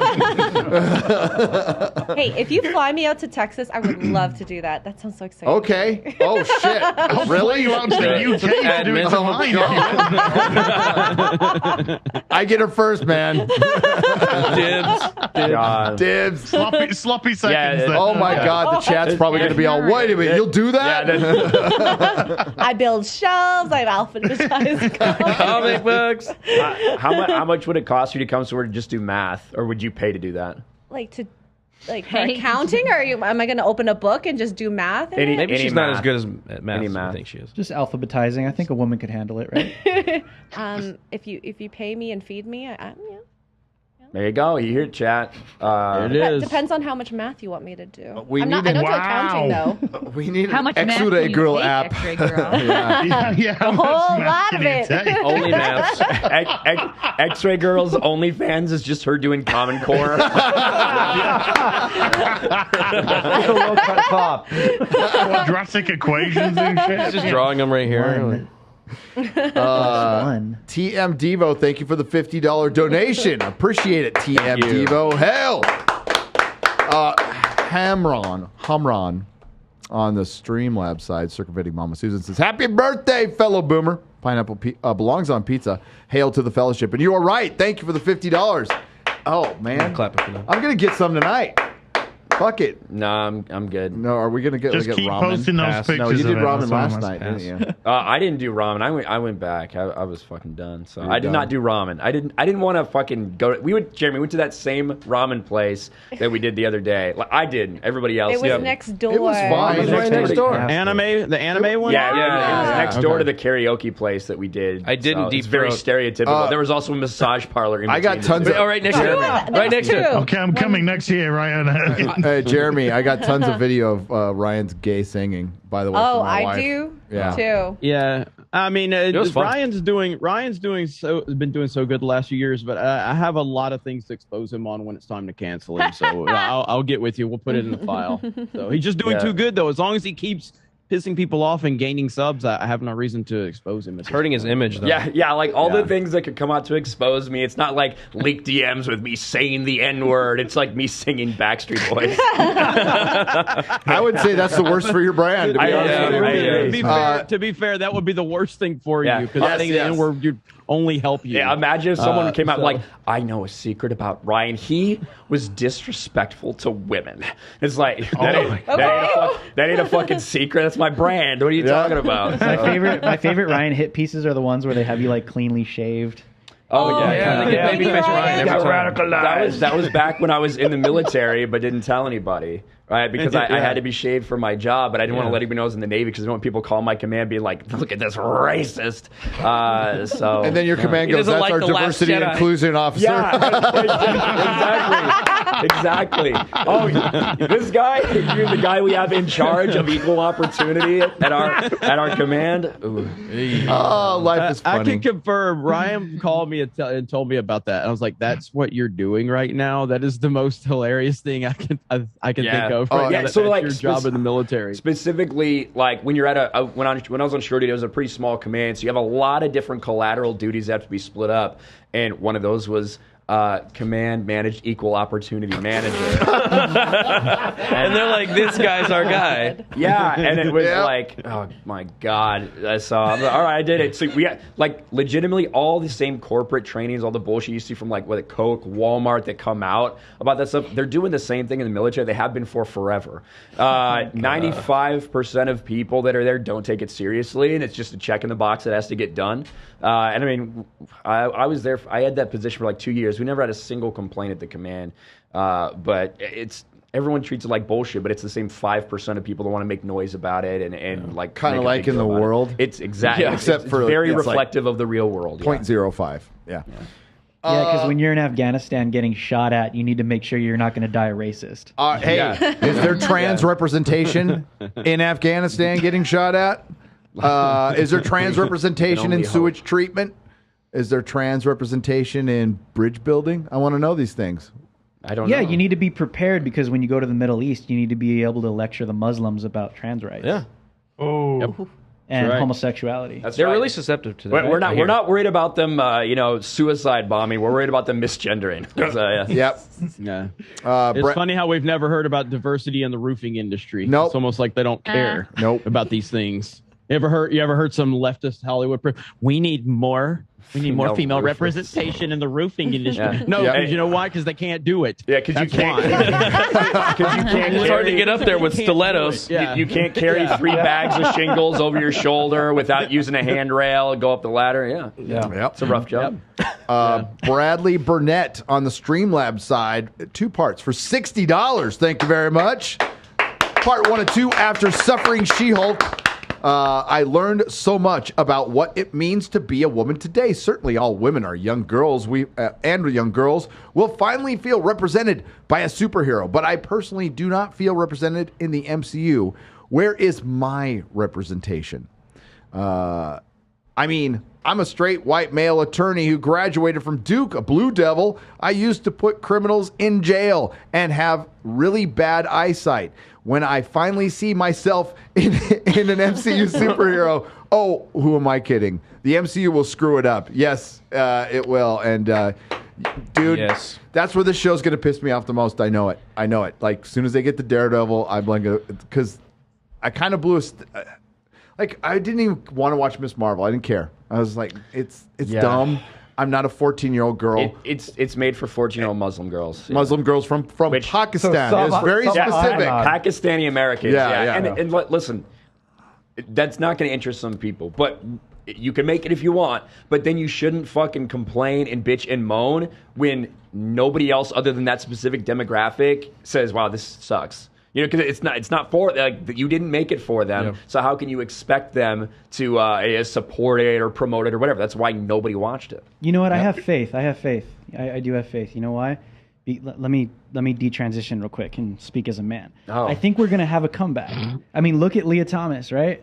Like men are taking things back. You just got to Absolutely. identify. Like it's gonna happen.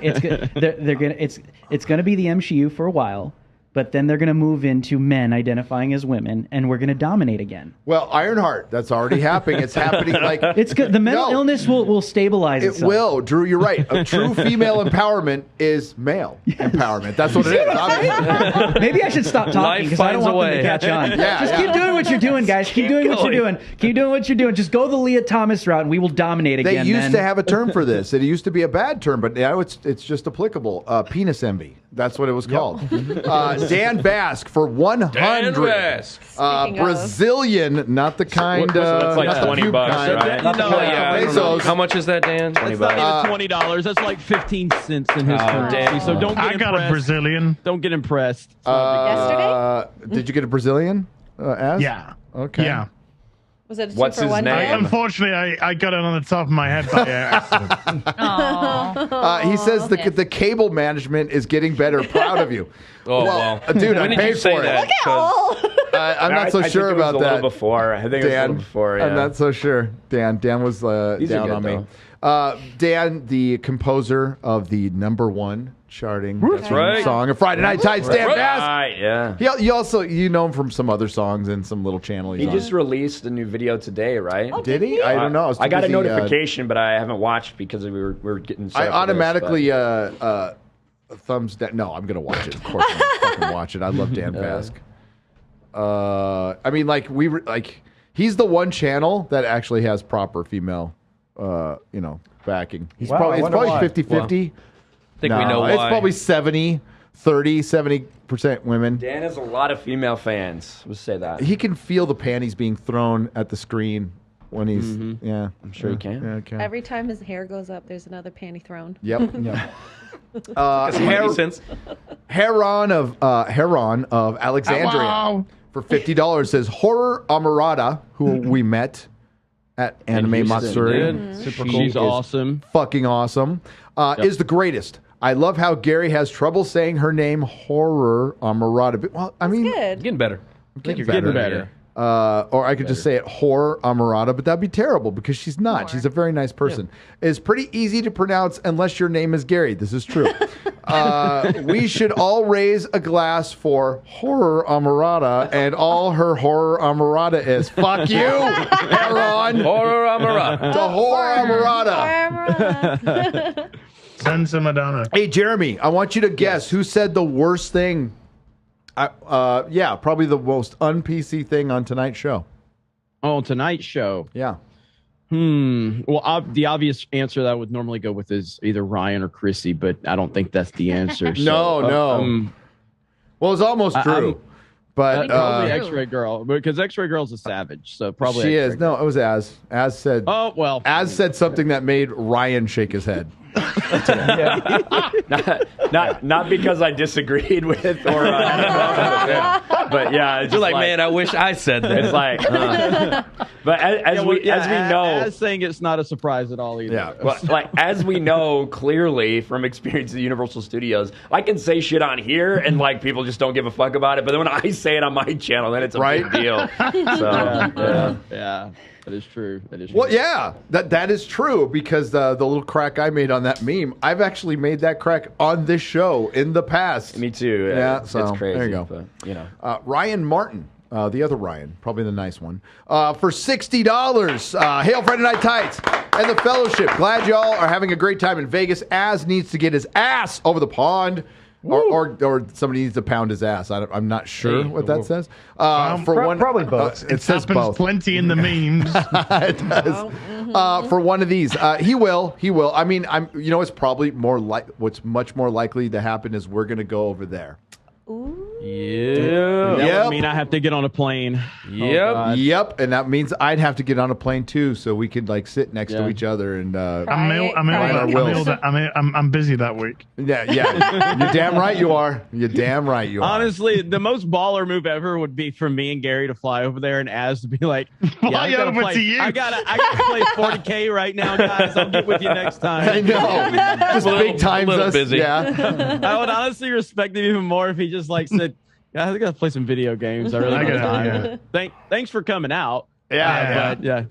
Visit this cathedral. It's nice, you know. He's like, I don't really like you guys that much. I never thought you'd come here. Yeah, right. Do not Oh, this is come. awkward. I don't actually exist. You come over and I don't actually exist. And he's like an AI. Yeah. I'm like Ian Miles Chong. I live in fucking Thailand. Hey, You're just an avatar. Malaysia, get it straight. You're actually a 14-year-old Korean girl. It all makes sense. As is the most advanced VTuber on the planet. Yes. Oh, shit. You'll never take me alive, copper. That's right. I'll just stay at Mahler's house. Bashy Washy has gifted 20 Nerdrotic memberships for $100. Thank you, Bashy Washy. You're amazing. You're amazing. Wow. Maximum Weeb for $99.99. So, thank you very much. That's what I am now. I've been Anime Matsuri. Right. Fucking Mr. Weeb. That's what I am. That's right. Mr. Weeb. Hip hop expert, weeb, total fucking weeb. For $99.99, saw 2019 film Tolkien with Family on Amazon Prime. Only $8 Blu-ray. Criminally underrated. We cried. Now we'll watch the Lord of the Rings trilogy in 4K box set. That's the only way to watch it. Watch those extended versions. Yep. The ladies like those too. Some in World War I, his image of Mordor, as they say it, Mordor in the Rings of Power, because apparently rolling your R's makes you more authentic. Mordor. Best school friends wore dead. Yes, most of his friends died. Wife orphan like him, inspired him. Linguistic genius, Christian. Devout Catholic on top of that. Devout Catholic. Yep. And they're about to put LGBT representation somebody that's had life experiences into a show. I don't know if it's this season, though.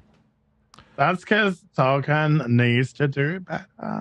He needs to do it better. Well, because did you see Lofty's birthday thing to me as? Oh, you did. You did. Great. You responded. That was no. That's what they set out to do. They needed to improve Tolkien with vaginas. It needed more vaginas, and just the vaginas being there, but then acting like dicks. So if you have vaginas, but if they act like dicks, that's female empowerment. Just so you know.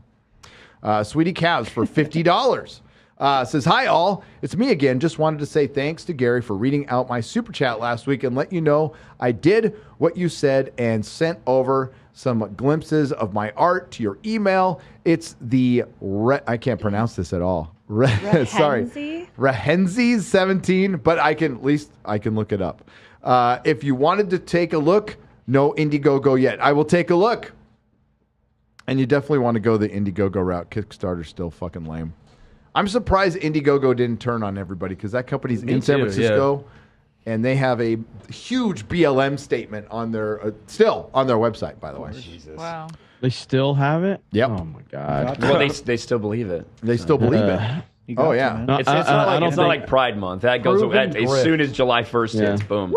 No, they just want a mansion. They just really want a mansion. Yeah. They don't believe it. They don't believe shit. They believe it as long as the black people agree with them. But watch how they feel about somebody like Rippa. You know, so they pretend to believe it still. But do they have a Ukraine flag? That's the test of time. That's probably. That's the test of time. That is the testament right there. Who went over there? Like we were talking current about this at things. IHOP. Jessica Chastain? Jessica Chastain. Yeah, she went over to the fucking Ukraine in the middle of a fucking war. The UK. He's probably in the UK. Dude. UK, Ukraine. What's the difference? It's over a bunch of white people. It's over an ocean. Based on the recent footage, you're just as likely to get killed in downtown London as you are in Ukraine right now. Probably more.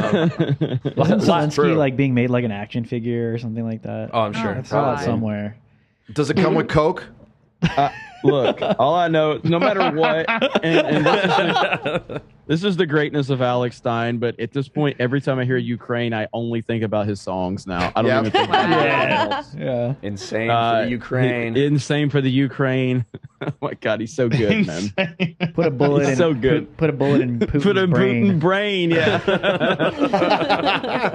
That's like the hardest line of 2022. Yeah. He So when Alex was out, lines that go on. when Alex was out here, he got kicked out of the Vegas City Council. Oh my god. He did. You do this across the country and a bunch of other places, so you just need to go. He was just trying to tell his Really? story Oh, of man. when he got taken advantage of in Vegas because they made it very easy for him to spend money and, take out money to gamble. And so he starts getting all this money and all these drinks and everything. And then he just finds a very nice Filipino yeah. hooker who entraps him and goes back to a hotel room. And then he finds out that she had a penis. So he was just addressing the Las Vegas City Council. No. First, so he found a nice young Filipino woman, and he was like, "Oh, we're gonna hang out, we're gonna talk," and then all of a sudden he found out that he had to pay, which is false advertising, and I think that should be addressed in Las Vegas. But then it turned out there was a little bit of extra meat on the sandwich that he didn't order, and I think he brought up some valid concerns for the upstanding citizens of Las Vegas to address. So we're with you, Alex. I'm sorry. I'm sorry that you had to go through that, buddy. He did point out something interesting. He said out on Fremont Street, he saw a lot of people giving out free vaccines. I've seen that too. There were a lot of people that had needles in their arms, getting the jab in Vegas. So Good, they follow the Really generous. Really, really generous. They're doing that in San Francisco too. Operation weird. Warp Speed, great success. Of all of the stuff he said, he managed to work that in as a compliment. He's like, So "One thing you're good. doing good." That was so funny. 4 a.m. vaccine. Big shout out to him for hanging the whole night too at the meetup. Yep. What a That was pretty fucking awesome. stud. Null Unit 60 has gifted 20 Nerdrotic memberships for $100. Thank you very much.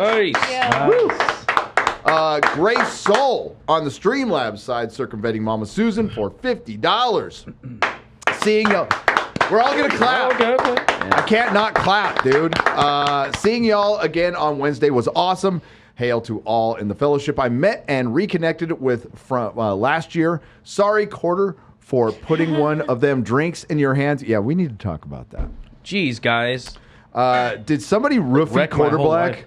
life. I don't know. I've never been drunk enough to not be able to remember what happened last night. And Really? never got that Dude, drunk. he got roofied. What the that hell? night. Yeah, you were really loaded, dude. I was Yeah. gone. Yeah. Perry Chan was most humble of peeps. Perry Chan is here, by the way. We're going to drag him in here with bring him Eric in. Kane in just a little bit. Was And most he's humble. the fucking best. Perry Chan is Perry the Chan is the fucking best. master. So he's, sweet. He's awesome, man. He's the best. He really is. And I am the spearhead of the nerds. Thank you. My head is a little pointed, a little bit, but thank you. JS Pena for $49.99. When I first learned about y'all, I was skeptical. You should still be skeptical. I am still skeptical about your taste. I still am most of the time. Good. Fair. However, I now understand what your goal is, and I'm willing to support y'all anyway. I can make sure y'all win. Hail Friday Night Tights. P.S. I dare y'all to reenact The Hangover tonight. Garrett did. Already did it. Yeah. Not again. The whole thing, just minus Not the part tattoo. 3. Not part 1 or 2. The tattoo's coming tonight. Oh, shit. Oh yeah. The tiger? Perry got a tattoo. Perry did get a tattoo. He did. You did? He did. But somebody It's else good. got something, a brand. Somebody got a brand. So maybe that's I part of the whole. can't show it here, okay? You can't show it Oh, on it's already stream. We'll on get the whole Twitter. thing taken down. Onlyfans.com/X-Ray Girl, and you'll see it. Where I do math. X-ray girl. Oh, my goodness. Lady Gravemaster, by the way, love you, Lady Gravemaster. Love Lady G. Yeah, she's awesome. For $50. Whoa. Says, happy birthday, Mr. Agent Bossy Boots. Yeah, Melissa would much prefer that. Wish I could be there, and sorry I forgot to call you. It's okay. It's okay. I understand.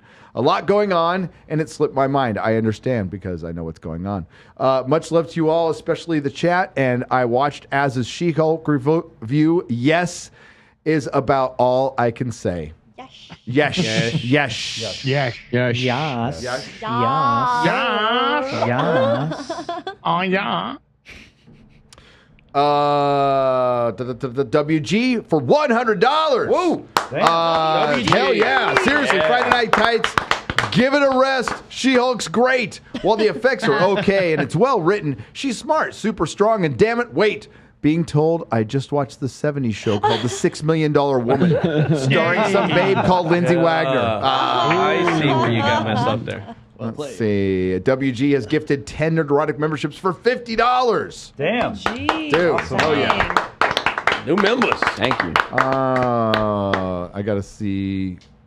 Hey, I think this is a good time to bring in Perry and Eric to say get 'em? hi. Perry. Yeah. You want to get I'll get 'em. Perry. Perry. Perry. Perry. Go. my Canadian Can you brother? take the chains off him first? God. He is Perry's the best. Of course. It was awesome getting to meet him. Sure. Such a nice dude and savage when he's memeing for sure, but just a genuinely good dude. Perry! Get in here. You need to be in front Come on of camera. The people want to see you. Get over here. This is Perry Chan. Love you, man. Look at Perry Chan. Hell yeah! Party foul. You thought it was gonna be me. No, he's Oh man. I'm covered in alcohol. It's okay. Perry Chan can't hold his drink. Hey, Oh. hey, Perry, you want to fucking spill some meth on him too?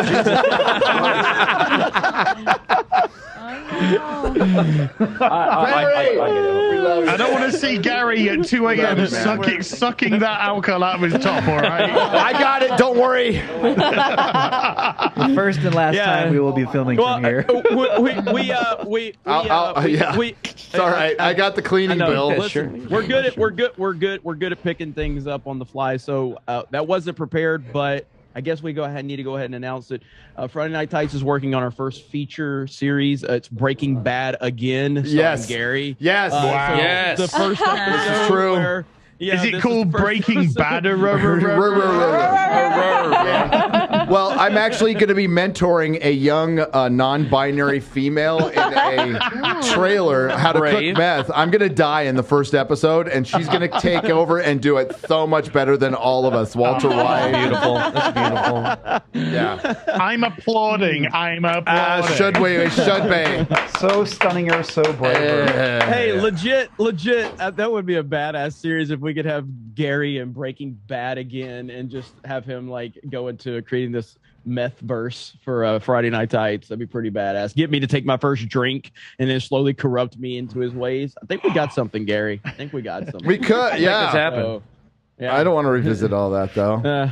I know Az was the first person getting fucked by a transgender in this series. Well, that's sober. That's a day that ends in Y. Come on. We need to do something a little different in the show. Spice it up. Spice it I up. wonder why the memers create what they do, Jeremy. Everyone, we're all It's a bumming each feedback other in loop. this fucking thing by the looks of it. That's what I said. It's a feedback loop. By the way, on that note, Better Call Saul, fantastic. Wow, what an ending, dude. Unbelievable. Vince Gilligan is the man. No spoilers, but like, just if you haven't seen it, you should watch it. Hey, maybe you, me, and Mahler should do a Breaking live backs. stream. Maybe you, me, I'm and okay with Mahler. that. Yeah, in the next couple of weeks. We'll do I it. love it, man. I love it so much. So Yeah, it's really such a great ending. Have you seen it yet, Az? No, Okay. I've seen 1.5 episodes of the whole thing. Dude, you got to watch it. It's worth it. It's fantastic. It's storytelling we don't get anymore. We just don't. Yeah. Yeah. Bob, So good ending then. So good finale. good, Very good. Appropriate ending. Okay. Appropriate. Appropriate. I wouldn't call it without, great. like- I wouldn't yeah. call it good, but it's the way that, I mean, tone wise, it's the way Game of Thrones should have totally ended. You don't walk away from the end just going, I'm so inspired to go create crime myself. And guys, like, it's exactly what it should have been. There was no like bells and whistles to it. It's just, Nope. It was, and it wasn't, Bow. yeah, it wasn't what I like. I'm not saying it's what I expected until I saw it, and then it was exactly what it should have been. Because I was like, what direction are they going to take this? Fantastic. How many Fantastic seasons series. were there? Six? Six. Whoa. So five for Breaking Bad, 6 for Better Call Saul. Then you had the El Camino series with Jesse Pinkman on Netflix, which was easily the worst of the three. Yeah, it was like a 2-hour movie, right? 1.5. Yeah, it was an epilogue. Yeah, a 2-hour epilogue. Yeah, it was a give Jesse a happy ending thing. It was kind of whatever, but it didn't do anything to hurt the universe at all. But Better Call Saul was yeah, but now that we know Aaron Paul, it's like I wish he would have died. I wish he'd in the show, YouTube. Yeah, I take in the show. In the show. In the show. I take responsibility. Responsibility. If there's anybody in the audience that hasn't seen Breaking Bad or Better Call Saul, 100% watch Breaking Bad first. Don't let anyone tell you differently. It's that you watch Breaking Bad first. The prequel is Better Call Saul, but you have to watch Breaking Bad first. Yes. 100%. Because it's superior. That's not even a question. Yeah. Better Call Saul is great, but better. It's But- superior. Yeah. But it's superior slightly. I don't think it's that much better, but it is better. But it's because the way it's done, you can't appreciate all of the things in Better Call Saul without seeing Breaking Bad first. There's a lot that you can't appreciate. So, Yeah. Great series. Bob Jester, 28 for $50. Thank you very much. Says the MCU suffers from not having any believable villains or women or female characters. They're all the same kind of bitchy characters. That's what they are. They're unlikable. Cunty would be the word. Yes. As Chrissy, you made a very great point on the show, by the way, early on. I thought your review was spot on. Yeah. Thank you. So well done. The creators cannot create anything but cringe. Hail Friday Night Tights. Hail Drew. Stay stunning and brave. Oh, we won't stop, sweetie. Hail. You got it. I got my Ode de la Pacifico on right now. Yeah. I smell very, very drunk. Mr. Jerds for 50. Is this Austrian? Argentinian pesos. Yes. Thank you.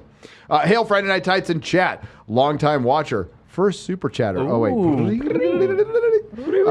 If you're tired of Hollywood bullshit and want to watch some good stories, go check out Summertime Render and 86. Greetings from a country already ruined by the left, Argentina. Sadly. Yeah. I'm sorry. Okay, so Can't have that. Can't have an Argentinian. How coming do in. those Falcons? The white liberals are going to say, "Shut up." that's right. I've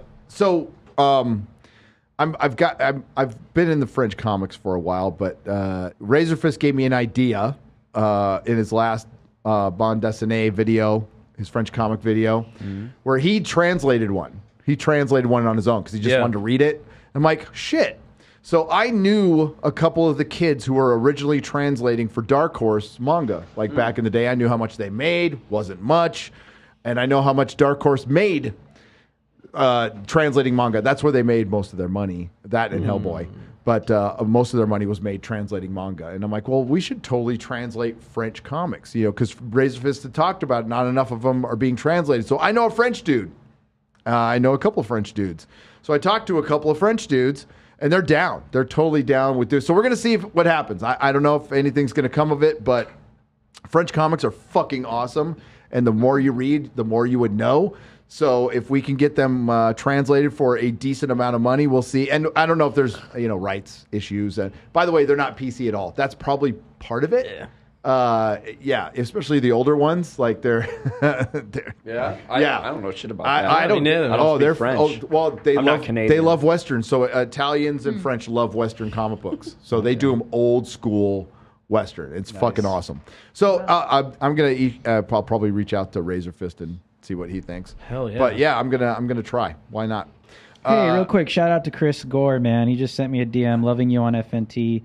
I hate Twitter, but had to say love your stuff. Hey, I love you, man. Nice. I'm a Chris huge Gore. fan of Chris, dude. My wife and I watch your stuff He's all a the class time. act. Love you, man. Good dude. Dude, Chris Love Chris Gore. I feel honored. Chris was a massive hit at the at the meetup too. Yeah. Everybody wanted to see Chris Gore.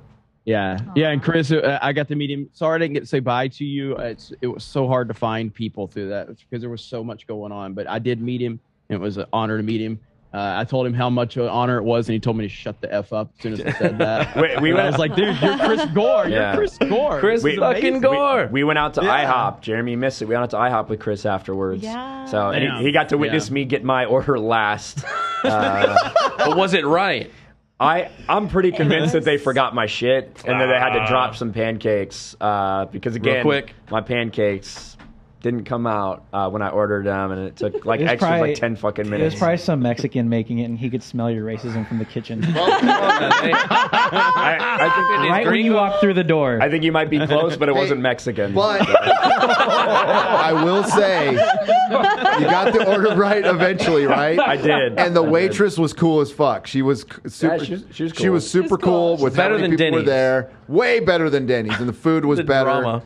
I had a good time. That was actually pretty fun going to IHOP and being idiots. Oh yeah, it's great. That was totally fun. But no, technically, I think she got it wrong.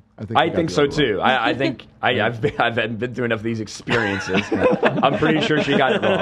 And it is 100% karma. Okay, just so you know that. Don't stop asking why, dude. Yeah. It is karma. It is karma. It really is. I don't believe in that spiritual shit. Well, you better. What do we talk about? You're generally good at just about everything else you do, but when it comes to the food stuff, it's got to balance itself out in some way, shape, or form. This all comes out through food service. Yeah. I'm with you, Ryan. I support you on that one, dude, because I cannot stand bad service. Or when you're sitting at the drive-thru and you have to repeat what drink you want like 6 times, and it's some low IQ moron that's just not paying attention. I feel you, Ryan. There you go. Your next order is going to be wrong. Give me fucking computers. Give me a kiosk.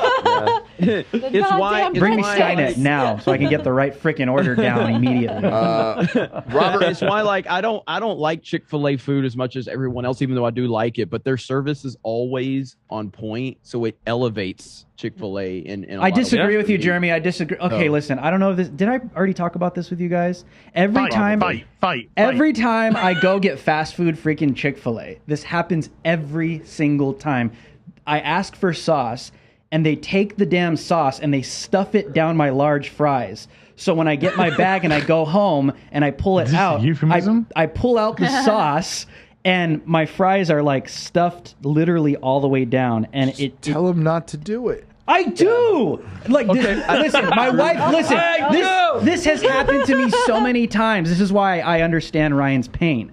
This has happened to me so many times to where now it's gotten to the point where I will tell Chick-fil-A at the drive-thru, please don't put the sauce in my fries, and they look at me like I'm freaking Hitler. What's wrong with you? Well, I mean, Mexican. How dare you? I'll put How the sauce dare wherever you? the fuck I want. Yeah. No, but I cannot stand it. I like Jesus Chicken. I think they do a pretty good job. Chicken's really good. You see a line wrapping around the entire building, you're going to get through that line in 5 minutes straight. They're super. They're really nice. And Drew, the good news is there's 17 fat white leftists in Canada right now that are protesting it. You can go join them. Yeah, go get in line. Chick-fil-A.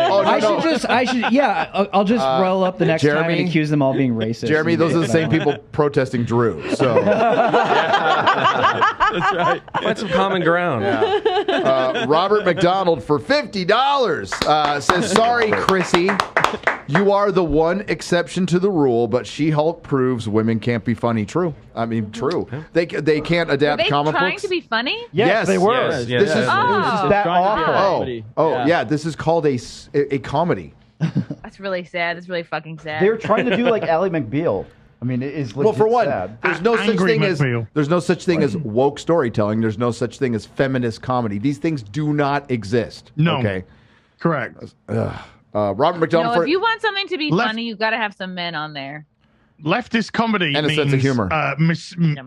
Misandry. That's what it means. That's leftist comedy. Yeah. It's got to agenda be first. Denigrating some group. That's leftist comedy. All in the name of righteousness and progression, of course. Well, yeah, all our late night shows are Trump said Kafifi. And now they're Pfizer. Oh, God, yeah. God. Drinking hey, bleach. do you reckon they'll have a vaccine joke and be like, oh my God, I've had 16 shots.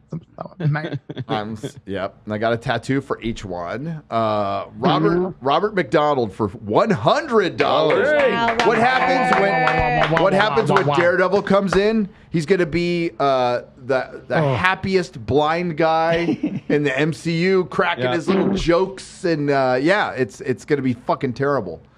And he's gonna have his yellow. Okay, you know why he got rid of his yellow costume? Because it sucked.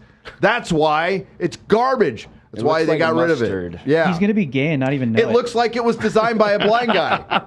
The new Daredevil is gonna be a homosexual and not even know it. Yeah, I just realized this. Homosexual. How can atheists write a devout Catholic and their eternal struggles with what they believe and what they have to do it? It will be disgusting and revolting to try and watch. Robert, they can't. Which you should use the same argument. How dare you write a devout Catholic being an atheist? How fucking dare you? I mean, it's the same argument. Yeah, pretty much. It's your fucking rules. We're just using them against you, right, Jeremy? Right. Jaden Shade on the Streamlabs side for $50. Wow. Hail Friday Night Tights Fellowship. You all inspire me to write my second book, The Unity Matrix, an answer to the Great Reset. Oh, there you go, comics. Nice. Now on Amazon Kindle and in paperback. It's a short read with a big idea to prevent the World Economic Forum from world domination. Klaus Schwab, the fucking Nazi. What's this book called again? He's an actual fucking Nazi. Yeah.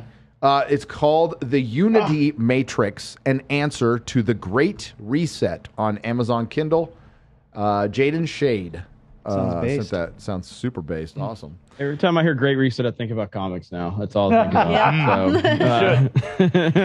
The best part of the meetup is that our memes and our expectations, people were expecting X-Ray Girl to literally be like 8.5 feet tall, and they were expecting comics to be like 2 feet tall. They were really thinking this.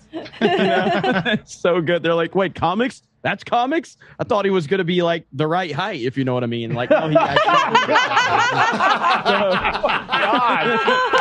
The right height. What the hell? That's good. He just walks around like Right this. height for a good man. Oh my god. With a pint of beer on his head. Yeah. Oh, shit. You are a terrible, terrible human being, and I love you for it. Yes. Jay Schwalbach on the Streamlabs side for $222.27. I remember you, bro. Yep. Jay Schwalbach, I love you, bro. Yeah. I hung out with him, and I can't reveal what he gave me for I cannot wait for episodes it. of Bragging Rights, but it is all meant to defeat the evil Dan Vask. Jay Schwalbach is hilarious. And his I don't know how many of whale you I told. Hey, I you don't see know what how I many of you- posted today, Jeremy? That would have fucking beaten all of you, fuckers. I'll have to check it and see. But I'll show you guys after the show because I can't explain. It's so funny, and this dude like went leaps and bounds to get this for me. So Jay Schwalbach is awesome. Yeah, he holy is. crap. Yeah, he is. And you should win. I'll just say that. Well, yeah, but yeah, 100%. Dan has nothing. No, I'm backing on Dan. Dan better Dan's my bring a boy. whale skull this time. Yeah. I think a full whale skull might. We all have such different experiences at the meetups because we're always so spread apart. Like I have no fucking idea what you're talking about. Like I met Jay Schwalbach. He was fucking awesome. Like Quarterback doesn't remember anything from the meetup at all. I met him a little bit early on in the night. Yeah. So he's I like, remember. I totally FNT kid. I never remember saw him. I didn't get to meet him either. Yeah. FNT kid. You probably did. Uber Geek just memed him saying like, God. "I don't know these people. Yeah, it's Please Mark get." and I. There's a funny meme if you like zoom in. There's a guy on the phone in the background who's like, "I'm calling the FBI." Who are these people stealing him? And it was like we were so spread out. So there's a lot that I don't know what happened. I mean, Alex Stein came up to me later on. He's like, "Where have you been?" And I was like, "I've been right here in this corner, literally Same the spot. entire night." And and that was fine. And but like I got to meet Gabe El Taib showed up. Met him, and I'm sure there were people there that I didn't get a chance to meet. But it was awesome, man. It's always a pleasure to be part of this stuff with you guys. Oh, I remember last year, fucking Robert Barnes is there. I got to say like, hi for like 2 seconds. Yeah. Sorry, Robert. Yeah.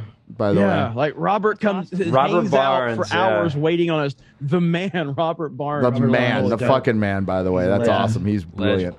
Jay Schwalbach. By the way, it was great meeting you. How does it feel to wake up every morning knowing thousands and thousands of people love you all?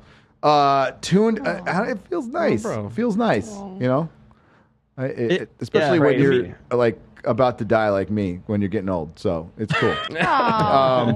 Balances out the hate. It does. Death threats. Oh, dude, Balances it out. It's 100. It's a 200 to 1, like positive emails to negative, easy. Yep. Tuned in late because leaving Las Vegas. Drive safe, please. Jeremy in jail. He should be. Love seeing you all. Thank you, and it was great meeting you, Mr. Schwalbach. Great meeting, Hail. man. Hail. Love it. Love it. Love it. Yeah, we got to watch Quarter Black tonight, dude. I don't want you catching monkeypox or something. It's dangerous. It's dangerous. Well, only Not if Az was remembering here. He's not anything. here. It's So. I got news for you. Az ain't here, so we're good. All right. Give me a moment. Oh my God, you guys are freaking crazy tonight. Thank you. Wow. Thank you. Applause for everybody. Come on. Yeah. Geek Grind Insane Coffee. for Ukraine. Oh, my bad. I heard the word insane. That's all right. Different. Our sponsor, Geek Grind Coffee, has donated $500. Wow. Shit. Incredible. Geek Grind, a company that will back us no matter what, no matter what Ryan or Az says tonight. That's right. I made a slave trade joke. Yes, you did. That was my favorite part of the night, to be honest. I got 6 of them. Yeah, it wasn't a slave trade joke. You just said you owned slaves. It was an ownership. I might have given a little bit more of my career away than I wanted. YouTuber Az claims to own 6 black people. And that's a great way to segue into Geek Grind Coffee, the dark roast. The dark roast. Yeah. Oh my Link God. in the description. My favorite. Link in the description. We have the Feathers of Liberty. We have the Nerdrotic Blend. We have Go Woke, Go Broke. Viva Las Vegas. All hail Friday Night Tights crew and fans. Thank you to Gary, Mrs. Nerdrotic, who really did hook all that up, and everyone at Friday Night Tights for gambling on Geek Grind Coffee and our small family company. We love you all. We will be roasting and packing and shipping all weekend because they grow their own stuff, you know. You know what I'm saying? They grow it all. So much. You don't need to thank us. We need to thank you. We are so used to companies being terrified and because of some internet bullshit. It's wonderful to have companies like Geek Grind out there standing up and being like, no, fuck you. We don't care if you're a fake offended because someone said something that you don't like, someone that you don't care about. Pack. That's beautiful. That's awesome. Yeah. What's in there? You can try all 4. All 4. There you go. I want some K-cups, you know what I'm saying? Yep. Yeah. I'll hook you up. We'll hook you up, Az. And their shit's growing in it's not shit, but Colombia.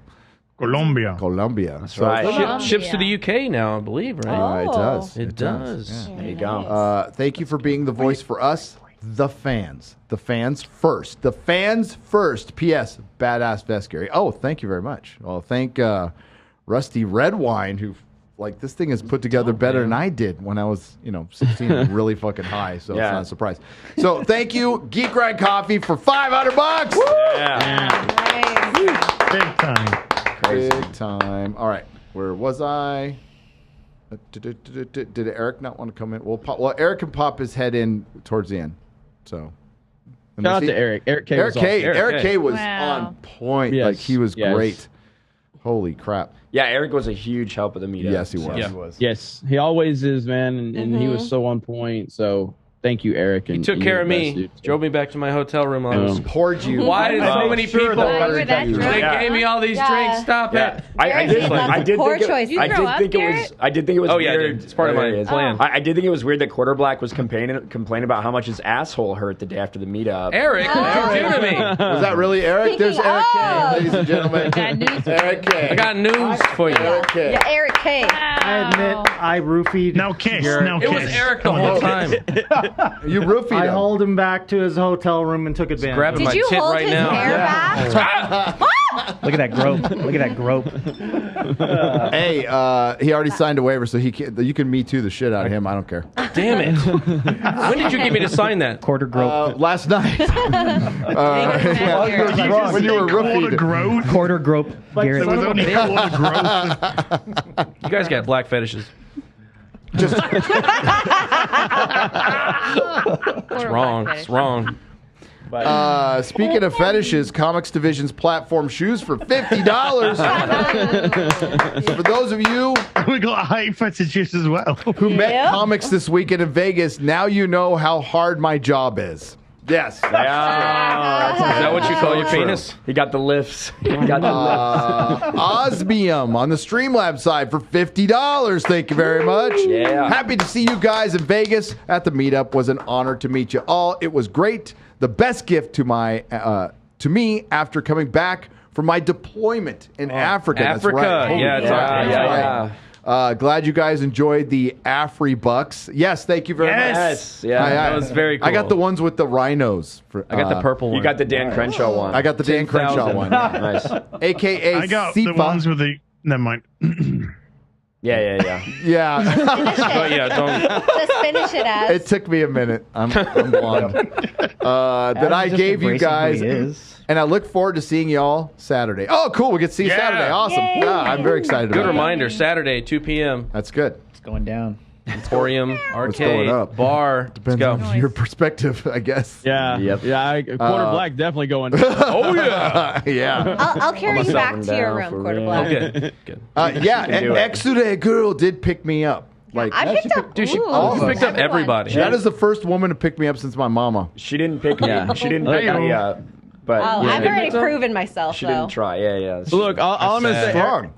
Eric K was so awesome. Shout out to you, Eric K. And I don't need to expose anything, but he just said like when you just he said when all you see is the back of Quarter Black's head, it all looks the same. So I don't know what he meant by that. I don't know what happened with Oh, he this. said I'm that not to me drink with y'all too. anymore. I don't trust none of y'all. Shit. He said I really enjoyed reading his hat. That's all I Damn, heard. man. What the over and hell? over again. Well, I was thrusting vigorously. Jungle fever over here. What the hell? Damn. Okay. Have fun in Vegas. That went dark quickly. Well, only a quarter dark. Quarter packed Garrett. All right. Las just say Vegas that? trip for me, guys. Did I just say that? I'm sorry. You did. Yes, you did. Catch Drew on Real America's Voice. Yep.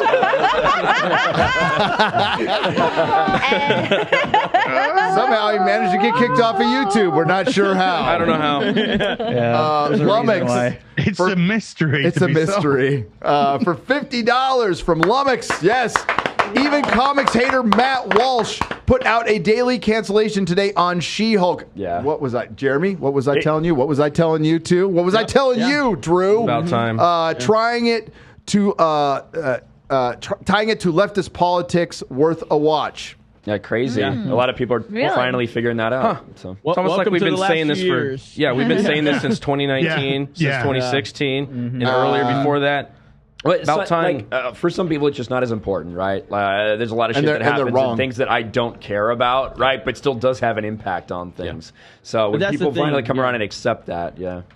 But it did. But the problem is, it is important, and it's important because they're and not that we all here know this, but it is important because they're using these things to change the culture and affected the culture, which is in their minds it's affecting the policy. They're pushing that into the policy, and they're pushing that into everything, and they're using, entertainment, video games, comics, movies, television shows, Marvel characters, DC characters, Star Wars characters, Lord of the Rings. They're using all of this. That's why it's important. It's not we're saying, hey, you guys need to be fans of this, stuff like we are, but understand that the reason we're calling it out is because they are using it for real world impact, because that's the type of weirdos that they are. Yeah. I mean, like, Matt Walsh could not like, I don't care if he likes comics or dislikes comics. That doesn't matter. But you need to acknowledge the importance of culture. Like, our pop culture is our fucking culture. And the right completely abandon it. They're like, fuck that stuff. And what you said, Jeremy, is making fun of virgins in their mom's basements with the fucking video games.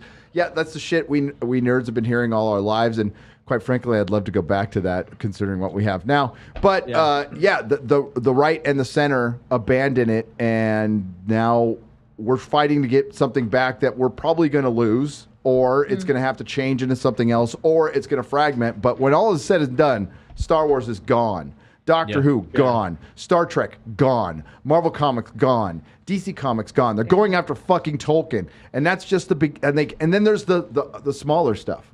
You know, like what do we have left? I mean, like, you know, God bless Razor Fist. Solomon Kane and fucking Zorro haven't been fucked in the shadow. Hundreds of years What do you ago. mean? No, wait, Zorro. Wait, no, Zorro's coming. Yeah, That's right, but nobody's gonna care. Robin Hood's gonna be a black woman. I know that. Too, they've also ruined tabletop gaming as well. Yes, they're taking that over. They fucked D&D. It's a way to manipulate reality. The way we perceive reality is through pop culture and through the news. So whenever they take over both of those things and they say, everybody agrees that She-Hulk is the best show on TV. No, and anybody that disagrees with that, except for 30-year-old men, right? And they go, everybody that your doesn't audience, is racist. your target fucking audience, still, by the way, that still watches most of your stuff. Right. My favorite part about that headline, it was a little incomplete, getting review bombed by men in their 30s, but also getting positively review bombed by women in their 30s. Yes. Yeah, Crazy, missed that part. Who probably aren't watching the show, and it's more politics for them. Yep. No. Well, this is the culture war that we have to win and take back. And I think the saddest part about it all is, like, I hate when politics starts invading all these things and ruining the escapism and like that ability to have that when you just want to go home, watch something and just unplug and be like, yes, I want to live in this fantasy world for like 2 hours.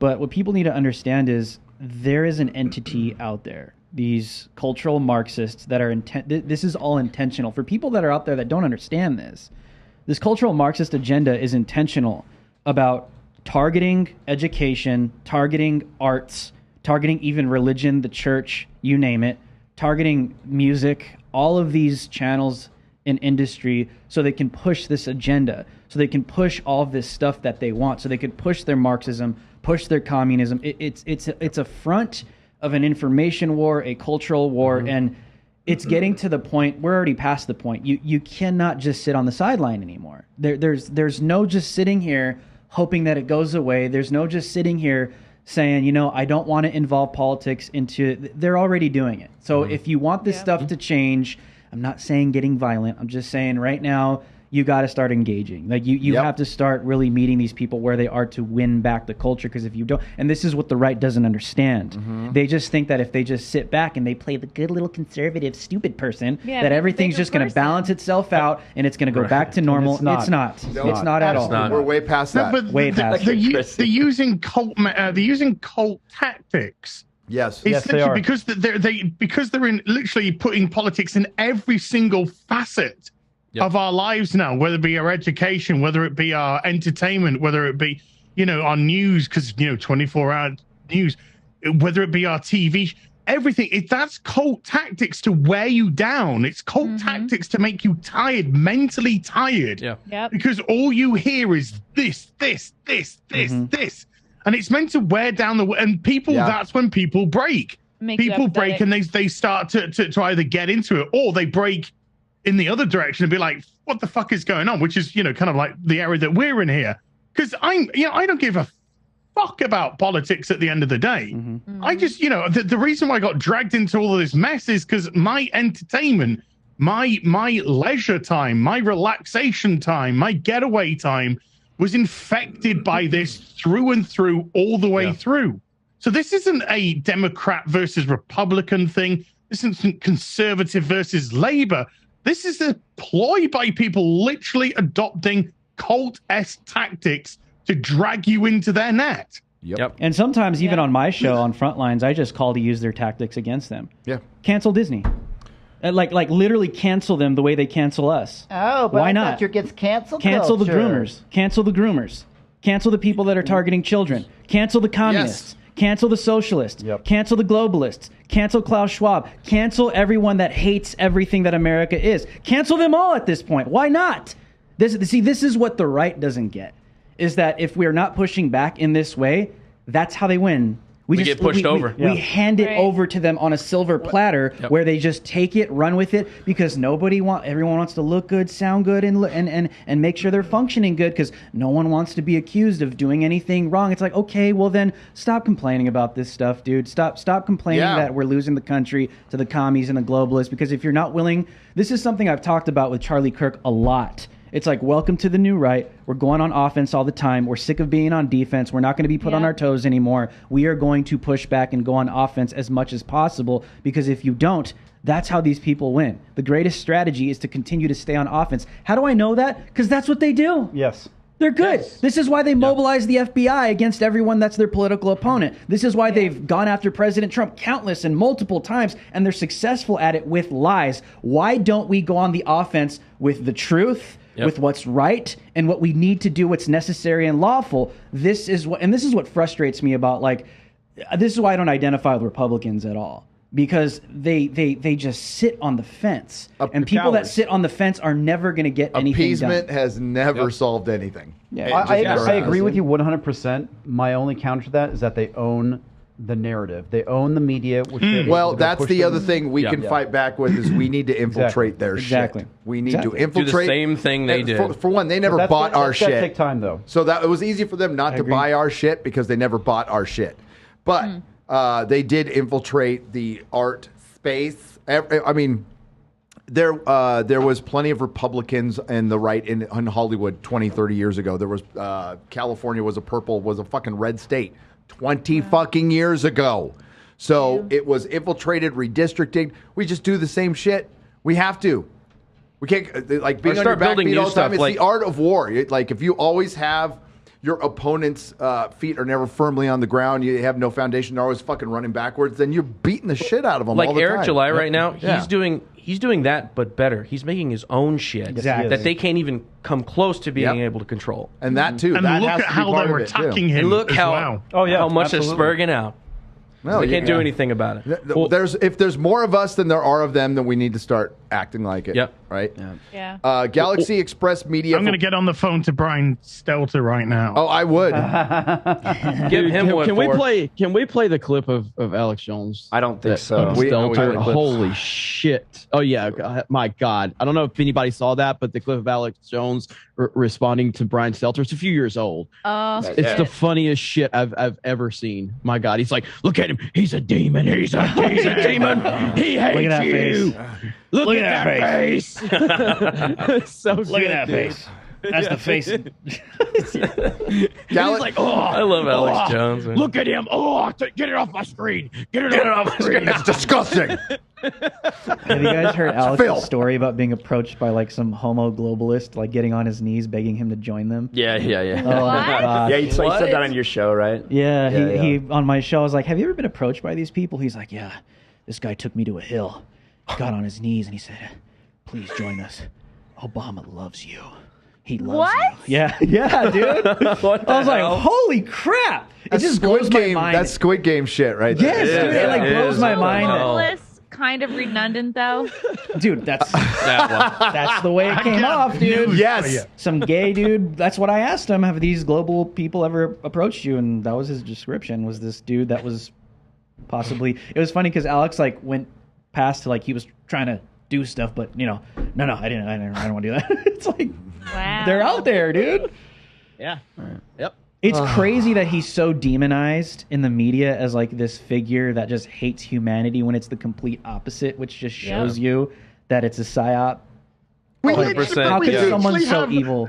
People don't realize Alex Jones has rejected tens of millions of dollars to sell out. People don't understand this. No, that's why he has massive power. Exactly. Tens of millions of dollars to sell out, but they turn around and call him a con man because he's trying to keep his independent media machine functioning. Projection. Exactly. It's projection, and they continue to do it. So people that don't understand, and I always say this on every platform when Alex comes up.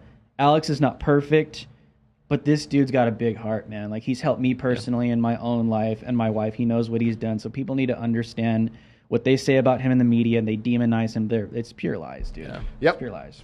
If Alex was a con man, which he's not, he is genuinely one of the most entertaining human beings on the planet. Ever. Oh, for sure. If he was a con man, he would just play by the rules, get the mainstream attention, and he would be the biggest thing on the internet, and it wouldn't even be close. Yep. It's because he's so genuine that he stands by what he believes, and he doesn't play the game, and that, I think, has hurt him from a optics perspective massively. But if he was a con man, he could just play it up with him being genuinely entertaining and just play by the rules. But that's not who he is. He's a genuine person, and I love that dude. So We love him too, and he's welcome back on this channel.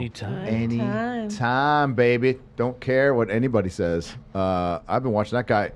I'll tell the story a million times. When he was on our bell, calling in from the Bilderbergers. So Bilderberger meeting. Yep. Galaxy Express Media for $100. Simple fact: Hollywood is creatively broken, and the writers cannot write organically. Fact. That is true. That is a fact. It's all about the message. Hail, critical drinker, by the way. We love you. Next time, dude, could you come out to America when we're not doing something? Yeah. God, no, I love that guy, man. And he just released a new book. Go to his Twitter. Go to his Twitter. It's all there, and I'll retweet it out. But congratulations. He's probably just killing it, dude. Yeah.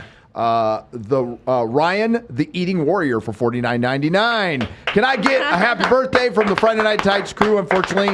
I unfortunately turned 32. That's a great age. What are you talking about? Age. So I'm feeling my age. Shut the hell up, punk. Starting to get a little creaky. But it's in the knees. okay. I'm dyslexic. Elbows. It's actually my 23rd birthday. Tights. Fuck you. Happy birthday, child. Hey, Happy birthday. yeah, your frontal lobe hasn't even fully developed yet. Wow. 23. Isn't it past your bedtime? Yeah. Christ. Get out of here. I know whose bedtime it is past. Yep. Oh, Chrissy. Uh-oh. Sun getting low. What are you doing? Look at Chrissy. She's got the You got the simps. chat. Chat's going crazy The right simp now. pose for Chrissy. Go on, Chrissy. I want to see. Oh. Look at that. Get Chrissy. Wow. Get Chrissy back up. Get Look at Chrissy this. back Chrissy, up. you got to talk. Yeah, something Chrissy else. needs to say, get up to your room one more time, and I think they'll like Go to that. your room. Wow. Oh my God. What are you doing here? Dang. Okay. Well, Look if you. Welcome to Cozy Chat. Oh, God. When you're older than 23, you have to keep moving because your back hurts.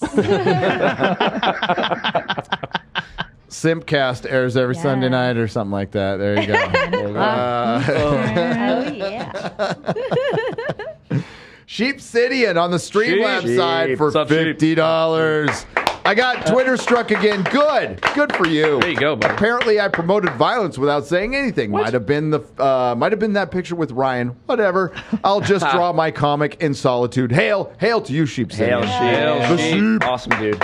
Just racism. That's all it is. You know That's all it is. Call him out for it. Rob Robinson for $50. Working maintenance. Women bathrooms are nasty. Love you all. Take care. Oh, You're not wrong. women. The only thing nastier than a woman's bathroom is her car. Rob is her fucking Oh, car. that's not true. Yes, it is. Not Nope. true. Worked true. I don't know them. worked in the auto industry for 15 years. It's an absolute fact. Women's cars are disgusting compared to men's cars. Okay, there's fucking food, and I don't even want to like. Don't look at my car. Tampons Don't look at my car. That's my car. Way. Tampons. Tampons under the seat. Yeah. I keep I my maybe- car and my asshole Hair. in the same shape. Well groomed? Wrecked. Full of old takeout.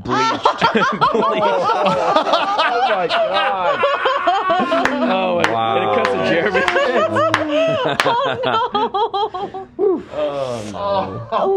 Yeah, me and Quarter Black hearing Gary go off on cars. We're like, God, our cars look like fucking shit. Yeah. Dude, your car is like it's so fucking easy to clean. Nobody else is in there. Why the Yeah, it's fuck would just I me. care if I got a bunch of shit in the passenger Because seat? if you have one piece of trash, you can take it out when you walk out of the car. Yeah, Or but like, I can just leave it there. I At could the just do gas it. station? I could just do it once you're a my fucking kid, I'd month. smack you Exactly. upside the You fucking pull head. up to a big dumpster and dump it all out at once. Yeah. Yeah, you And then you clearly let it haven't build back seen- up. You clearly haven't seen Ryan's studio, Gary.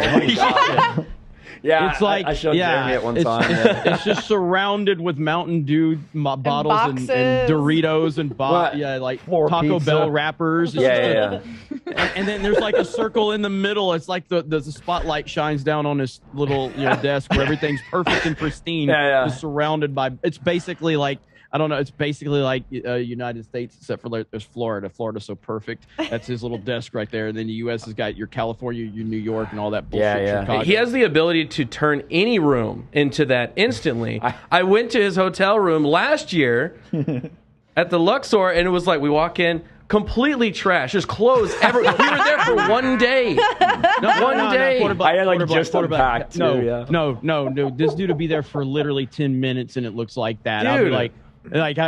he'll check in. I'll check in. And I'll go get set up in my room, and I'll go over there to tell him something. I'm like, Holy fuck! What is this? What happened? It's just like a tornado just goes in and just destroys it right when he checks in. But yeah, like my brain like operates on like fucking chaos. So like I know where like everything. I know where everything's at, right? But I'm always doing like 8 things at the same fucking time. So I'm always like in the middle of a bunch of different shit. So that's how it happens sometimes. I don't know.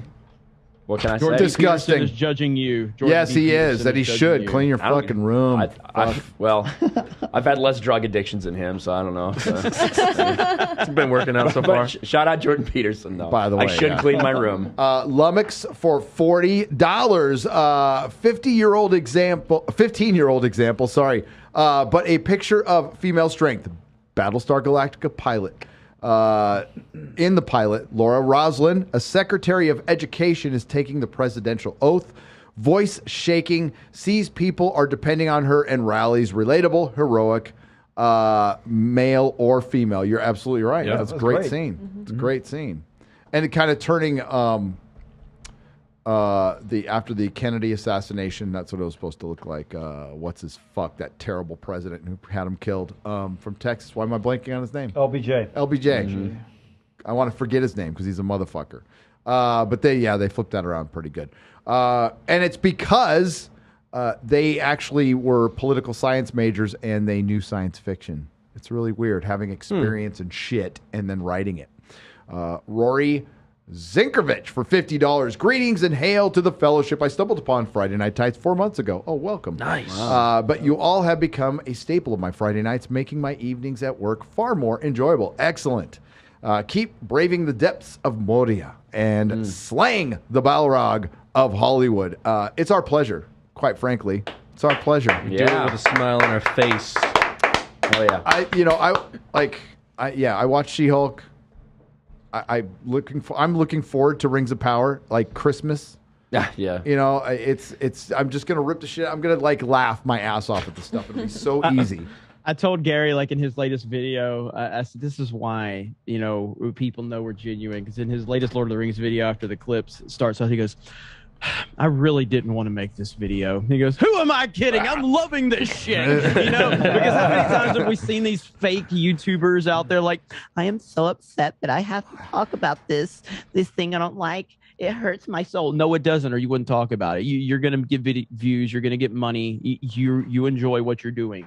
And so when he did that, I laughed my ass off. Men thrive on a certain amount of conflict. Okay, it's fine. I have it doesn't stress me out. Ryan doesn't lose a fucking wink of sleep. I don't lose a wink of sleep. None of us lose a wink of sleep, even when you're roofied. So you've got a lot of sleep. Well, too much drink.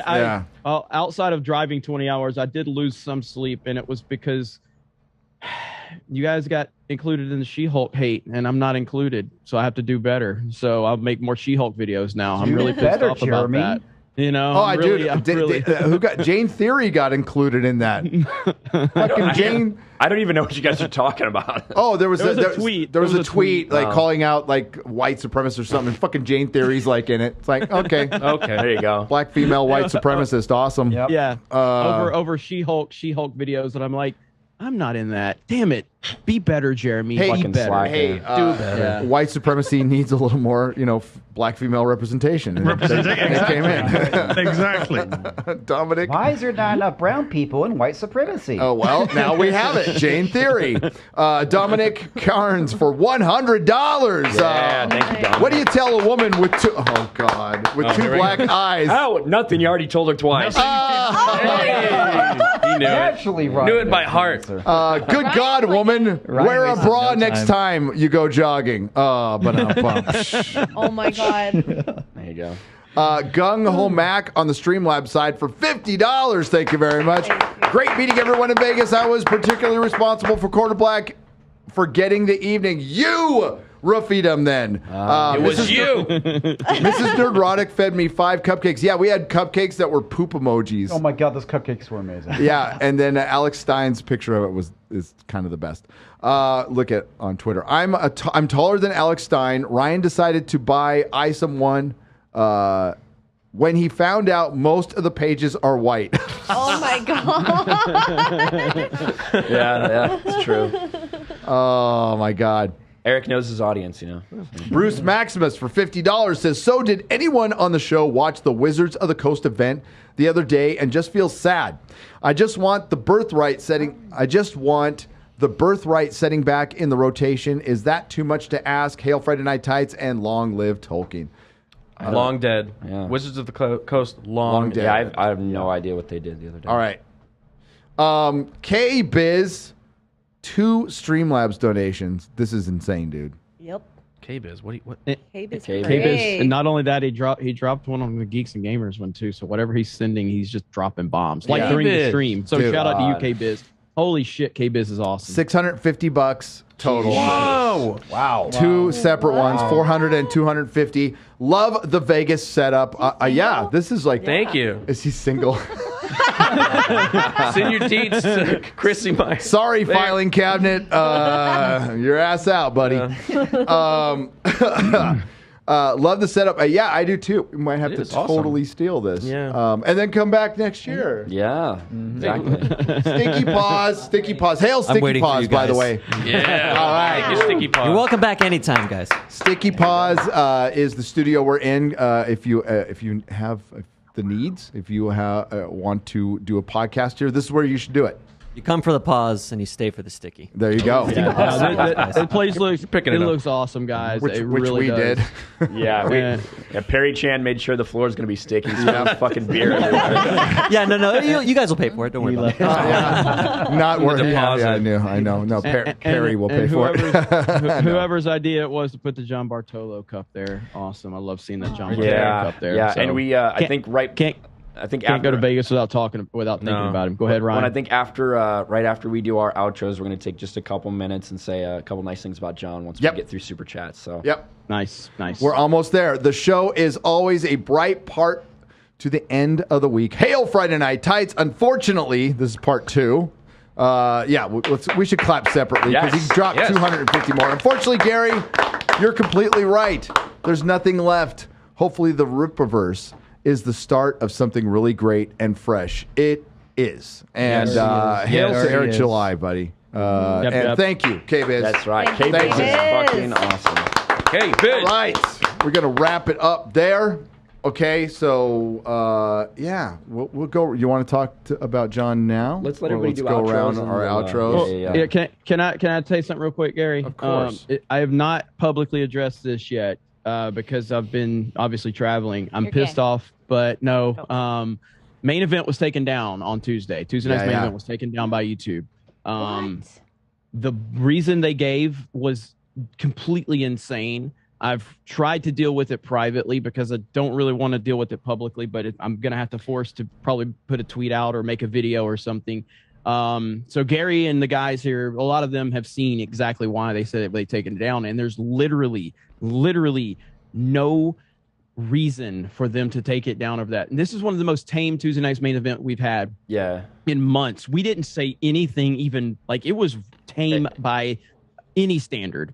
And go ahead, Ryan. Well, just to be clear, it wasn't taken down for copyright. It wasn't taken down for hate speech or none of that bullshit, right? It was something very weird. I don't know if you're going to get into it today necessarily. You're going to wait till that video. I won't get into today. I'm going to make a I'm going to essentially, like, without going into the specifics, their reasoning was we used a past event to pretend that it was a public event, and that creates egregious behavior that's not allowed on YouTube. That video is up on Rumble. What? Yeah, that entire video is up on Rumble right now or Odyssey. Go watch it and tell me you can find anything that even comes remotely close to that. The only thing we talked about was the Lord of the Rings article on August 15th from Yahoo. That's what we talked about. That's the only relevant story or any news story that we discussed. Half of it was reading super chats. So I apologize to all of you. I know a lot of you were asking what happened to it. I was trying to deal with it privately just to, get it. They rejected my appeal, by the way, too. So I'm still going to work on it. They didn't give us timestamps, didn't give us anything. Typical YouTube fashion. Typical YouTube. Yeah. Now, it didn't give me a strike. But definitely frustrating, to say the least. So, yes, shout out to all of you that have been asking. A lot of people have been asking what happened to it. And so you can go watch it on Rumble or Odyssey right now. And I'm still working on it, but it's very frustrating. So, yeah. Fucking YouTube. Wow. Yep. It's a strange one, and if it continues, it should be very concerning. I mean, like seems to be ramping up. I talked about it a little bit on the Nooner. We had Drew gone, of course, and the Friday Night Tights got hit 4 episodes in a row. All that got turned, by the way. Because I luckily had somebody to talk to. Steven Crowder's down. Steven Crowder's Chult down. Channel's down. 2 weeks. Can't stream for 2 weeks or 1 week. 2. And it's even like it's bleeding into people that aren't even political. Like I saw a channel that there's a gaming channel that I watch. Literally doesn't talk about anything like controversial and anything. Spawn Wave. I love that channel. Again, he'd probably hate my guts if he knows who I am, but I love that channel because he just talks gaming. It's a fantastic gaming channel. He got a strike out of nowhere. The reason he got a strike, and I think he got it cleared up, so I think Keemstar got involved in it, but he got a strike because he linked back to the Xbox store to reference something he was talking about in his video. So YouTube gave him a strike for spam and deceptive practices for linking back to the Xbox store. And of course, I think it got cleared up. But he couldn't stream he couldn't upload or live stream for 2 weeks. But I think they got it cleared up in a day. But it's terrifying, man. And that's why I keep saying, like, well, all these people that are out there trying to trash other YouTubers and whatever, we're all on the same fucking team, you idiots. Yeah. We're all trying to battle this nonsense. And I've talked about people that hate me. You deserve to have your platform. If you can build a platform off of hating on me or anybody else, then go for it. Make your money. But the fact that so many people want to take other people down because they get more traction than them, it's disgusting. Let people have their opinions. Let them build their audiences, but stick with each other when shit like that happens because we're all fighting a bigger enemy than each other on this platform. Yep. Absolutely. It's always been bigger than Star Wars, Jeremy. It's always been bigger than Star Wars. 100%. 100%. Yep. All right, man. That sucks. Hopefully it gets put up. And I did pass it on to my guy, so we'll see if he says anything. Yeah, you're welcome. Comics division.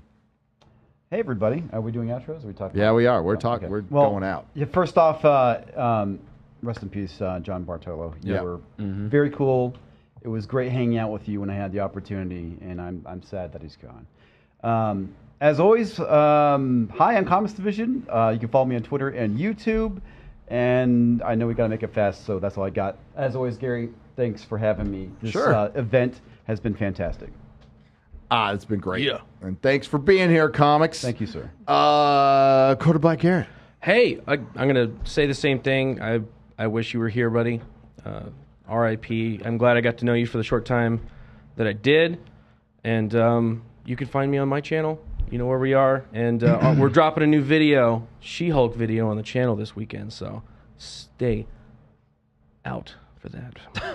Stay out or stay tuned. Look, I'm still drunk. Still roofie. Okay. I'm not here. But you're here, man. But you're here. But you're here. Don't touch me. Oh, wow. Oh, my God. Chrissy Mayer. Oh, hi.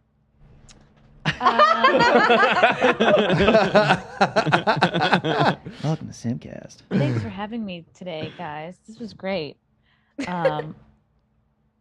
Yes. I will be doing some comedy in Austin, Texas, September 8th, the Cap City Comedy Club. Yes. Then I'll be headlining in Philly at the Helium Comedy Club September 14th.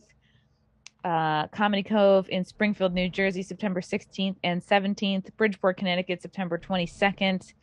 New Orleans, September 31st? No, 30th. And Octoberverse. And then Orlando Improv, Thursday, October 27th. Woo! And Content House is coming up end of October. Super stoked. Super psyched.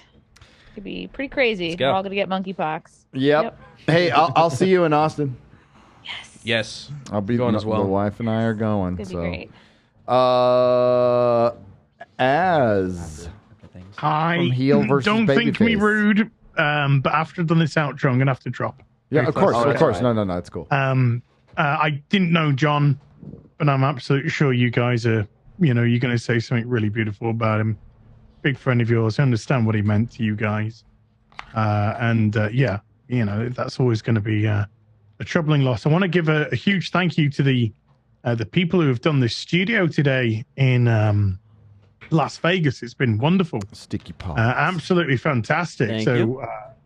Thank you so much indeed for putting it together and putting it together so well. I have a confession before I go because it's got a little serious. I don't actually have any slaves. I made that up, and I lied, and I feel bad about it. No, you don't. Unsubscribe, unlike, unfriend, do all that good stuff, and Oh, Belle! Look at you getting attacked by that cat. He's getting attacked by pussy. Yeah. It's a day ending in Y. You know what I'm saying? And I will see you guys very soon. See you Tuesday. See you Tuesday. Yeah. All right. Thanks, Az. Bye, Az. See you, buddy. Bye. Peace out. Later, Az. Jeremy from Geeks and Gamers. So John Bartolo. Every time I'll never ever be able to go to Vegas without thinking about John. Knew him for a year. Luckily he connected with Ryan, and I remember when Ryan made that initial connection, we me and Ryan both felt like this could be a really cool opportunity. John has a whole demographic he can open us to, and he seems really impressed with us. We just thought it would be like a cool business relationship, but once Ryan went there and then did the show, and then John got to really kind of see more about what Geeks and Gamers is about, and Nerdrotic, Friday Night Tights. He's just really was blown away by that. Reached out to Jay, reached out to me, and we all came there individually, did shows in his studio, and then he was gracious enough to open up his entire studio to us for Friday Night Tights. And he did a lot for us, and he did a lot for a lot of people. I know you hear the cliche about like this person that passed away. They did so many things for so many. It's literally not a cliche with John Bartolo. He wanted to connect you with other people that he knew could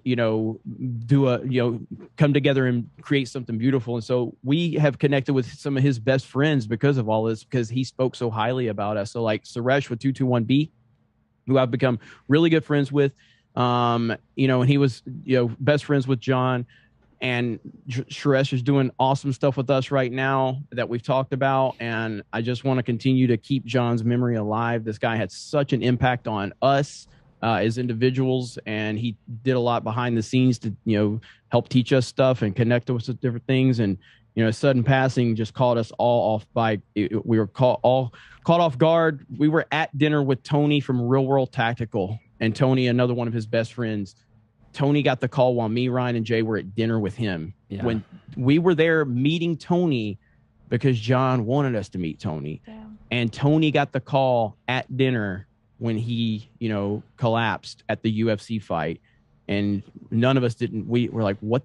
This is insane. Like, what's going on, And so, we're going to keep his memory alive. We're going to continue to shout him out. He's got a wonderful family, and, we're just miss him every day, but we're going to do exactly what he would want us to do, move forward, kick ass, and never apologize for our opinions. So yeah, there you go. And speaking of, kind of keeping all that alive and all the connections, we actually have Marcy in here.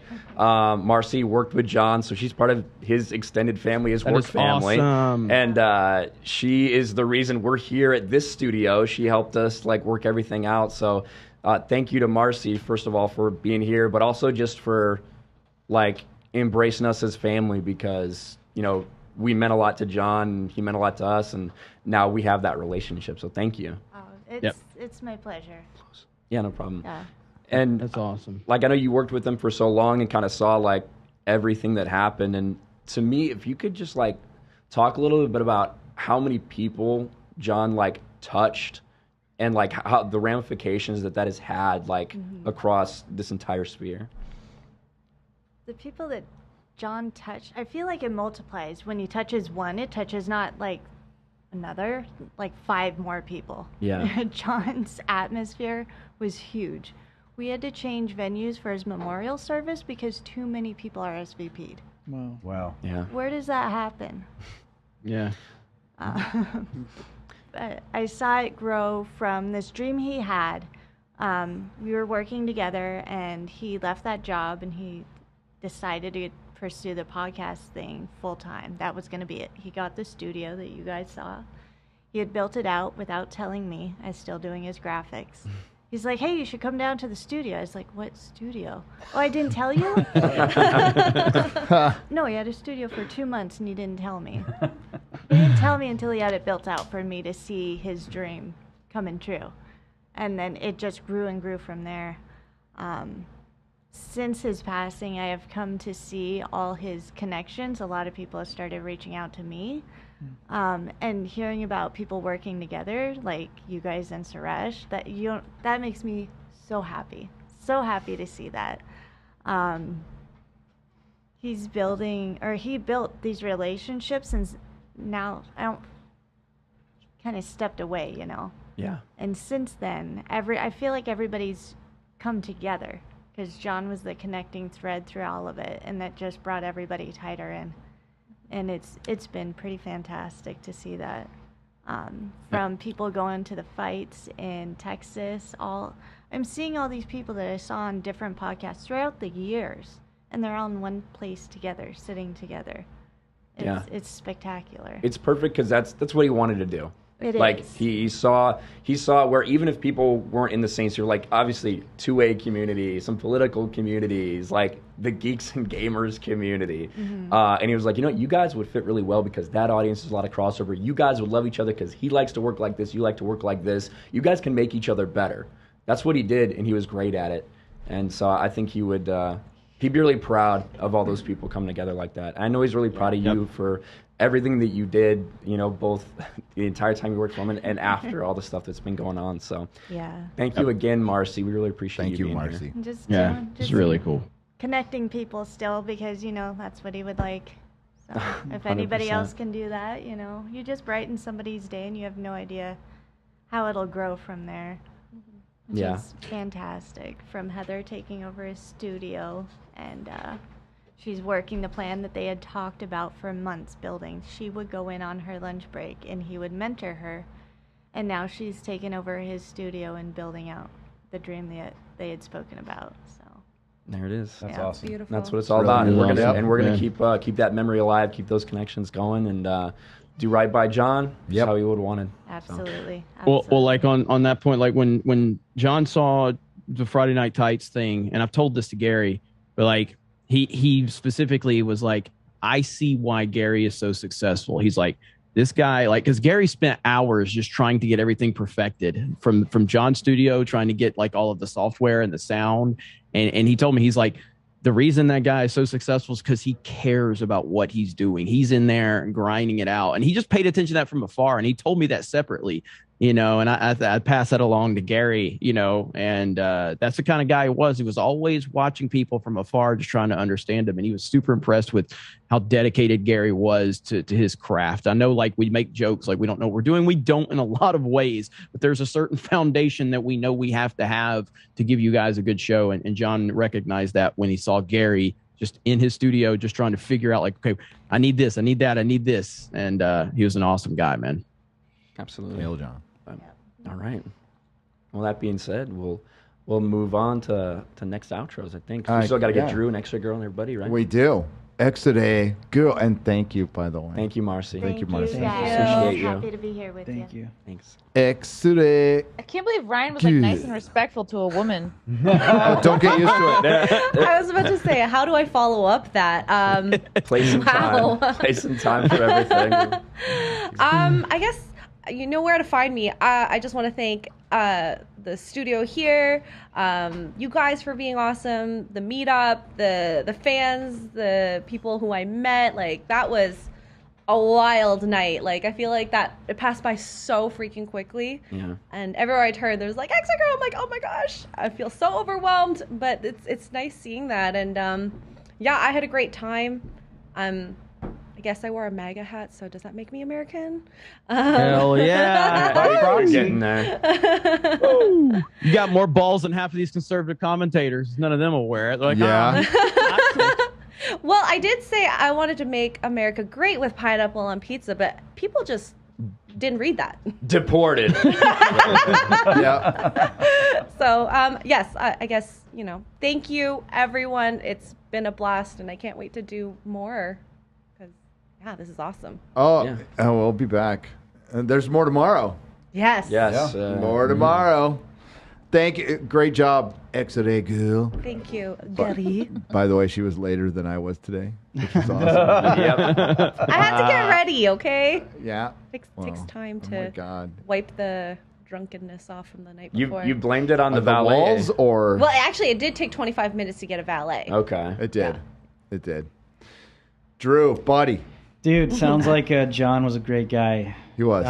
Sounds like there would be no FNT, no Geeks and Gamers. Sounds like none of this would be happening if it weren't for this. He was instrumental in, like, especially like the last year we went here, we were here. He was absolutely instrumental about that, and that was like a springboard. So Yeah. it was really cool. It's incredible, man. I just want to encourage people listening to, cherish those kind of people in your life and take advantage in a good way to learn from them and listen to them and hold them close, because tomorrow's not promised. It's just as simple as that. Yep. Yeah, very true. And so, I mean, I'm thankful because I get to be here and hang out with you guys. And I think it's just as simple as like finding new friends. You Yeah. know? Like I think that's what people love about this. Well, and I think like that's kind of like what we are, Drew. Really, you know what I mean? Because obviously you're so tuned into the political landscape and everything that's going on right now. We're more focused on entertainment, but there is just a crossover. It's undeniable that is a crossover that needs to be addressed. And the fact that somebody like you is watching FNT, then comes on, then we're on your shows, and it's reciprocal, and everybody continues to grow through it. Agree, man. Yeah. So everyone in the chat, thank you guys. Hail the chat. You guys can watch my show, Frontlines. If you think some of the stuff I said was provocative and mentally ill tonight, just good luck watching. Good luck watching my show. Which, by the way, Gary and Ryan will be on in maybe an hour and a half, 7:30 p.m. Pacific Standard on Real America's Voice. There you go. It's 10:30 p.m. Eastern Standard. Go find the app, find the website. Actually, just go straight to my Twitter, at Drew H Live. The link in my bio has all the links possible in there to find it. I mean, we had 6 of our episodes taken off of YouTube because we were exposing groomers, specifically reporting on legitimate reports of children being groomed and molested. So YouTube drew their line in the sand. Yep. Banned 6 episodes of mine, and Twitter's coming after me as well. But I find it as a badge of honor, and I want to thank you guys too for supporting me during that time with the retweets and just the love and the care. So I think that's important when these people come after us. Like Jeremy was saying earlier, make sure to support each other when this stuff happens. So also, I want to invite everybody, because my show is powered by Turning Point USA. America Fest is going down in Phoenix, Arizona, December 17th through the 20th this year. You guys can register at amfest.com and use my promo code DREW for a discount if you want to come see me and deal with my mental illness in person. We film my show live at these events, so it'd be cool to see everybody. And I'll be here tomorrow, right? What time is the 2 o'clock? 2 o'clock. So if you guys want to come see me, I'll stay here. I'm staying here in Vegas one more day, so I'll see you guys tomorrow. And that address is on the community section of this channel. It's the Emporium. It's right next to Meow Wolf. It's a barcade. Yep. There it is. That'll be fun. Yeah. So. Since X-Ray Girl mentioned it, I have to just mention this one more time. This is what John gave me when I came to his studio. That's right. Personally signed from the 45th President of the United States of America. Yeah. He told me, he's like, I need you out here, bro. And I'm like, I don't drive. I mean, I don't fly. I have to drive. And he goes, get out here. I'll give you a signed MAGA hat personally from the man himself. I'm like, Jeremy was there in 28 hours. I'll be there tomorrow. So yeah, shout out to him. So yeah, man, I miss that dude. So yeah. What do I got? Oh, I promised to mention a good friend Kai, who showed up to the meetup. He did a book called Space Domino. Space Crime Domino. Yeah. He's got a new printing out with a little more something I can read, actually, because I couldn't read the small print. Gary's phone looks like a fucking old person's phone. Dude, it's me and Ryan were laughing about that. Where were we at, Ryan? Give it time, buddy. We're at the restaurant. We were at the restaurant the other day. I looked over at Gary's. It's like the text looks like that. Like it's so big. Yeah. It's so giant on his phone. I'm like, he's so blind. Well, what doesn't make any sense to me is I thought that's like, isn't that why you have glasses? Oh, like, like you will understand when you're pushing 40, buddy. Yeah, because that's when it all goes downhill. Kurt Metzger's She-Hulk reaction. So just so you know. Hail Kurt Metzger. I passed a little note to little Gary Facebook. talking about like the time earlier, and I made sure to fucking zoom way in to get the last name. It's like, look at how blind this guy is. It's so funny. Yeah. Well, I made that joke about comics before I knew it was actually something wrong. I know. I was like, it was funny as hell. Oh, sorry. it was, but it's like, you know, you call your friends retards, right? You don't call retarded people retards. So I was shit, oh my bad comments. No, it's not a big deal, too. Don't worry about it. So Kai got his new printing out. It's available on Amazon. Space Crime, Domino. I promised I'd shout him out. It was good to see him. And his lady, and they hung out with us in Meow Wolf, and that was tons of fun. They were cool as hell. Otherwise, I did a She-Hulk review that I'm going to make Roofy Black Garrett edit. Sometime Are you sure not going to make Perry do it after he spilled beer all over you? No, I actually should, but no, he's going to have to do House of the Dragon. Now he's going to get punished. There it is. Oh, yeah, I'll be live Sunday. I'll be live Sunday night, just like the old days, right after House of the Dragon, whenever it airs on the West Coast, because I'll be in Arizona, I think, at the time. And we will do an old school review right after it airs for about an hour and a half. Get your thoughts, get my thoughts. Get us all warmed up for Rings of Power. I'm sure it'll be like a really pretty piece of dog shit, but like let's see it anyway. And I don't know. I'd love to see how many people actually give a shit about Game of Thrones. I'm guessing not a lot. Dude, they're pushing hard, man. I had Discovery Channel on in the hotel just to throw something on there, and every single ad break, the first thing was House of Dragons. Every single ad break for like a 6-hour period or something. It's crazy. I think it's going to do better than Rings of Power. I don't think it'll be that much. I think it'll be better, but it's not going to be good because this isn't a good story to begin with, in my opinion, in my humble opinion.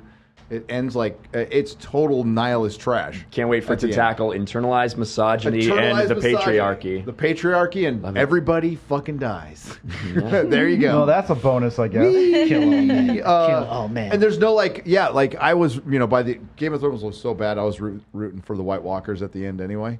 And there's no White Walkers, so there's lots of dragons. All right, so that's it. We'll be back next week. We'll all be home, I'm guessing. Yep. Could really get used to the studio thing, though. Yeah. So that's kind of what we're working towards at my house, but I can't. I mean, I'd love to have everybody come over every Friday. I can build furniture. Yay! You can come and build furniture and alphabetize comics. That'd be great. But Comics lives in my neighborhood. We can make Quarter Black come out and we can do something. Do that. But this is cool. We should maybe do dueling studios someday. Yeah, like Nerdrotic G&G. Yeah. I think it's almost like a certainty. So, yeah, I think it is. I think it is. I think we may be closer than we realize. So we'll see what happens. Yes. Again, thank you to Sticky Paws. Yes. Great job, guys. It's been awesome. Salute. Do you mind if I plug our stuff? Not at all. Go for it. Don't do it. All right, I have no camera on me, so just bear with me. We guys have a YouTube. We have a YouTube channel. We do a bunch of content too. We do live streams. We have our own podcast. We had Jamie Villamore. She's a gun athlete. She actually knows John Bartola very well. Yeah, that's how we got the. Yeah. And I feel for you guys. Rest in peace. And but I'm super happy you guys found us, and we'd love to host you for as many times as possible in the future. You guys can find us at Sticky Paws Studios on Instagram and just on YouTube. You can search us up. I really appreciate you guys. No, I appreciate you, man. It's been awesome. This has been great. We'll be back for sure. Yeah, and not everybody's maybe equipped to handle our humor or our podcast. For sure. Our audiences are gonna love each other because our content's right up your alley. Perfect, man. That's awesome. That's good. Check out Sticky Paws. And I can't wait till you get the emails from you. Platformed letter. I already told him. They warned us. That was the first thing he said. Are you sure you want us to shout you out? How could you platform that brown, those white supremacist Asians? That X-ray Asian girl is a white supremacist. No, I see no representation in the Rings of Power. How dare they? That's right. Well, because they can only do one race at a time. Chris Gore and I were joking about that. It's going to be Fortnite skins. eventually. Oh my It's god! going to be representation Fortnite skins. Yeah. There's rumors if Lord of the Rings is going to be involved in Fortnite. I'll fucking play the hell out of it. Jamie's just going to go kill. What, Rings of Power? Rings of Power or Lord of the Rings? I don't know. The rumor is, I mean, obviously it's going to be built around the release of Rings of Power, but we've seen other things. Like, for instance, like they had the Snake Eye skin come out that was literally perfection, but it was playing off of the horrifically bad Snake Eyes movie that you wouldn't think there's any connection. So Fortnite, one thing Fortnite does really good, they do a great job of their characters and their skins. Like, they look really good and they're always as authentic as you could imagine. They do Star Wars better than Disney does. Like, they really do. Like, they make it look authentic. Everything they do really works. So they just had a Dragon Ball release, which broke the servers. People are going crazy over that. Oh, people! So yeah, we'll see what happens. A Dragon Ball movie just hit the theaters too. It's probably going to beat the shit out of everything. Real quick, we didn't talk about this once because honestly, it's not that big of a deal. But the Saul Zaentz company did sell their Lord of the Rings rights to a video game company, Embracer, who also just bought Lara Croft Tomb Raider, and it changes absolutely fucking nothing. Warner Brothers has the film distribution rights to The Lord of the Rings. MGM, which is now owned by Amazon, has the film distribution rights to The Hobbit. Amazon has the right to the appendices of Lord of the Rings, and that is it. They can't fundamentally change anything that's in Lord of the Rings. And I think this Embracer group just wants to make fucking phone games and shit. So we'll see. A bunch of Saul Zaentz did get a bunch of European copyrights for phone games. So look for that in the future. But nothing's going to change. It does kind of protect Lord of the Rings a little bit, though. Amazon cannot make a remake of Lord of the Rings. Thank God. They can't. Maybe The Hobbit, but not Lord of the Rings. Not yet, anyway. So hey, and on my drive, I started listening to the audiobook for Fellowship of the Ring with Andy Serkis. My goodness, it's so good. It is so incredible. And I mean, obviously I love those movies. I think they're the best movies ever made. Like, not my favorite, but they're objectively just the best movies ever made. But hearing the context and the timeline, you know, and all of the stuff that I wasn't aware of, it's unbelievable. Shadow of the Past, one of the best. Well, that was the first chapter he wrote. It's fucking a phenomenal chapter, dude. Where you just get all the history. All the history. Yeah. So we're going to wrap it up there, or I could talk forever. Just way long anyway. So thanks again, Sticky Paws. Thanks for watching Friday Night Tights. Thanks to Perry Chan, Eric K, Exode Ghoul, everybody out there, all our remote people. Hopefully we'll all be together in one place, one time, one day. Thank you to everybody that showed up to the meetup. Yes. Thank you to everybody that's coming on Saturday. And thank you to the chat, the Legion of Memers, everybody, because you guys really make the show. We just sit here and shoot the shit. Yep. So. Everybody who left a super chat and donation, thank you very much. You help keep the lights on. We love you. Be good to each other. Have a good night. See you next Friday. Bye. Peace. Bye.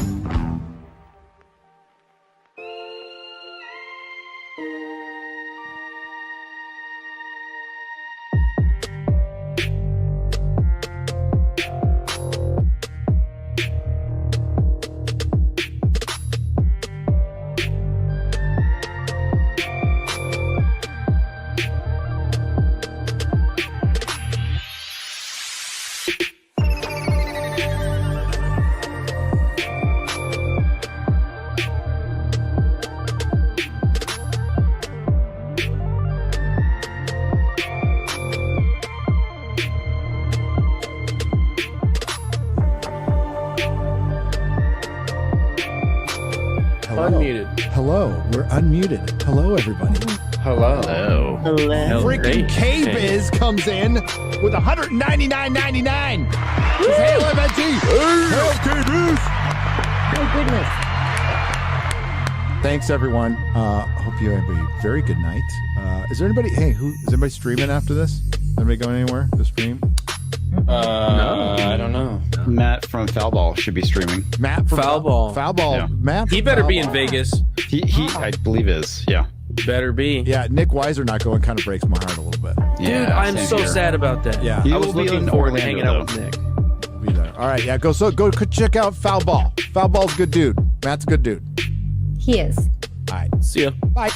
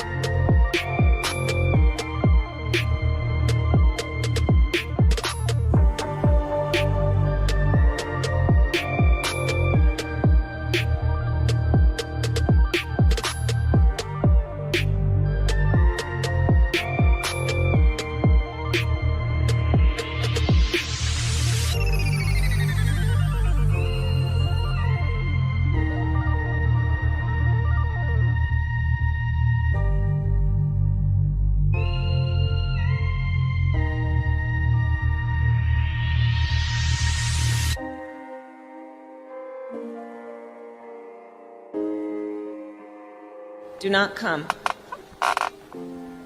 Do not come. I'm gonna come.